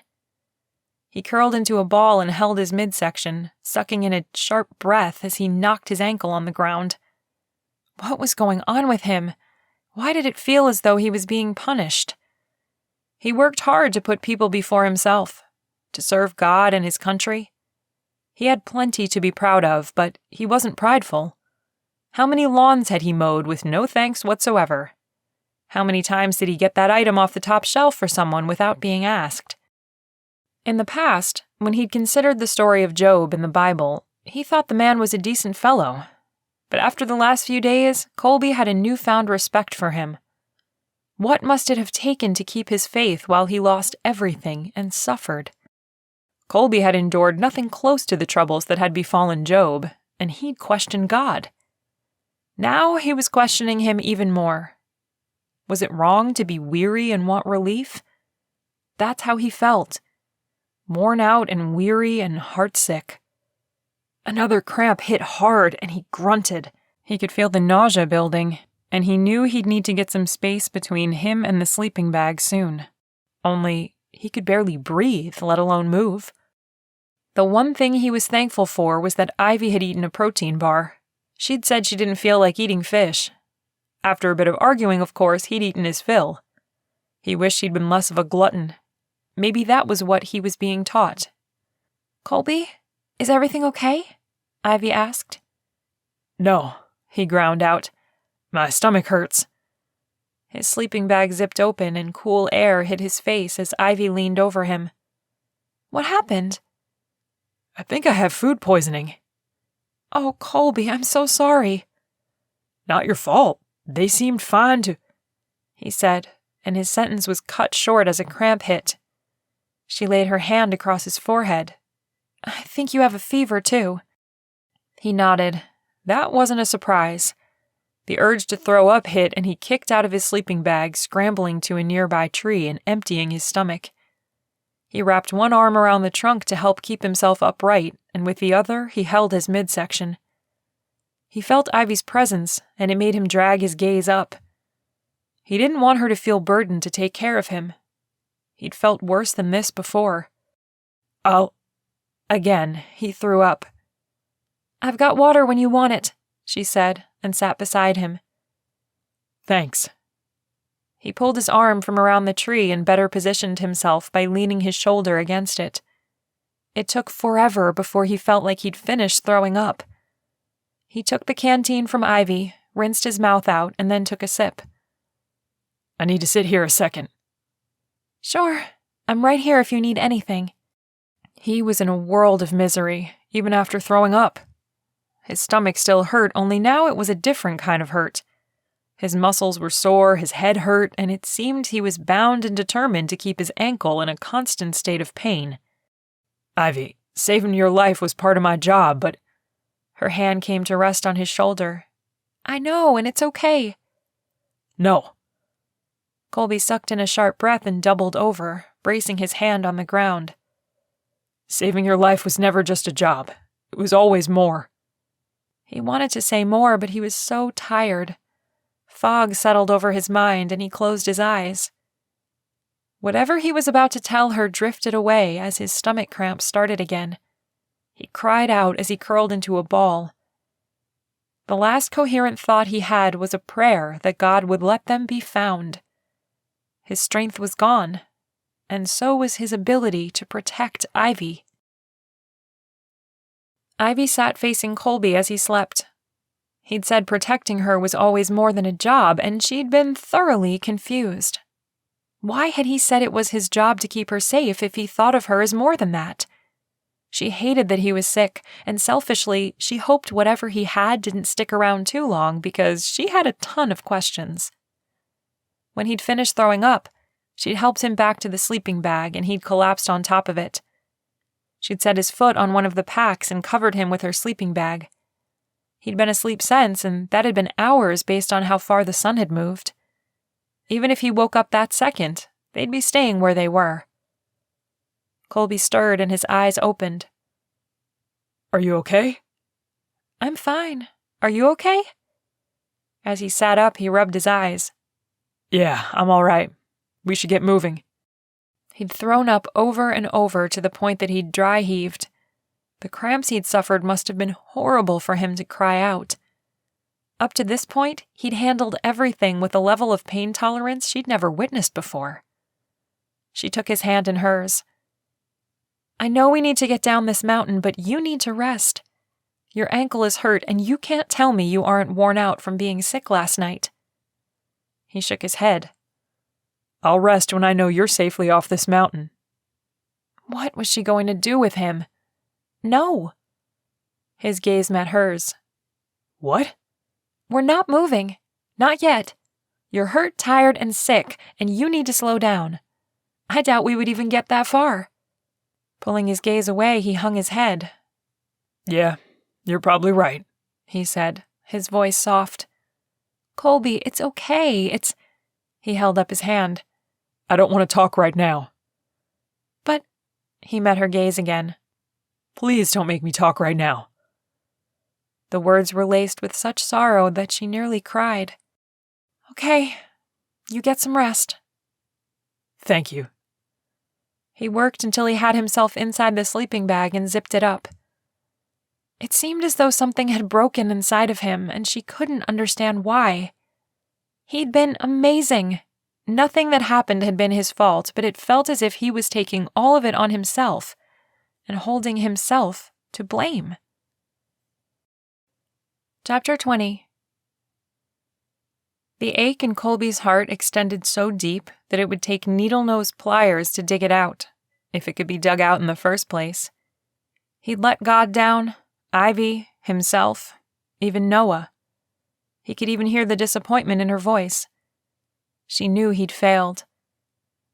It felt like he was back in his stepdad's house. He'd come home from school, and no matter how hard he tried, he was never good enough. Kolby was stupid, useless, and good for nothing. The only thing not accentuating each word was the typical smack of a belt across his backside. He could hear the crack, though. Feel the stings. For so long, he'd worked hard to make those words go away. But being on the mountain, knowing all of this was his fault, those words felt carved into his soul. He buried his head under his arm, trying to hold back the tide of emotions filling him. Why was he so grieved all of a sudden? The years spent in his stepdad's home were thick chains he thought he'd broken free of. He'd forgiven his mom and stepdad. Wasn't that supposed to be the end of it? He'd gone so far as to speak it daily until he felt the weight gone, but it was times like these when he wondered if he had just been giving lip service. "I don't know what's going on, but I hope you'll listen," Ivy said as her hand came to rest on his shoulder. The pressure was lighter than usual because she was touching him through the sleeping bag. Colby swallowed hard, working his jaw before saying, "I'm fine." "Well, we both know that's not true." Had he really been that loud? Geez, he couldn't even wallow correctly. This time he didn't respond because he wasn't sure he could keep his voice even. "Whatever is going through that head of yours is wrong. You're a good man.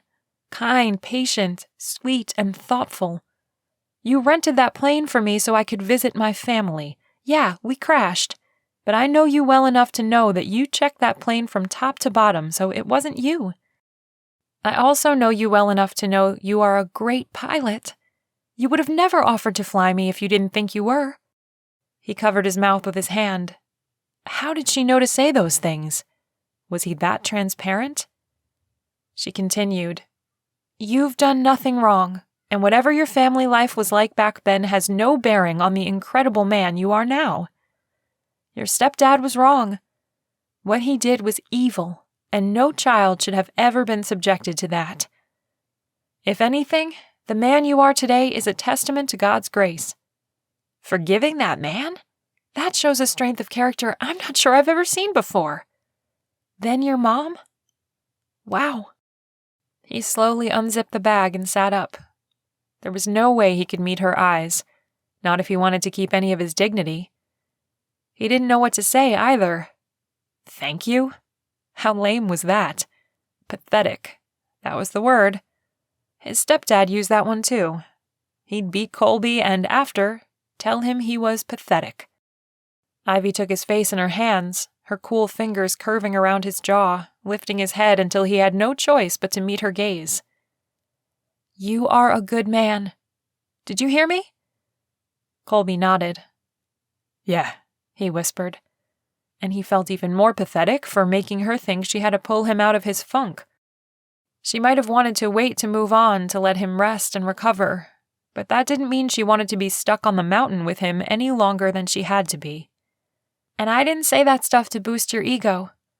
I believe wholeheartedly what I said. You are a good man who puts others ahead of yourself.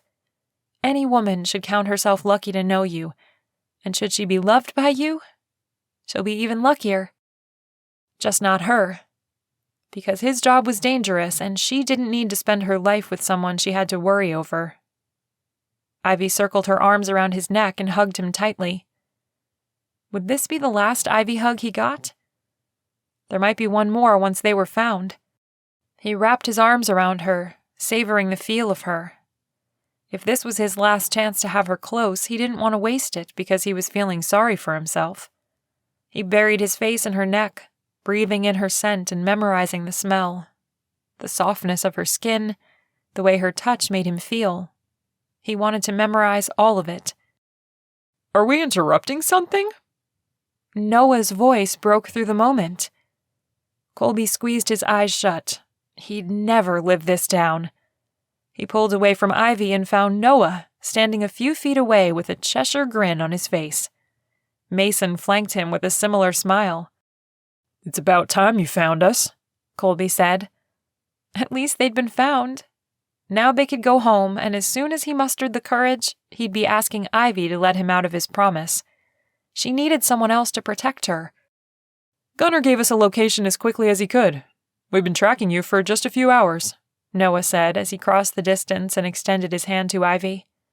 "Miss Manning, are you okay?" Ivy nodded. "Well, I'm spectacular now that we've been found." She smiled. "You've got a lot of worried people waiting on you back in Seattle." "Seattle?" Ivy asked. "Your parents and your manager have been on pins and needles waiting to hear news that you're okay." "I guess I'd feel the same way." Mason squatted next to Colby. "Guess it's a good thing I came, huh?" "I guess. It's just a sprained ankle. You should check her out first, make sure she's okay." Ivy scoffed. Don't listen to him. On top of spraining his ankle, his back is scraped up from sliding down a mountain, he nearly drowned, and he had food poisoning last night. Kolby's shoulders rounded. He didn't say anything, though.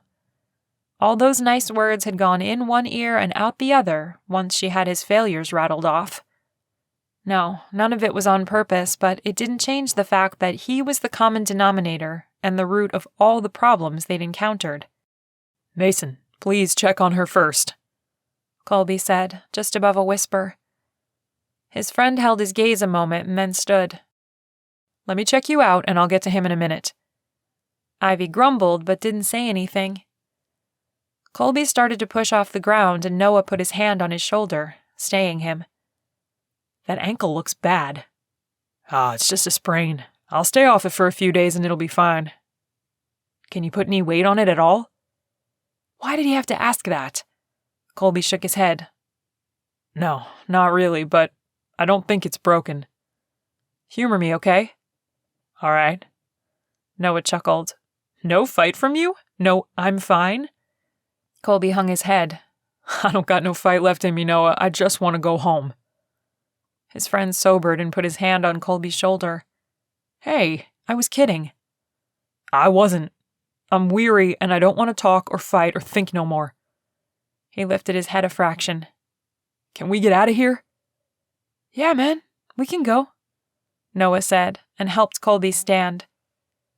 As soon as Kolby got to civilization, he was done with this assignment. Yes, he'd promised Ivy he'd protect her, but he wasn't physically fit to do that anymore, and keeping him on would put her in danger. She'd see he was right.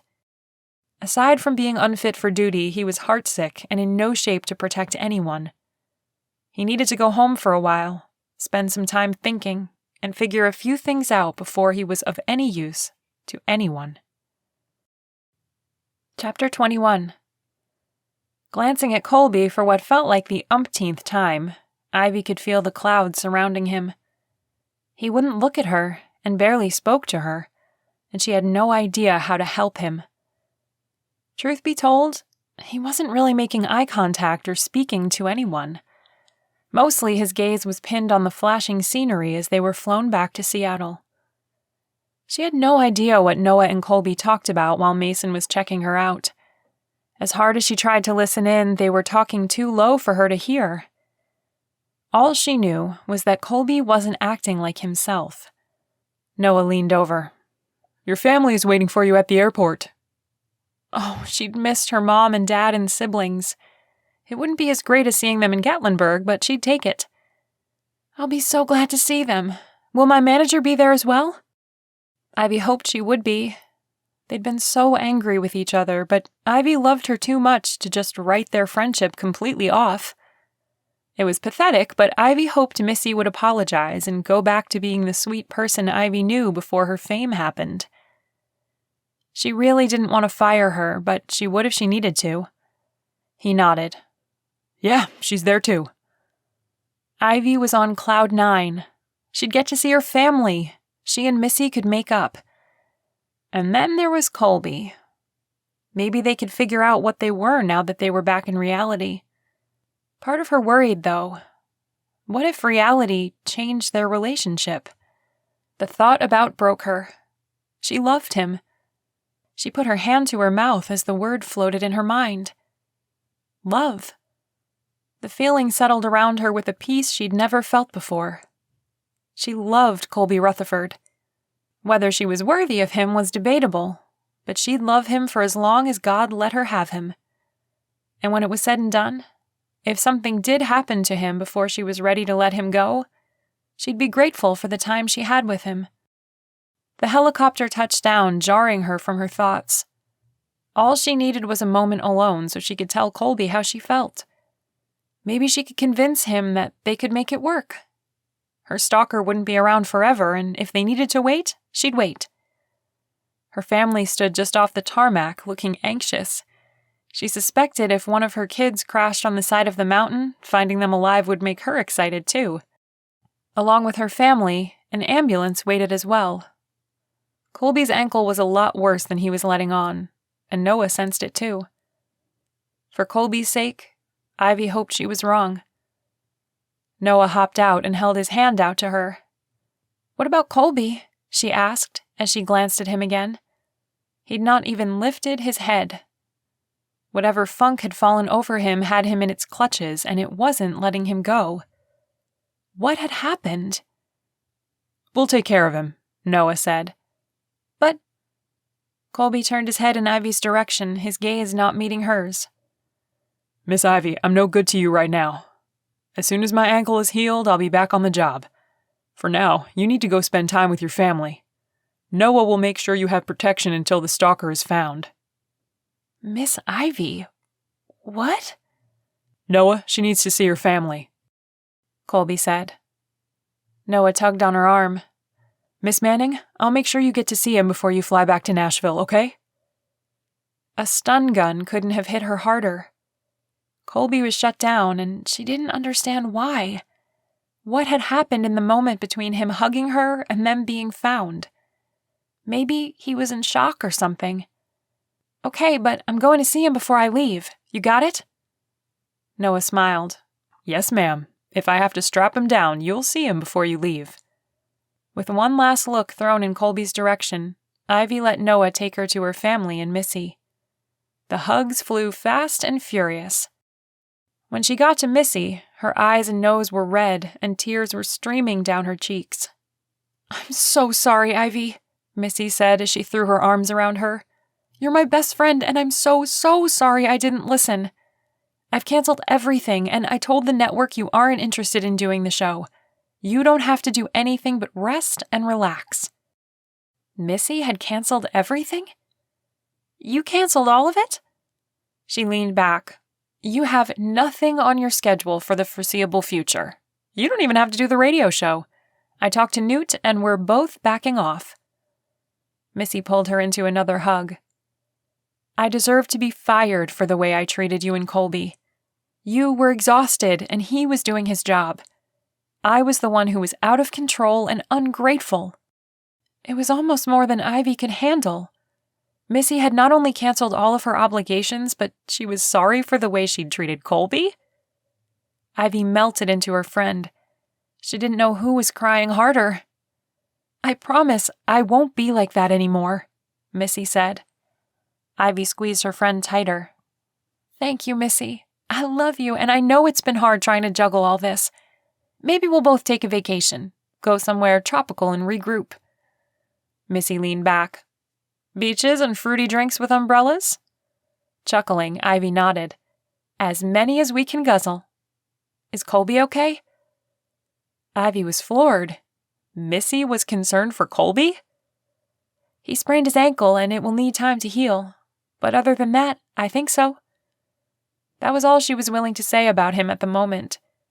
Until she got a second to talk to him and tell him how she felt, she was keeping anything more than that to herself. "That's good. When I see him, I'll apologize. I'm sorry I've been such a jerk lately." Ivy hugged her again. "I'm just glad we're okay again. I've missed my friend." "Me too." Ivy's dad put his arm around her shoulders. "Honey, let's take this celebration to the hotel where you can get cleaned up, and we'll get some room service, okay?" "The first part sounds great, but after I want to find the best burger place in Seattle and chow down," Ivy said as she covered her dad's hand with hers. Her mom patted her cheek. "Whatever you want. We've already got a plane ready to take us back to Nashville tomorrow." "Mr. and Mrs. Manning?" Noah stepped in front of them. "Mason will be taking Kolby's place for the time being." Her dad nodded. "Is the young man okay?" "He'll be fine, but with his ankle in the shape it is, he's unable to provide proper protection for Ivy." "Well, I'm glad he's okay. Wish he wasn't hurt," her dad replied. "Is there a chance I can tell him thank you for taking care of my little girl?" "Dad, I'm not a little girl." "You'll always be my little girl." Noah laughed. "He's been taken to the hospital to get his ankle checked. Once I find out more, I'll call and let you know." Her dad shook Noah's hand. "Thank you, and I can't thank you enough for finding her. It was my pleasure." "Come on, sweetheart, let's go," her mom said as she hooked Ivy's arm in hers. "Now that you've mentioned burgers, I've got a craving for one too." Ivy caught Noah's gaze. You have my number. Please call me when you know more about Kolby. She hoped he was listening between the lines. He grinned. You have my word. Inwardly, Ivy sighed with relief. She'd spend some time with her family and Missy, and then she'd go see Kolby. Before she left Seattle, that man was going to listen to her if she had to strap him down and tape his mouth shut. Kolby, what's going on with you? Noah asked as he took a seat at the foot of Kolby's hospital bed. Why couldn't people just leave him alone? He'd arrived at the hospital and they'd checked his ankle. It was a bad sprain. He'd torn a ligament. He'd be spending the next 6 to 8 weeks, maybe even longer, staying off of it and letting it heal. Kolby crossed his arms over his chest and closed his eyes, leaning his head back. He wished and prayed and hoped he could just have some peace and quiet. He was one big bruise at the moment, and he couldn't be fixed. Noah stood and walked around the foot of the bed, facing Kolby. Seriously, man, what's going on? I'm worried. Leave me alone, Noah. Kolby didn't want to talk to anyone. Nothing about his feelings or situation had changed. Well, tough. I don't recall you giving me a choice when I didn't want to talk. You wouldn't stop running your mouth. Kolby worked his jaw. He and Noah were better than good friends. They were more like brothers, but right that second, Noah needed to go. I don't want to talk, Noah. This is different, and you know it. You've fallen in love with Ivy Manning, and you're heartsick because you don't think she can love you. Lifting his head, Kolby opened his eyes. Aw, don't start. His friend sat on the edge of his bed. Talk to me, Kolby. I know something is wrong. This isn't like you. You've got this fog covering you, and I don't like it. What could Kolby say? That he was having a crisis of faith? Noah tapped his arm. Come on, tell me. You were the only one who didn't let me get away with my behavior when I was drinking. You set me straight. I know you don't drink, so what is it? The frustration began to build in Kolby. Why couldn't Noah just drop it? All Kolby needed was some time to get his thoughts in order and work through everything. He didn't need to talk about stuff. Kolby, Noah, don't. I'm not leaving until I know what's going on. Kolby felt like a toddler having a tantrum in the grocery store. His ability to cope was gone. I feel like I'm being punished for something and I don't know what. Kolby rattled off the sentence so fast and hard that even he was surprised by the venom in the words. Noah tilted his head. What on earth for? I don't know. I get stuck guarding the most beautiful woman on earth, the perfect height and everything. Then I'm stupid enough to try to fly her home to Tennessee, crash her into the side of a mountain, twist my ankle, nearly drown, and get food poisoning. I can't win for losing lately. And listen to me. Ivy's a radio person. She speaks for a living. What would she want with a defect like me? A man she can barely understand. First, Mia is the most beautiful woman on earth. Let's just get that straight right now. Shut up, Noah. Kolby rolled his eyes. He wasn't in the mood for jokes or fun. Yeah, you crashed, but you didn't plan that. And all those other things? You're lucky worse didn't happen. You should have been dead by the looks of that plane. Someone was looking out for you. Logically, Kolby knew that. He knew God loved him, wanted all good things for him, and took care of him even when he didn't deserve it. At the moment, though, it wasn't his brain that was in charge. It was his heart and feelings, and he was feeling mighty low and unloved. Kolby took a deep breath. I'm tired. Tired of everything. I think I'm done. I'll stay on with the group, but I'll take care of the property. That's if you'll let me keep staying in that cabin. Noah's jaw dropped. Are you quitting? Yeah, I quit. I'll write up something formal when I get a chance, but I'm finished. I want to be alone. You can't get hurt when there's no one around to do the hurting. But you told Ivy you'd be back on the job later. I know, but she would have argued if I hadn't, and she needed to see her family. Noah exhaled heavily. She's not going to like that. I think she has feelings for you. Nah, I'm just her bodyguard. Now that we're back in the real world, she'll figure that out real quick. I'm not so sure about that. Kolby furrowed his eyebrows. Why? She made it clear she wanted to see you before she left for Tennessee. I called her right before I walked in the room.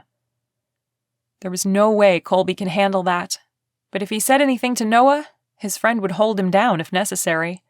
Of course, it'd be for Kolby's own good, but he just couldn't do it right that second. All right. Noah narrowed his eyes. That was way too easy. Who's taking over for me? Mason? Kolby nodded. Have you already told her? Yeah. Mason's with her and her family now. They were letting her get cleaned up and then going to dinner. That wasn't surprising, and he was glad she was spending time with her family. He knew how badly she'd miss them. And now he needed to ditch Noah before Ivy got to the hospital. There was no way Kolby could handle seeing Ivy again. Okay. Hey, you think you could get me something to eat? That way I'm not having to eat while she's here. With a smile, Noah stood. Yeah, I can do that. The regular? Kolby nodded. Thanks. As soon as his friend was gone, Kolby was getting dressed, checking himself out, and disappearing. He'd hobble back to North Carolina and hide. He knew Ivy would be upset with him, but it was better this way. She didn't have to try to let him down easy, and the break could be clean and, well, not painless, but he didn't know. He just knew he was done. Done with all of it. All of it. Chapter 22. The restaurant Ivy and her family chose was a little hole in the wall, but it had been the perfect place for her family to reunite. The food was fantastic, but then again, anything would have been better than a protein bar. Mason stood in the nearby corner like a statue, his hands clasped in front of him. It was so strange not having Kolby around. There was a different energy about Mason. Not a bad one, just not the peace she felt when she was with Kolby. Plus, she didn't love Mason. He was a nice man, a good-looking man with his close-cut red hair, barely there 5 o'clock shadow, and bright green eyes. There was a woman out there dreaming about Mason. It just wasn't her. Ivy sat back in her chair, holding her now stuffed tummy. That cheeseburger had hit the spot and then some. It had been juicy, cheesy, and the best thing she'd tasted in forever. Oh, if I eat another bite, I'll pop. Missy bumped her with her shoulder. Me too. That was beyond good. Ivy's mom pulled Ivy into another hug. I'm just glad you were found. Ivy patted her hand. I know, Mom. A ring came from Ivy's jeans pocket, and she pulled out her now charged phone. Oh, it's Noah. She smiled as she looked at Mason. Hey, she said as she answered her phone. Kolby's in his room and you're free to visit any time you want, Noah said. Ivy's heart did a backflip. Thank you. She spoke to Noah a few moments and then slipped her phone back into her pocket.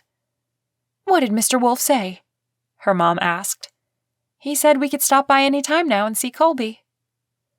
Was Mr. Rutherford okay? Her dad asked. I'd like to shake his hand and tell him thank you for keeping you safe. Yeah, he's going to be okay. They're keeping him just for the night because he was dehydrated. Her mom released her and smiled. Good. I'm glad Kolby's okay, Missy said. Wow, it was the night for surprises. You don't hate him anymore? Missy rolled her eyes. I never hated him. He just made things inconvenient when it came to your schedule. But I'll apologize to him, sincerely this time, when I see him again. I'm sorry I was such a jerk. Good thing my schedule has opened up. That way Mason isn't subjected to your ire. Ivy chuckled. I'm surprised the publisher went along with that. It was a tough call, and they hoped I'd be able to talk you into finishing out the signing tour, but I stood my ground. I told them you couldn't. Missy smiled. Ivy nodded. You know what? That tour is only 6 weeks. I'll keep my commitment to them, and then I'll take my vacation. That seems like the right thing to do. Missy's jaw dropped. Really? She shook her head. No, really, it's okay. I've already told them you can't.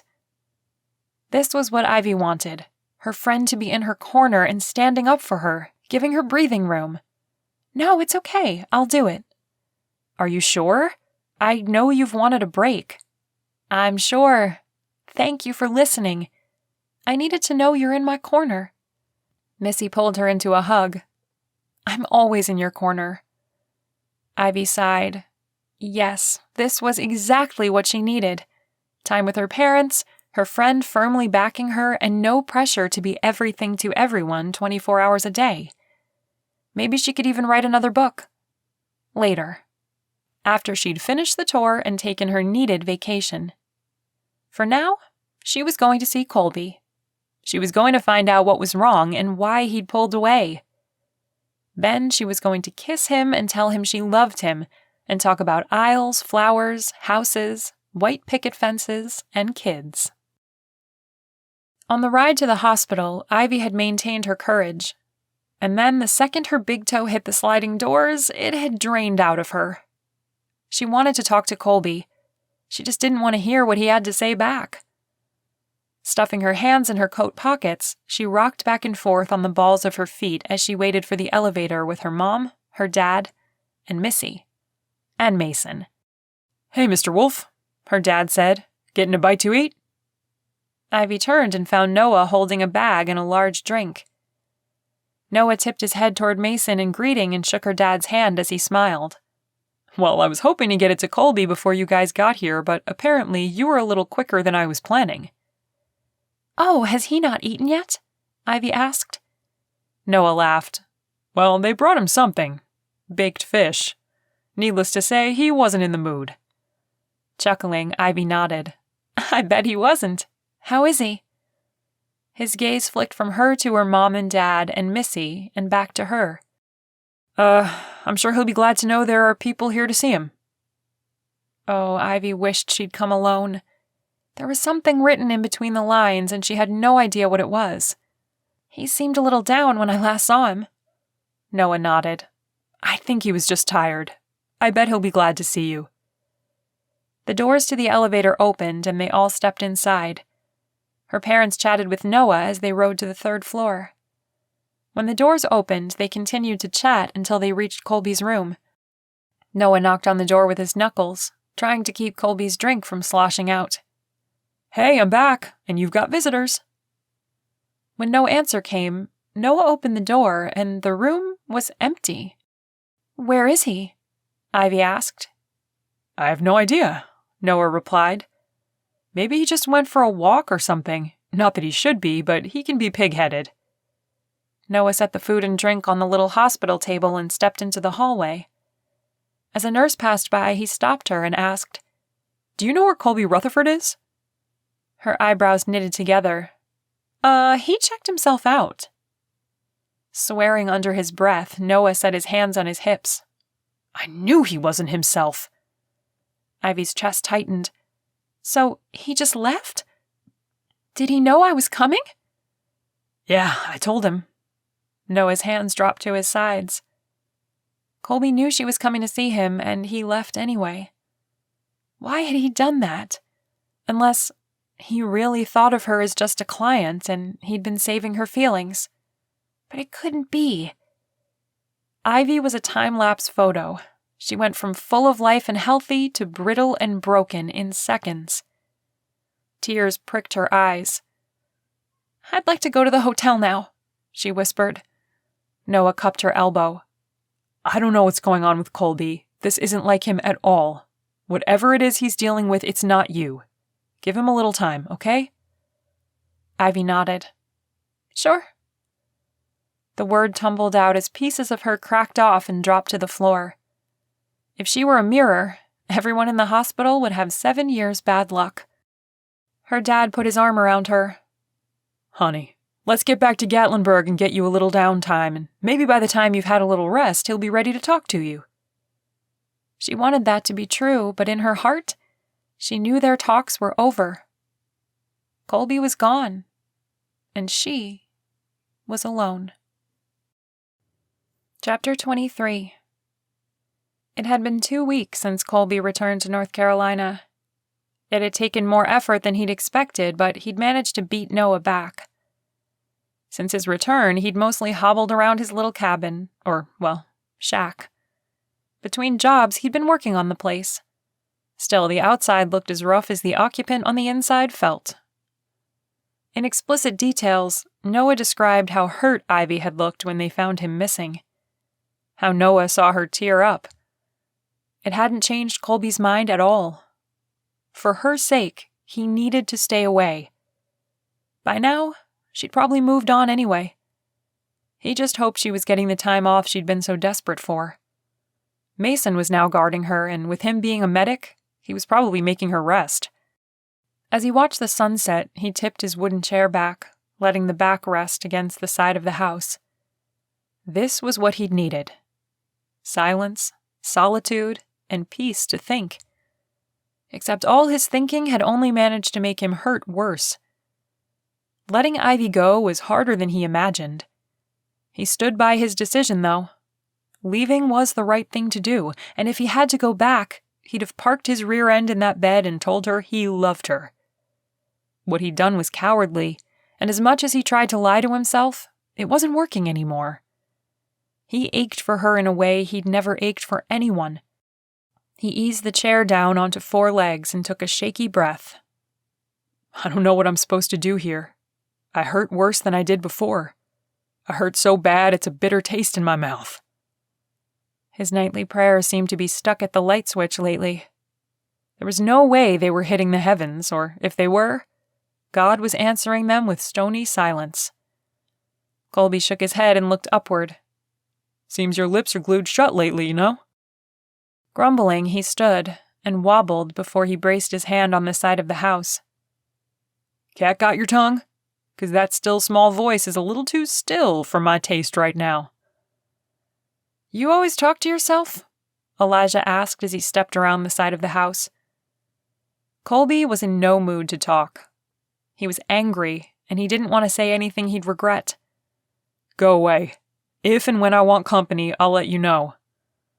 What are you going to do? Chase me off? You're a real funny guy. Now go away. Elijah shook his head. No.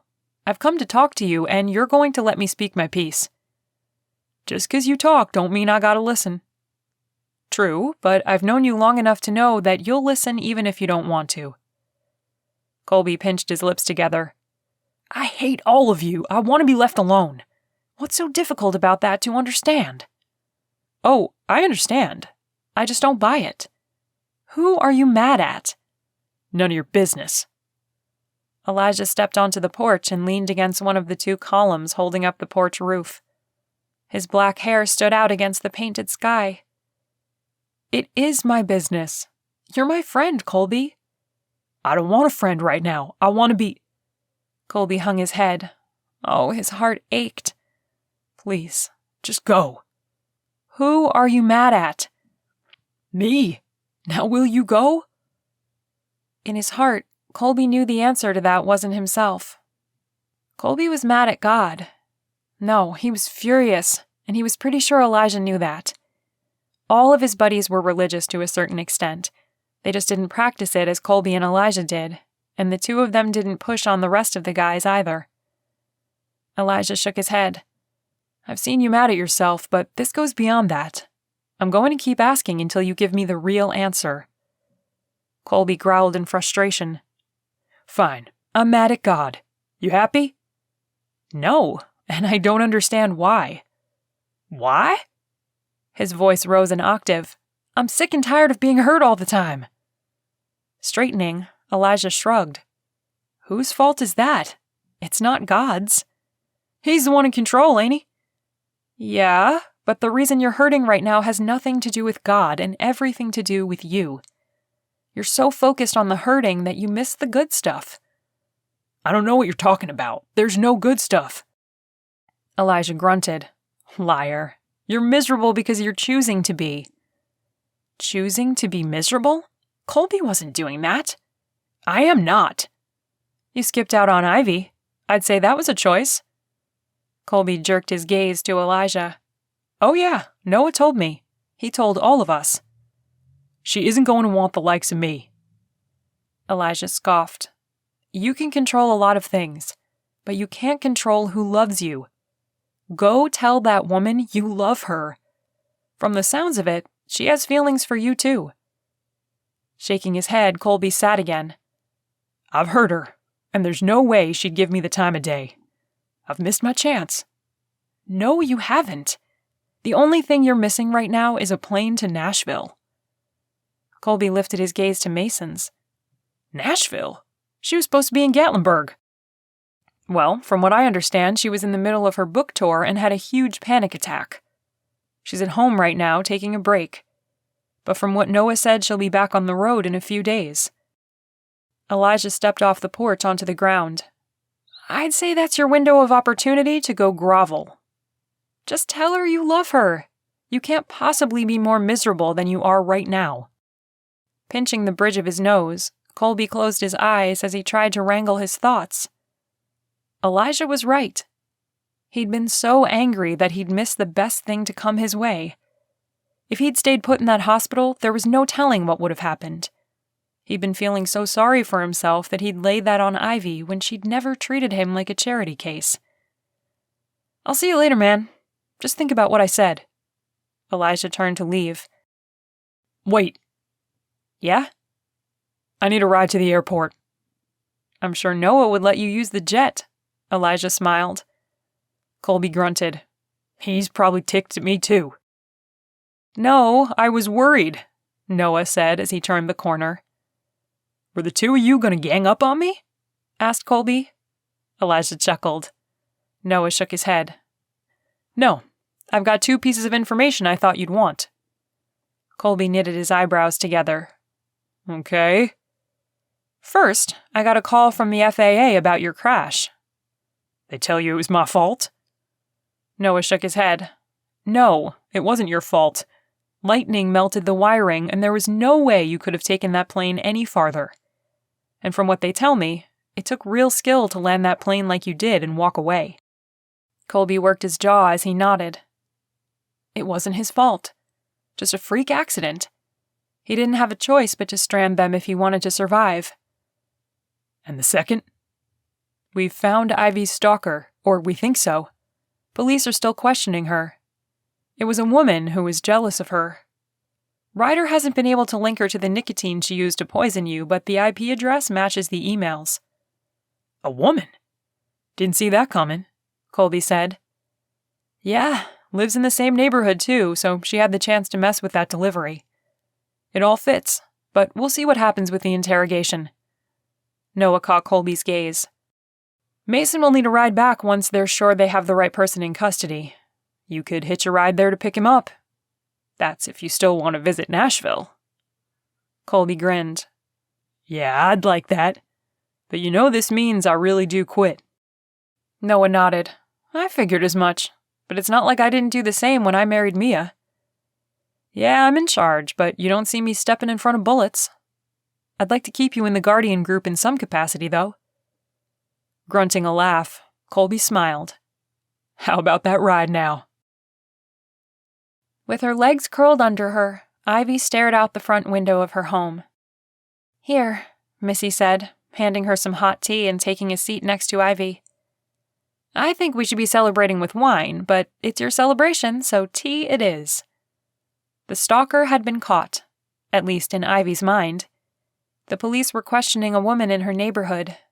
She lived a few blocks over, and a load of emails were found on her server. Ryder and Mia were both pretty confident it was her, but until there was an arrest, Mason was staying in place. At the moment, he was in the spare bedroom. She rubbed the spot over her heart. It had been Kolby's room, and any time she thought of him, an ache as deep as the ocean would hit her. Ivy took the cup Missy offered. "I guess you're happy too. As soon as the police make an arrest, there won't be any bodyguards gumming up the works." Missy shrugged. "It's been a pain, but I did want you safe." "You didn't like Kolby." Ivy leveled her gaze at Missy. "Admit it." "I didn't dislike him. I knew he'd break your heart, and I didn't want to see you hurt. In the process, I was the one who was doing the hurting, and I'm so sorry. I wish I could take it all back, all of it. You didn't need a manager. You needed a friend." In the weeks following Kolby's disappearance, Ivy had confided in Missy a little, telling her about how she felt for Kolby and what they'd shared while they were stranded. Ivy had shed far more than her fair share of tears over him, too. To keep her mind off of him, she'd started on the book tour almost immediately, and it had been going well until a few days ago. A panic attack had hit in the middle of her signing. She'd done all the techniques her therapist taught her. None of it had helped, and she'd passed out in the middle of a bookstore in front of everyone. Ivy was so embarrassed that she'd flown back to Nashville so she could take a few days and regroup before returning to the same bookstore to make up for her abrupt departure. Missy sniffed the air. "Oh, those cookies smell so good." "Not as good as Grandma's brownies." "I'll never understood why you don't like coconut cookies. They're incredible." Missy bumped Ivy's shoulder with hers. "But thank you for making them for me." "You're welcome. I had the ingredients anyway." Missy nodded. "Those are Colby's favorite too, aren't they?" "Yeah," Ivy said just above a whisper. She'd found out he shared Missy's love for the cookies when he first got there. She'd baked them for Missy after they'd had an argument, and she was taking her a peace offering. That night, it was the first time he'd ever come back out after going to bed for the night. He'd wandered into the kitchen, she'd offered him a few cookies, and he'd gobbled them down before shuffling back to his room. Her lips twitched up as she remembered him blushing after he realized he'd eaten half of them. It had been the first time she'd seen him do that, and the first time she'd fantasized about kissing him. She'd been able to do plenty of dreaming that night while she stayed up baking a few more.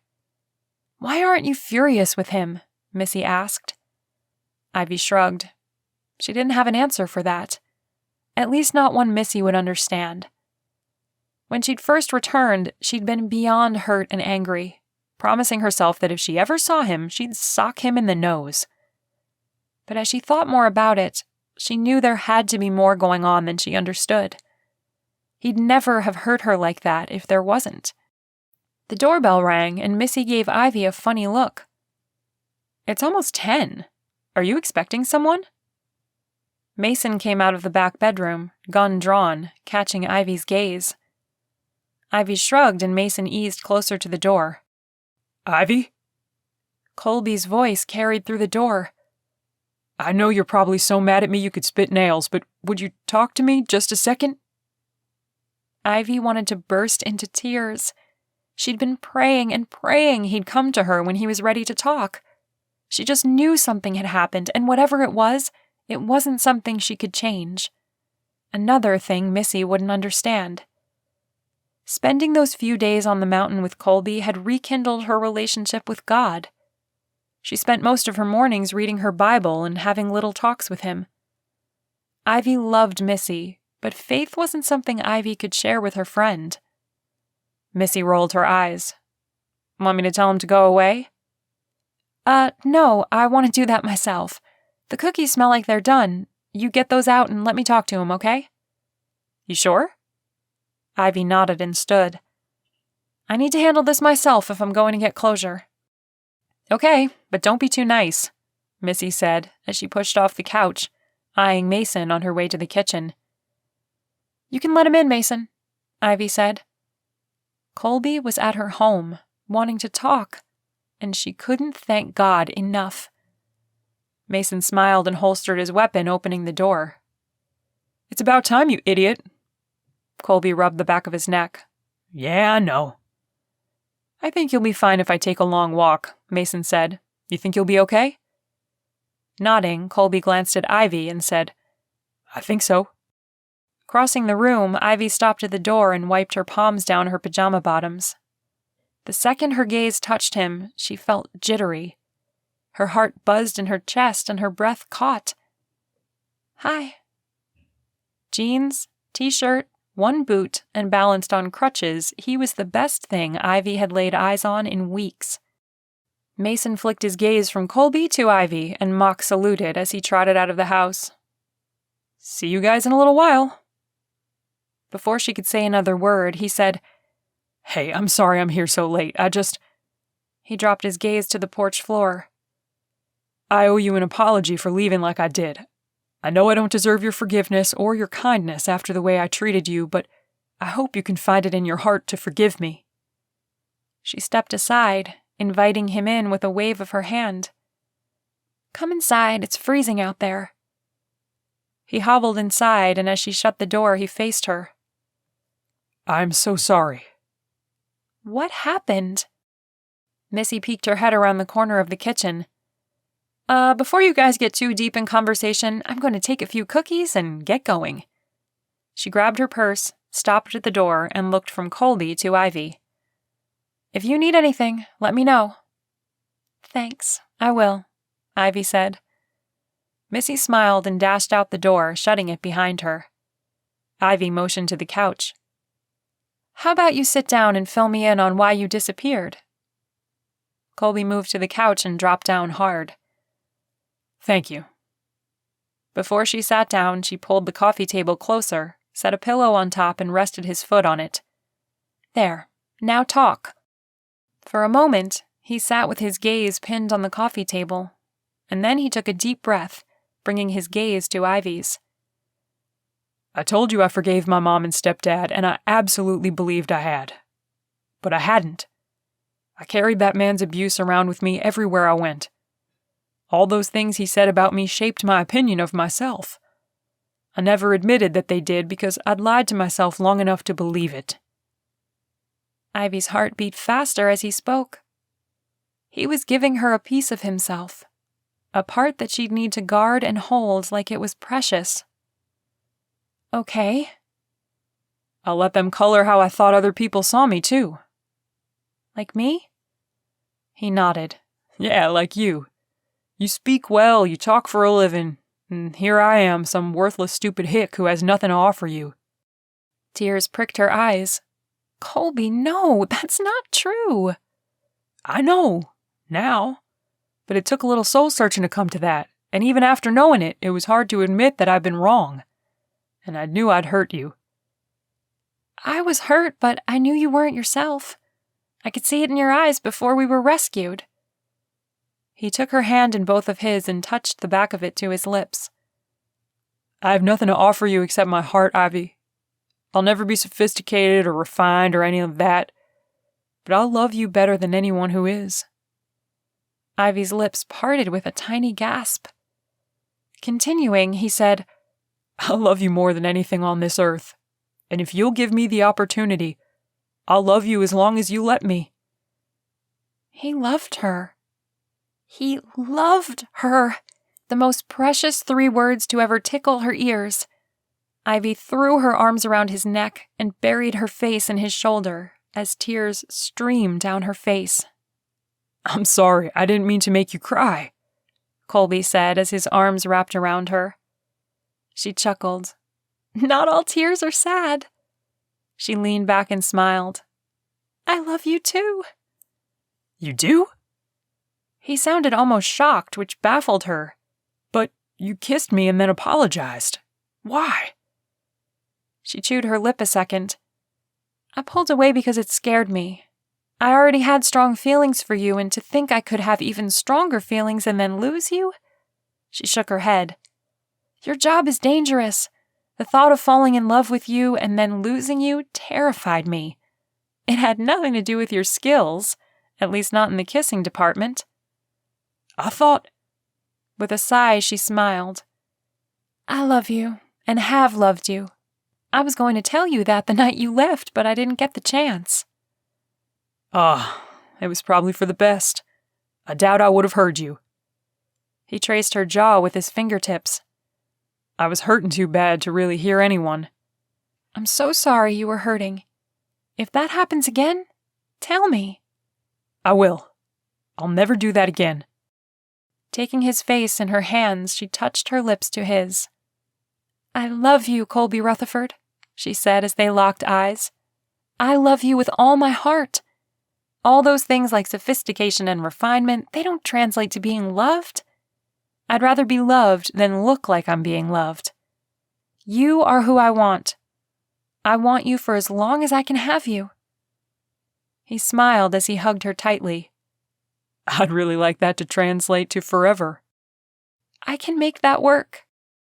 Cupping her cheek, he pulled her lips to his, and she was in heaven. He loved her, he wanted to be with her, and he was talking about forever. And oh, how she loved his kisses. They were never rushed, It was like he savored her with each brush of his lips. This was the kind of love she'd been wanting, the kind that wanted her and only her. When he deepened the kiss, a tiny moan escaped her.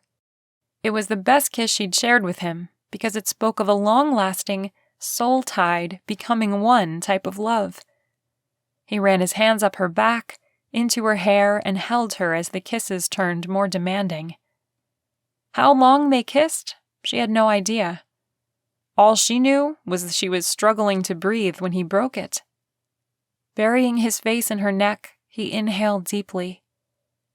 Silently, she said a prayer of thanks as she hugged him again. It had taken a couple of weeks, but God had answered her prayers and Kolby's. And for that, she wasn't able to express enough gratitude.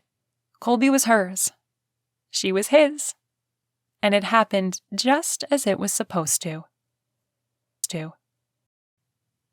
Chapter 24. Ivy loved him. She'd accepted his apology, and she loved him and wanted forever. Kolby couldn't have asked for more. The amount of mercy he'd experienced wasn't lost on him either. Yeah, bad things had happened, but even better were the good things. I missed you. She kissed the side of his face. I missed you too. It wasn't the same without you here. Mason is nice, but he's no Kolby Rutherford. Laughing, he leaned back and pushed her hair over her shoulder. I'm just glad the stalker is in custody. Me too. That's what Missy and I were celebrating. She chewed her lip. Would you like some cookies? His eyes widened. Oh man, he loved those cookies, and he'd smelled them as he'd crutched his way to the door. I thought I smelled coconut cookies, but kissing you was way more important. That last part was truer than true. With a chuckle, she kissed him. Way more important, but I think we can take a break for some cookies and milk. I love those cookies, and milk would be great to wash them down. Would you believe those are Missy's favorite too? His jaw dropped.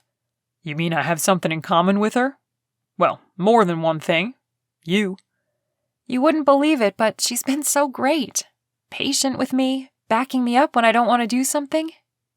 Elijah said you were on the book tour again. She nodded. Yeah, it was a commitment I felt I needed to keep. I was a little heartsick when I got home, and I needed a distraction. That hit him right in the chest. I'm sorry for my part in that. Once I had a second to calm down, I was okay. Yeah? He tilted his head. I've been having coffee in the morning before my day starts, reading my Bible, and talking to God. Needless to say, you were the topic of many discussions. Kolby lowered his gaze. You were in mine, too. Ivy cupped his cheek, and he pressed his face into her palm. I'm just glad you came to see me, even if it is crazy late.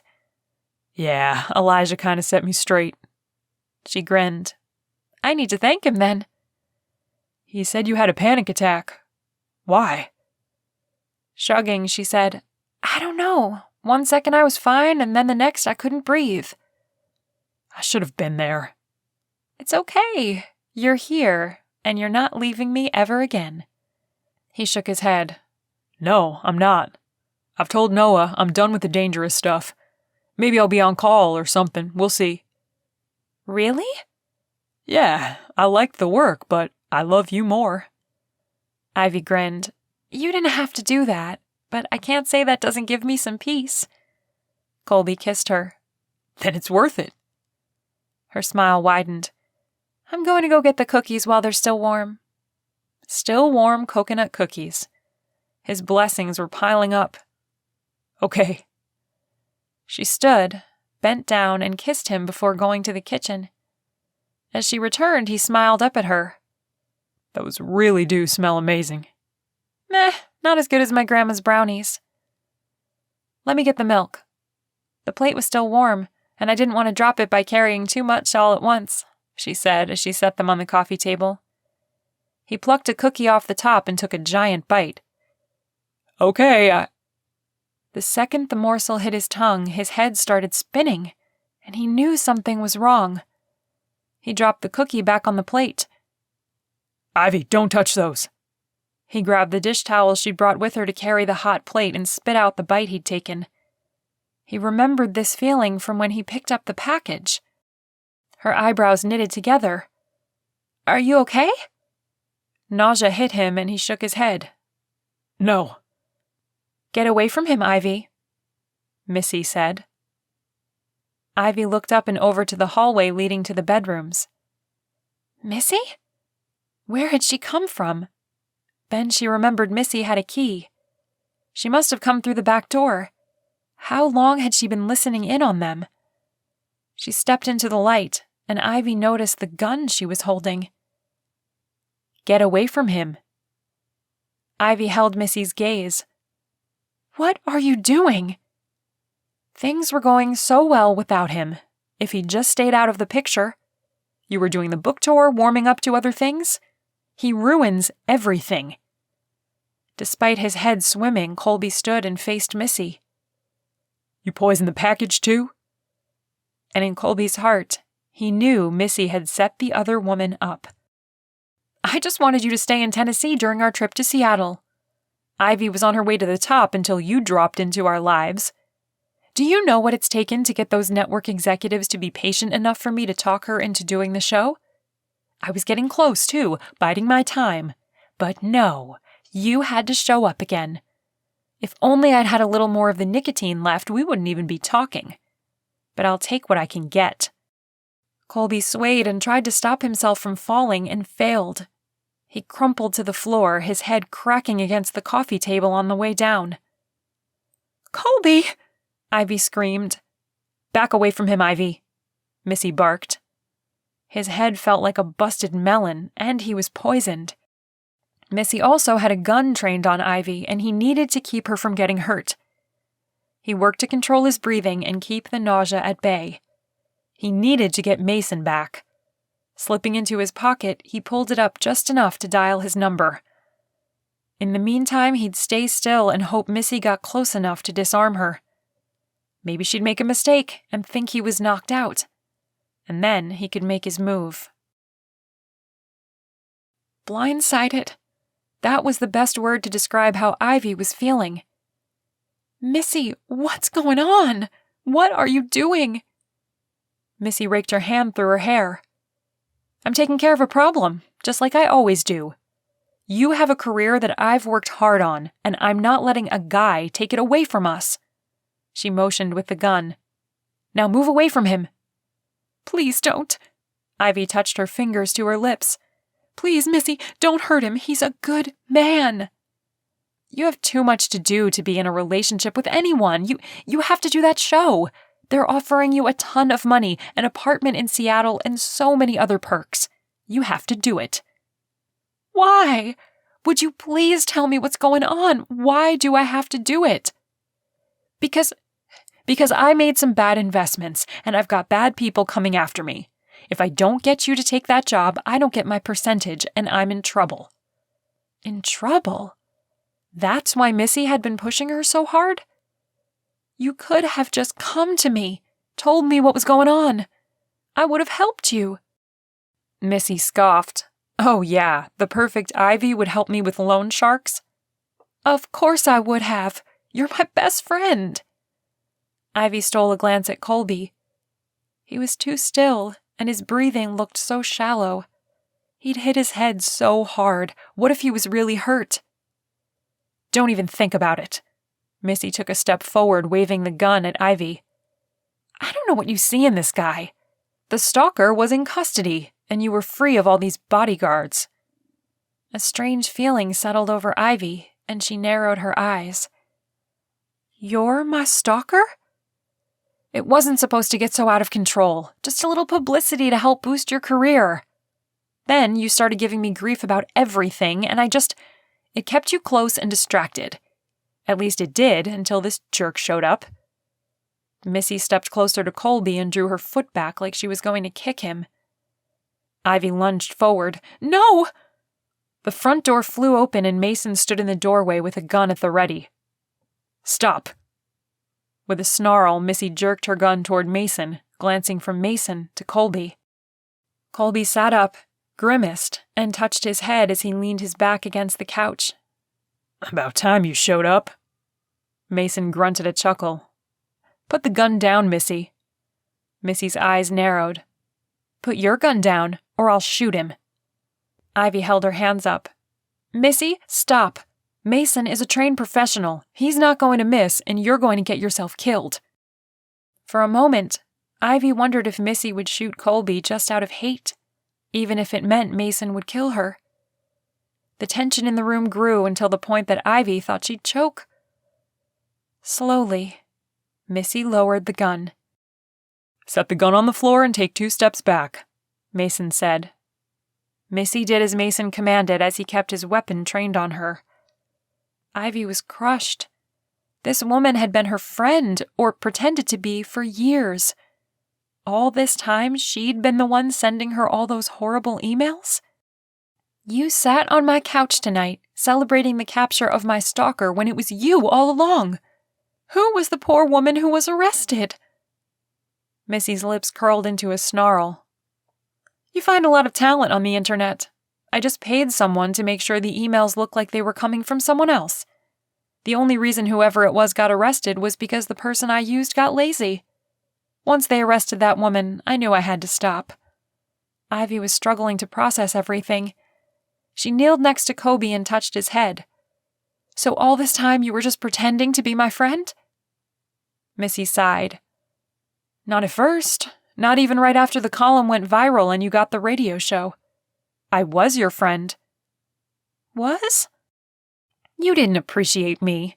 I worked to get you famous and all you ever did was complain. Do you know what I would have given to have the attention you have? And you got it because of some dumb advice that was warm and fuzzy. Kolby wrapped his free hand around Ivy's waist and pulled her close. Don't listen to her. She's just being cruel because she got caught. You give good advice. Missy cursed under her breath. I'm done talking. Great. Lie face down on the floor with your hands behind your back, Mason said as he pulled out his phone, putting it to his ear. He relayed what had happened quicker than Ivy ever could. When he was finished, he ended the call and slipped the phone back into his pocket. Are you okay? Ivy asked Kolby. I don't feel good and my head hurts. Keeping his gun trained on Missy, Mason made his way over to Kolby and squatted in front of him. My bag is in my room and normally I'd hand you my weapon, but I'm not sure you could stop her. I couldn't, Kolby replied. And if Ivy retrieved my bag, I don't think she could hold a gun on Missy while I worked on you. She eyed the gun and shook her head. No. Mason gripped Kolby's shoulder, squeezed it, and stood. Ivy pressed her forehead to Kolby's shoulder. Missy's betrayal stung, but not as much as it should have. When had their friendship changed? Why didn't she see it sooner? Kolby rubbed her back. You loved her, and that covers a multitude of sins. You have a beautiful heart, and her kind of darkness doesn't make sense to you. Ivy lifted her head and caught Kolby's gaze. How did you know I was thinking that? It's what I'd be thinking. Thank you. Ivy leaned her head against his shoulder again as the wail of police cars and ambulances drew their attention to the front window. Ivy had lost her best friend, but in her heart, she knew she'd lost her long ago. It didn't ease the hurt she was experiencing one bit, but she did have Kolby, who would love her through it, and that helped soften the ache. Chapter 25. I don't need to stay overnight. I've got a bump on the head and that's all, Kolby said. How was it he kept ending up in the one place he hated the most? Ivy combed her fingers through his hair. It's more than a little bump. You have a concussion and you were poisoned. They need to keep you for observation. It's a bump. I can see clearly. I'm not foggy. I'm fine. And you're staying put even if I have to strap you to the bed. Oh, Ivy. Her lips spread into a thin line and she lifted an eyebrow. Based on the look she was giving him, he'd officially hit the end of her tolerance for nonsense. She narrowed her eyes. You are not leaving. Fine, he grumbled. Knock knock, Noah said as he walked into the room. Hey, Kolby said. I thought you guys might like to know that the woman we were questioning was let go a few hours ago. Ryder and Mia remotely accessed Missy's laptop, which Mia was both appalled and elated that she didn't have a password on it. It was Missy the whole time. She's in a ton of debt. And that nicotine? She has a half-brother in North Carolina, and he sold it to her. Authorities are on their way to pick him up for questioning as we speak. Ivy sighed. I can't believe it was her. We've been friends forever. Noah shrugged. Some people change for the better, while others change for the worse. She did a good job masking her true colors. See, I told you, Kolby said. Ivy cast her gaze to the floor. I know. Kolby knew her heart was hurting. As poorly as Missy had treated her, Ivy couldn't just turn off loving her, and the betrayal cut Ivy to the core. Doesn't change the hurt. Ivy shook her head. No, it doesn't. Noah shook Kolby's hand and then Ivy's. Okay, I've got to get going. I'll talk to you later. He turned and strode out of the room. Ivy stretched out next to Kolby and rested her arm across his chest. He kissed the top of her head, wishing he knew how to soothe her ache. Hurt he knew, betrayal even, but a friend pretending was something he didn't know or understand. I wish I had words of wisdom for you, he said. Lifting on her elbow, Ivy nodded. It's okay. It hurts, but the loss is more like a hangnail than a cut. I think I was so used to her friendship that I wasn't willing to really examine it. I can understand. It was comfortable, and what little I got to see, you didn't have much time for anything familiar, so having her around helped. Yeah, exactly. She smiled. Will you tell me how you're really feeling? Really, I'm okay. They gave me some charcoal for the poison, and that fixed it. My head's a little sore, and so is my ankle. That fall set me back a little. Nodding, she brushed the back of her hand along his cheek. My heart was in my throat when you hit your head. It was so loud, and the angle, I didn't know how badly you were hurt. It rang my bell for sure, and I almost passed out, but I knew I couldn't. Not with that gun trained on you. Ivy touched her lips to his, moving them slowly against his. I think your hero punch card got filled tonight. Kolby snorted. Hero punch card? Uh-huh. With every deed, you get a stamp. What do I get now that it's full? She grinned and lowered her lips to his. To Kolby, that was the perfect response. Her kisses, her love, and a future with her. There had been a lot of pain to get to this point, but being truly free was worth it. It made being loved by Ivy that much sweeter. Epilogue. Thanksgiving that same year. From the back window of Ivy's family home, she could see snow coming down in sheets. Savory, sweet, and fruity smells filled the air as she and her mom and sister bustled around in the kitchen, finishing up the last few Thanksgiving dishes. Mrs. Manning, you need me to get more firewood? Kolby asked, snagging a roll. Ivy moved to pop his hand, but he pulled away too quickly. You stop that! They're good, and I'm hungry. You can't fill a house with these kinds of smells and expect no one to snack. You'll fill up on bread and be too full to eat anything else. Ivy's mom waved her off. Kolby, first, I told you to call me Kathy or Mom. Second, yes, we do need more firewood, but you aren't the only one who knows how to chop wood. And third, Ivy, let him have a roll. I've seen that boy eat. I don't think he gets full. Her mom did have a point. She'd learned that he had a hollow leg when it came to food, especially when it came to home-cooked meals. This was their first holiday together with her family, and she loved how he fit. He was the piece she'd been missing all this time. Of course, he was still on call with the Guardian group if they needed anything, but he'd stopped doing anything that put him in danger. Mostly because Ivy's dad had asked him to stay on as her protection when she did appearances and such. The ordeal with Missy had spooked her dad, and he loved Kolby. Her whole family did. He wrapped his arm around Ivy's waist, planting a quick kiss on her lips. See? She knows I can't ruin my appetite. Ivy leaned back. You've charmed my mama and turned her against me. Finishing the roll, he swiped his hand down his jeans. Aw, no I haven't. She circled her arms around his neck. Have too, but I'll forgive you since I love you so much. I love you too. Kolby held her gaze almost too long. I was going to wait and plan something special, but I don't want to wait anymore. Ivy tilted her head.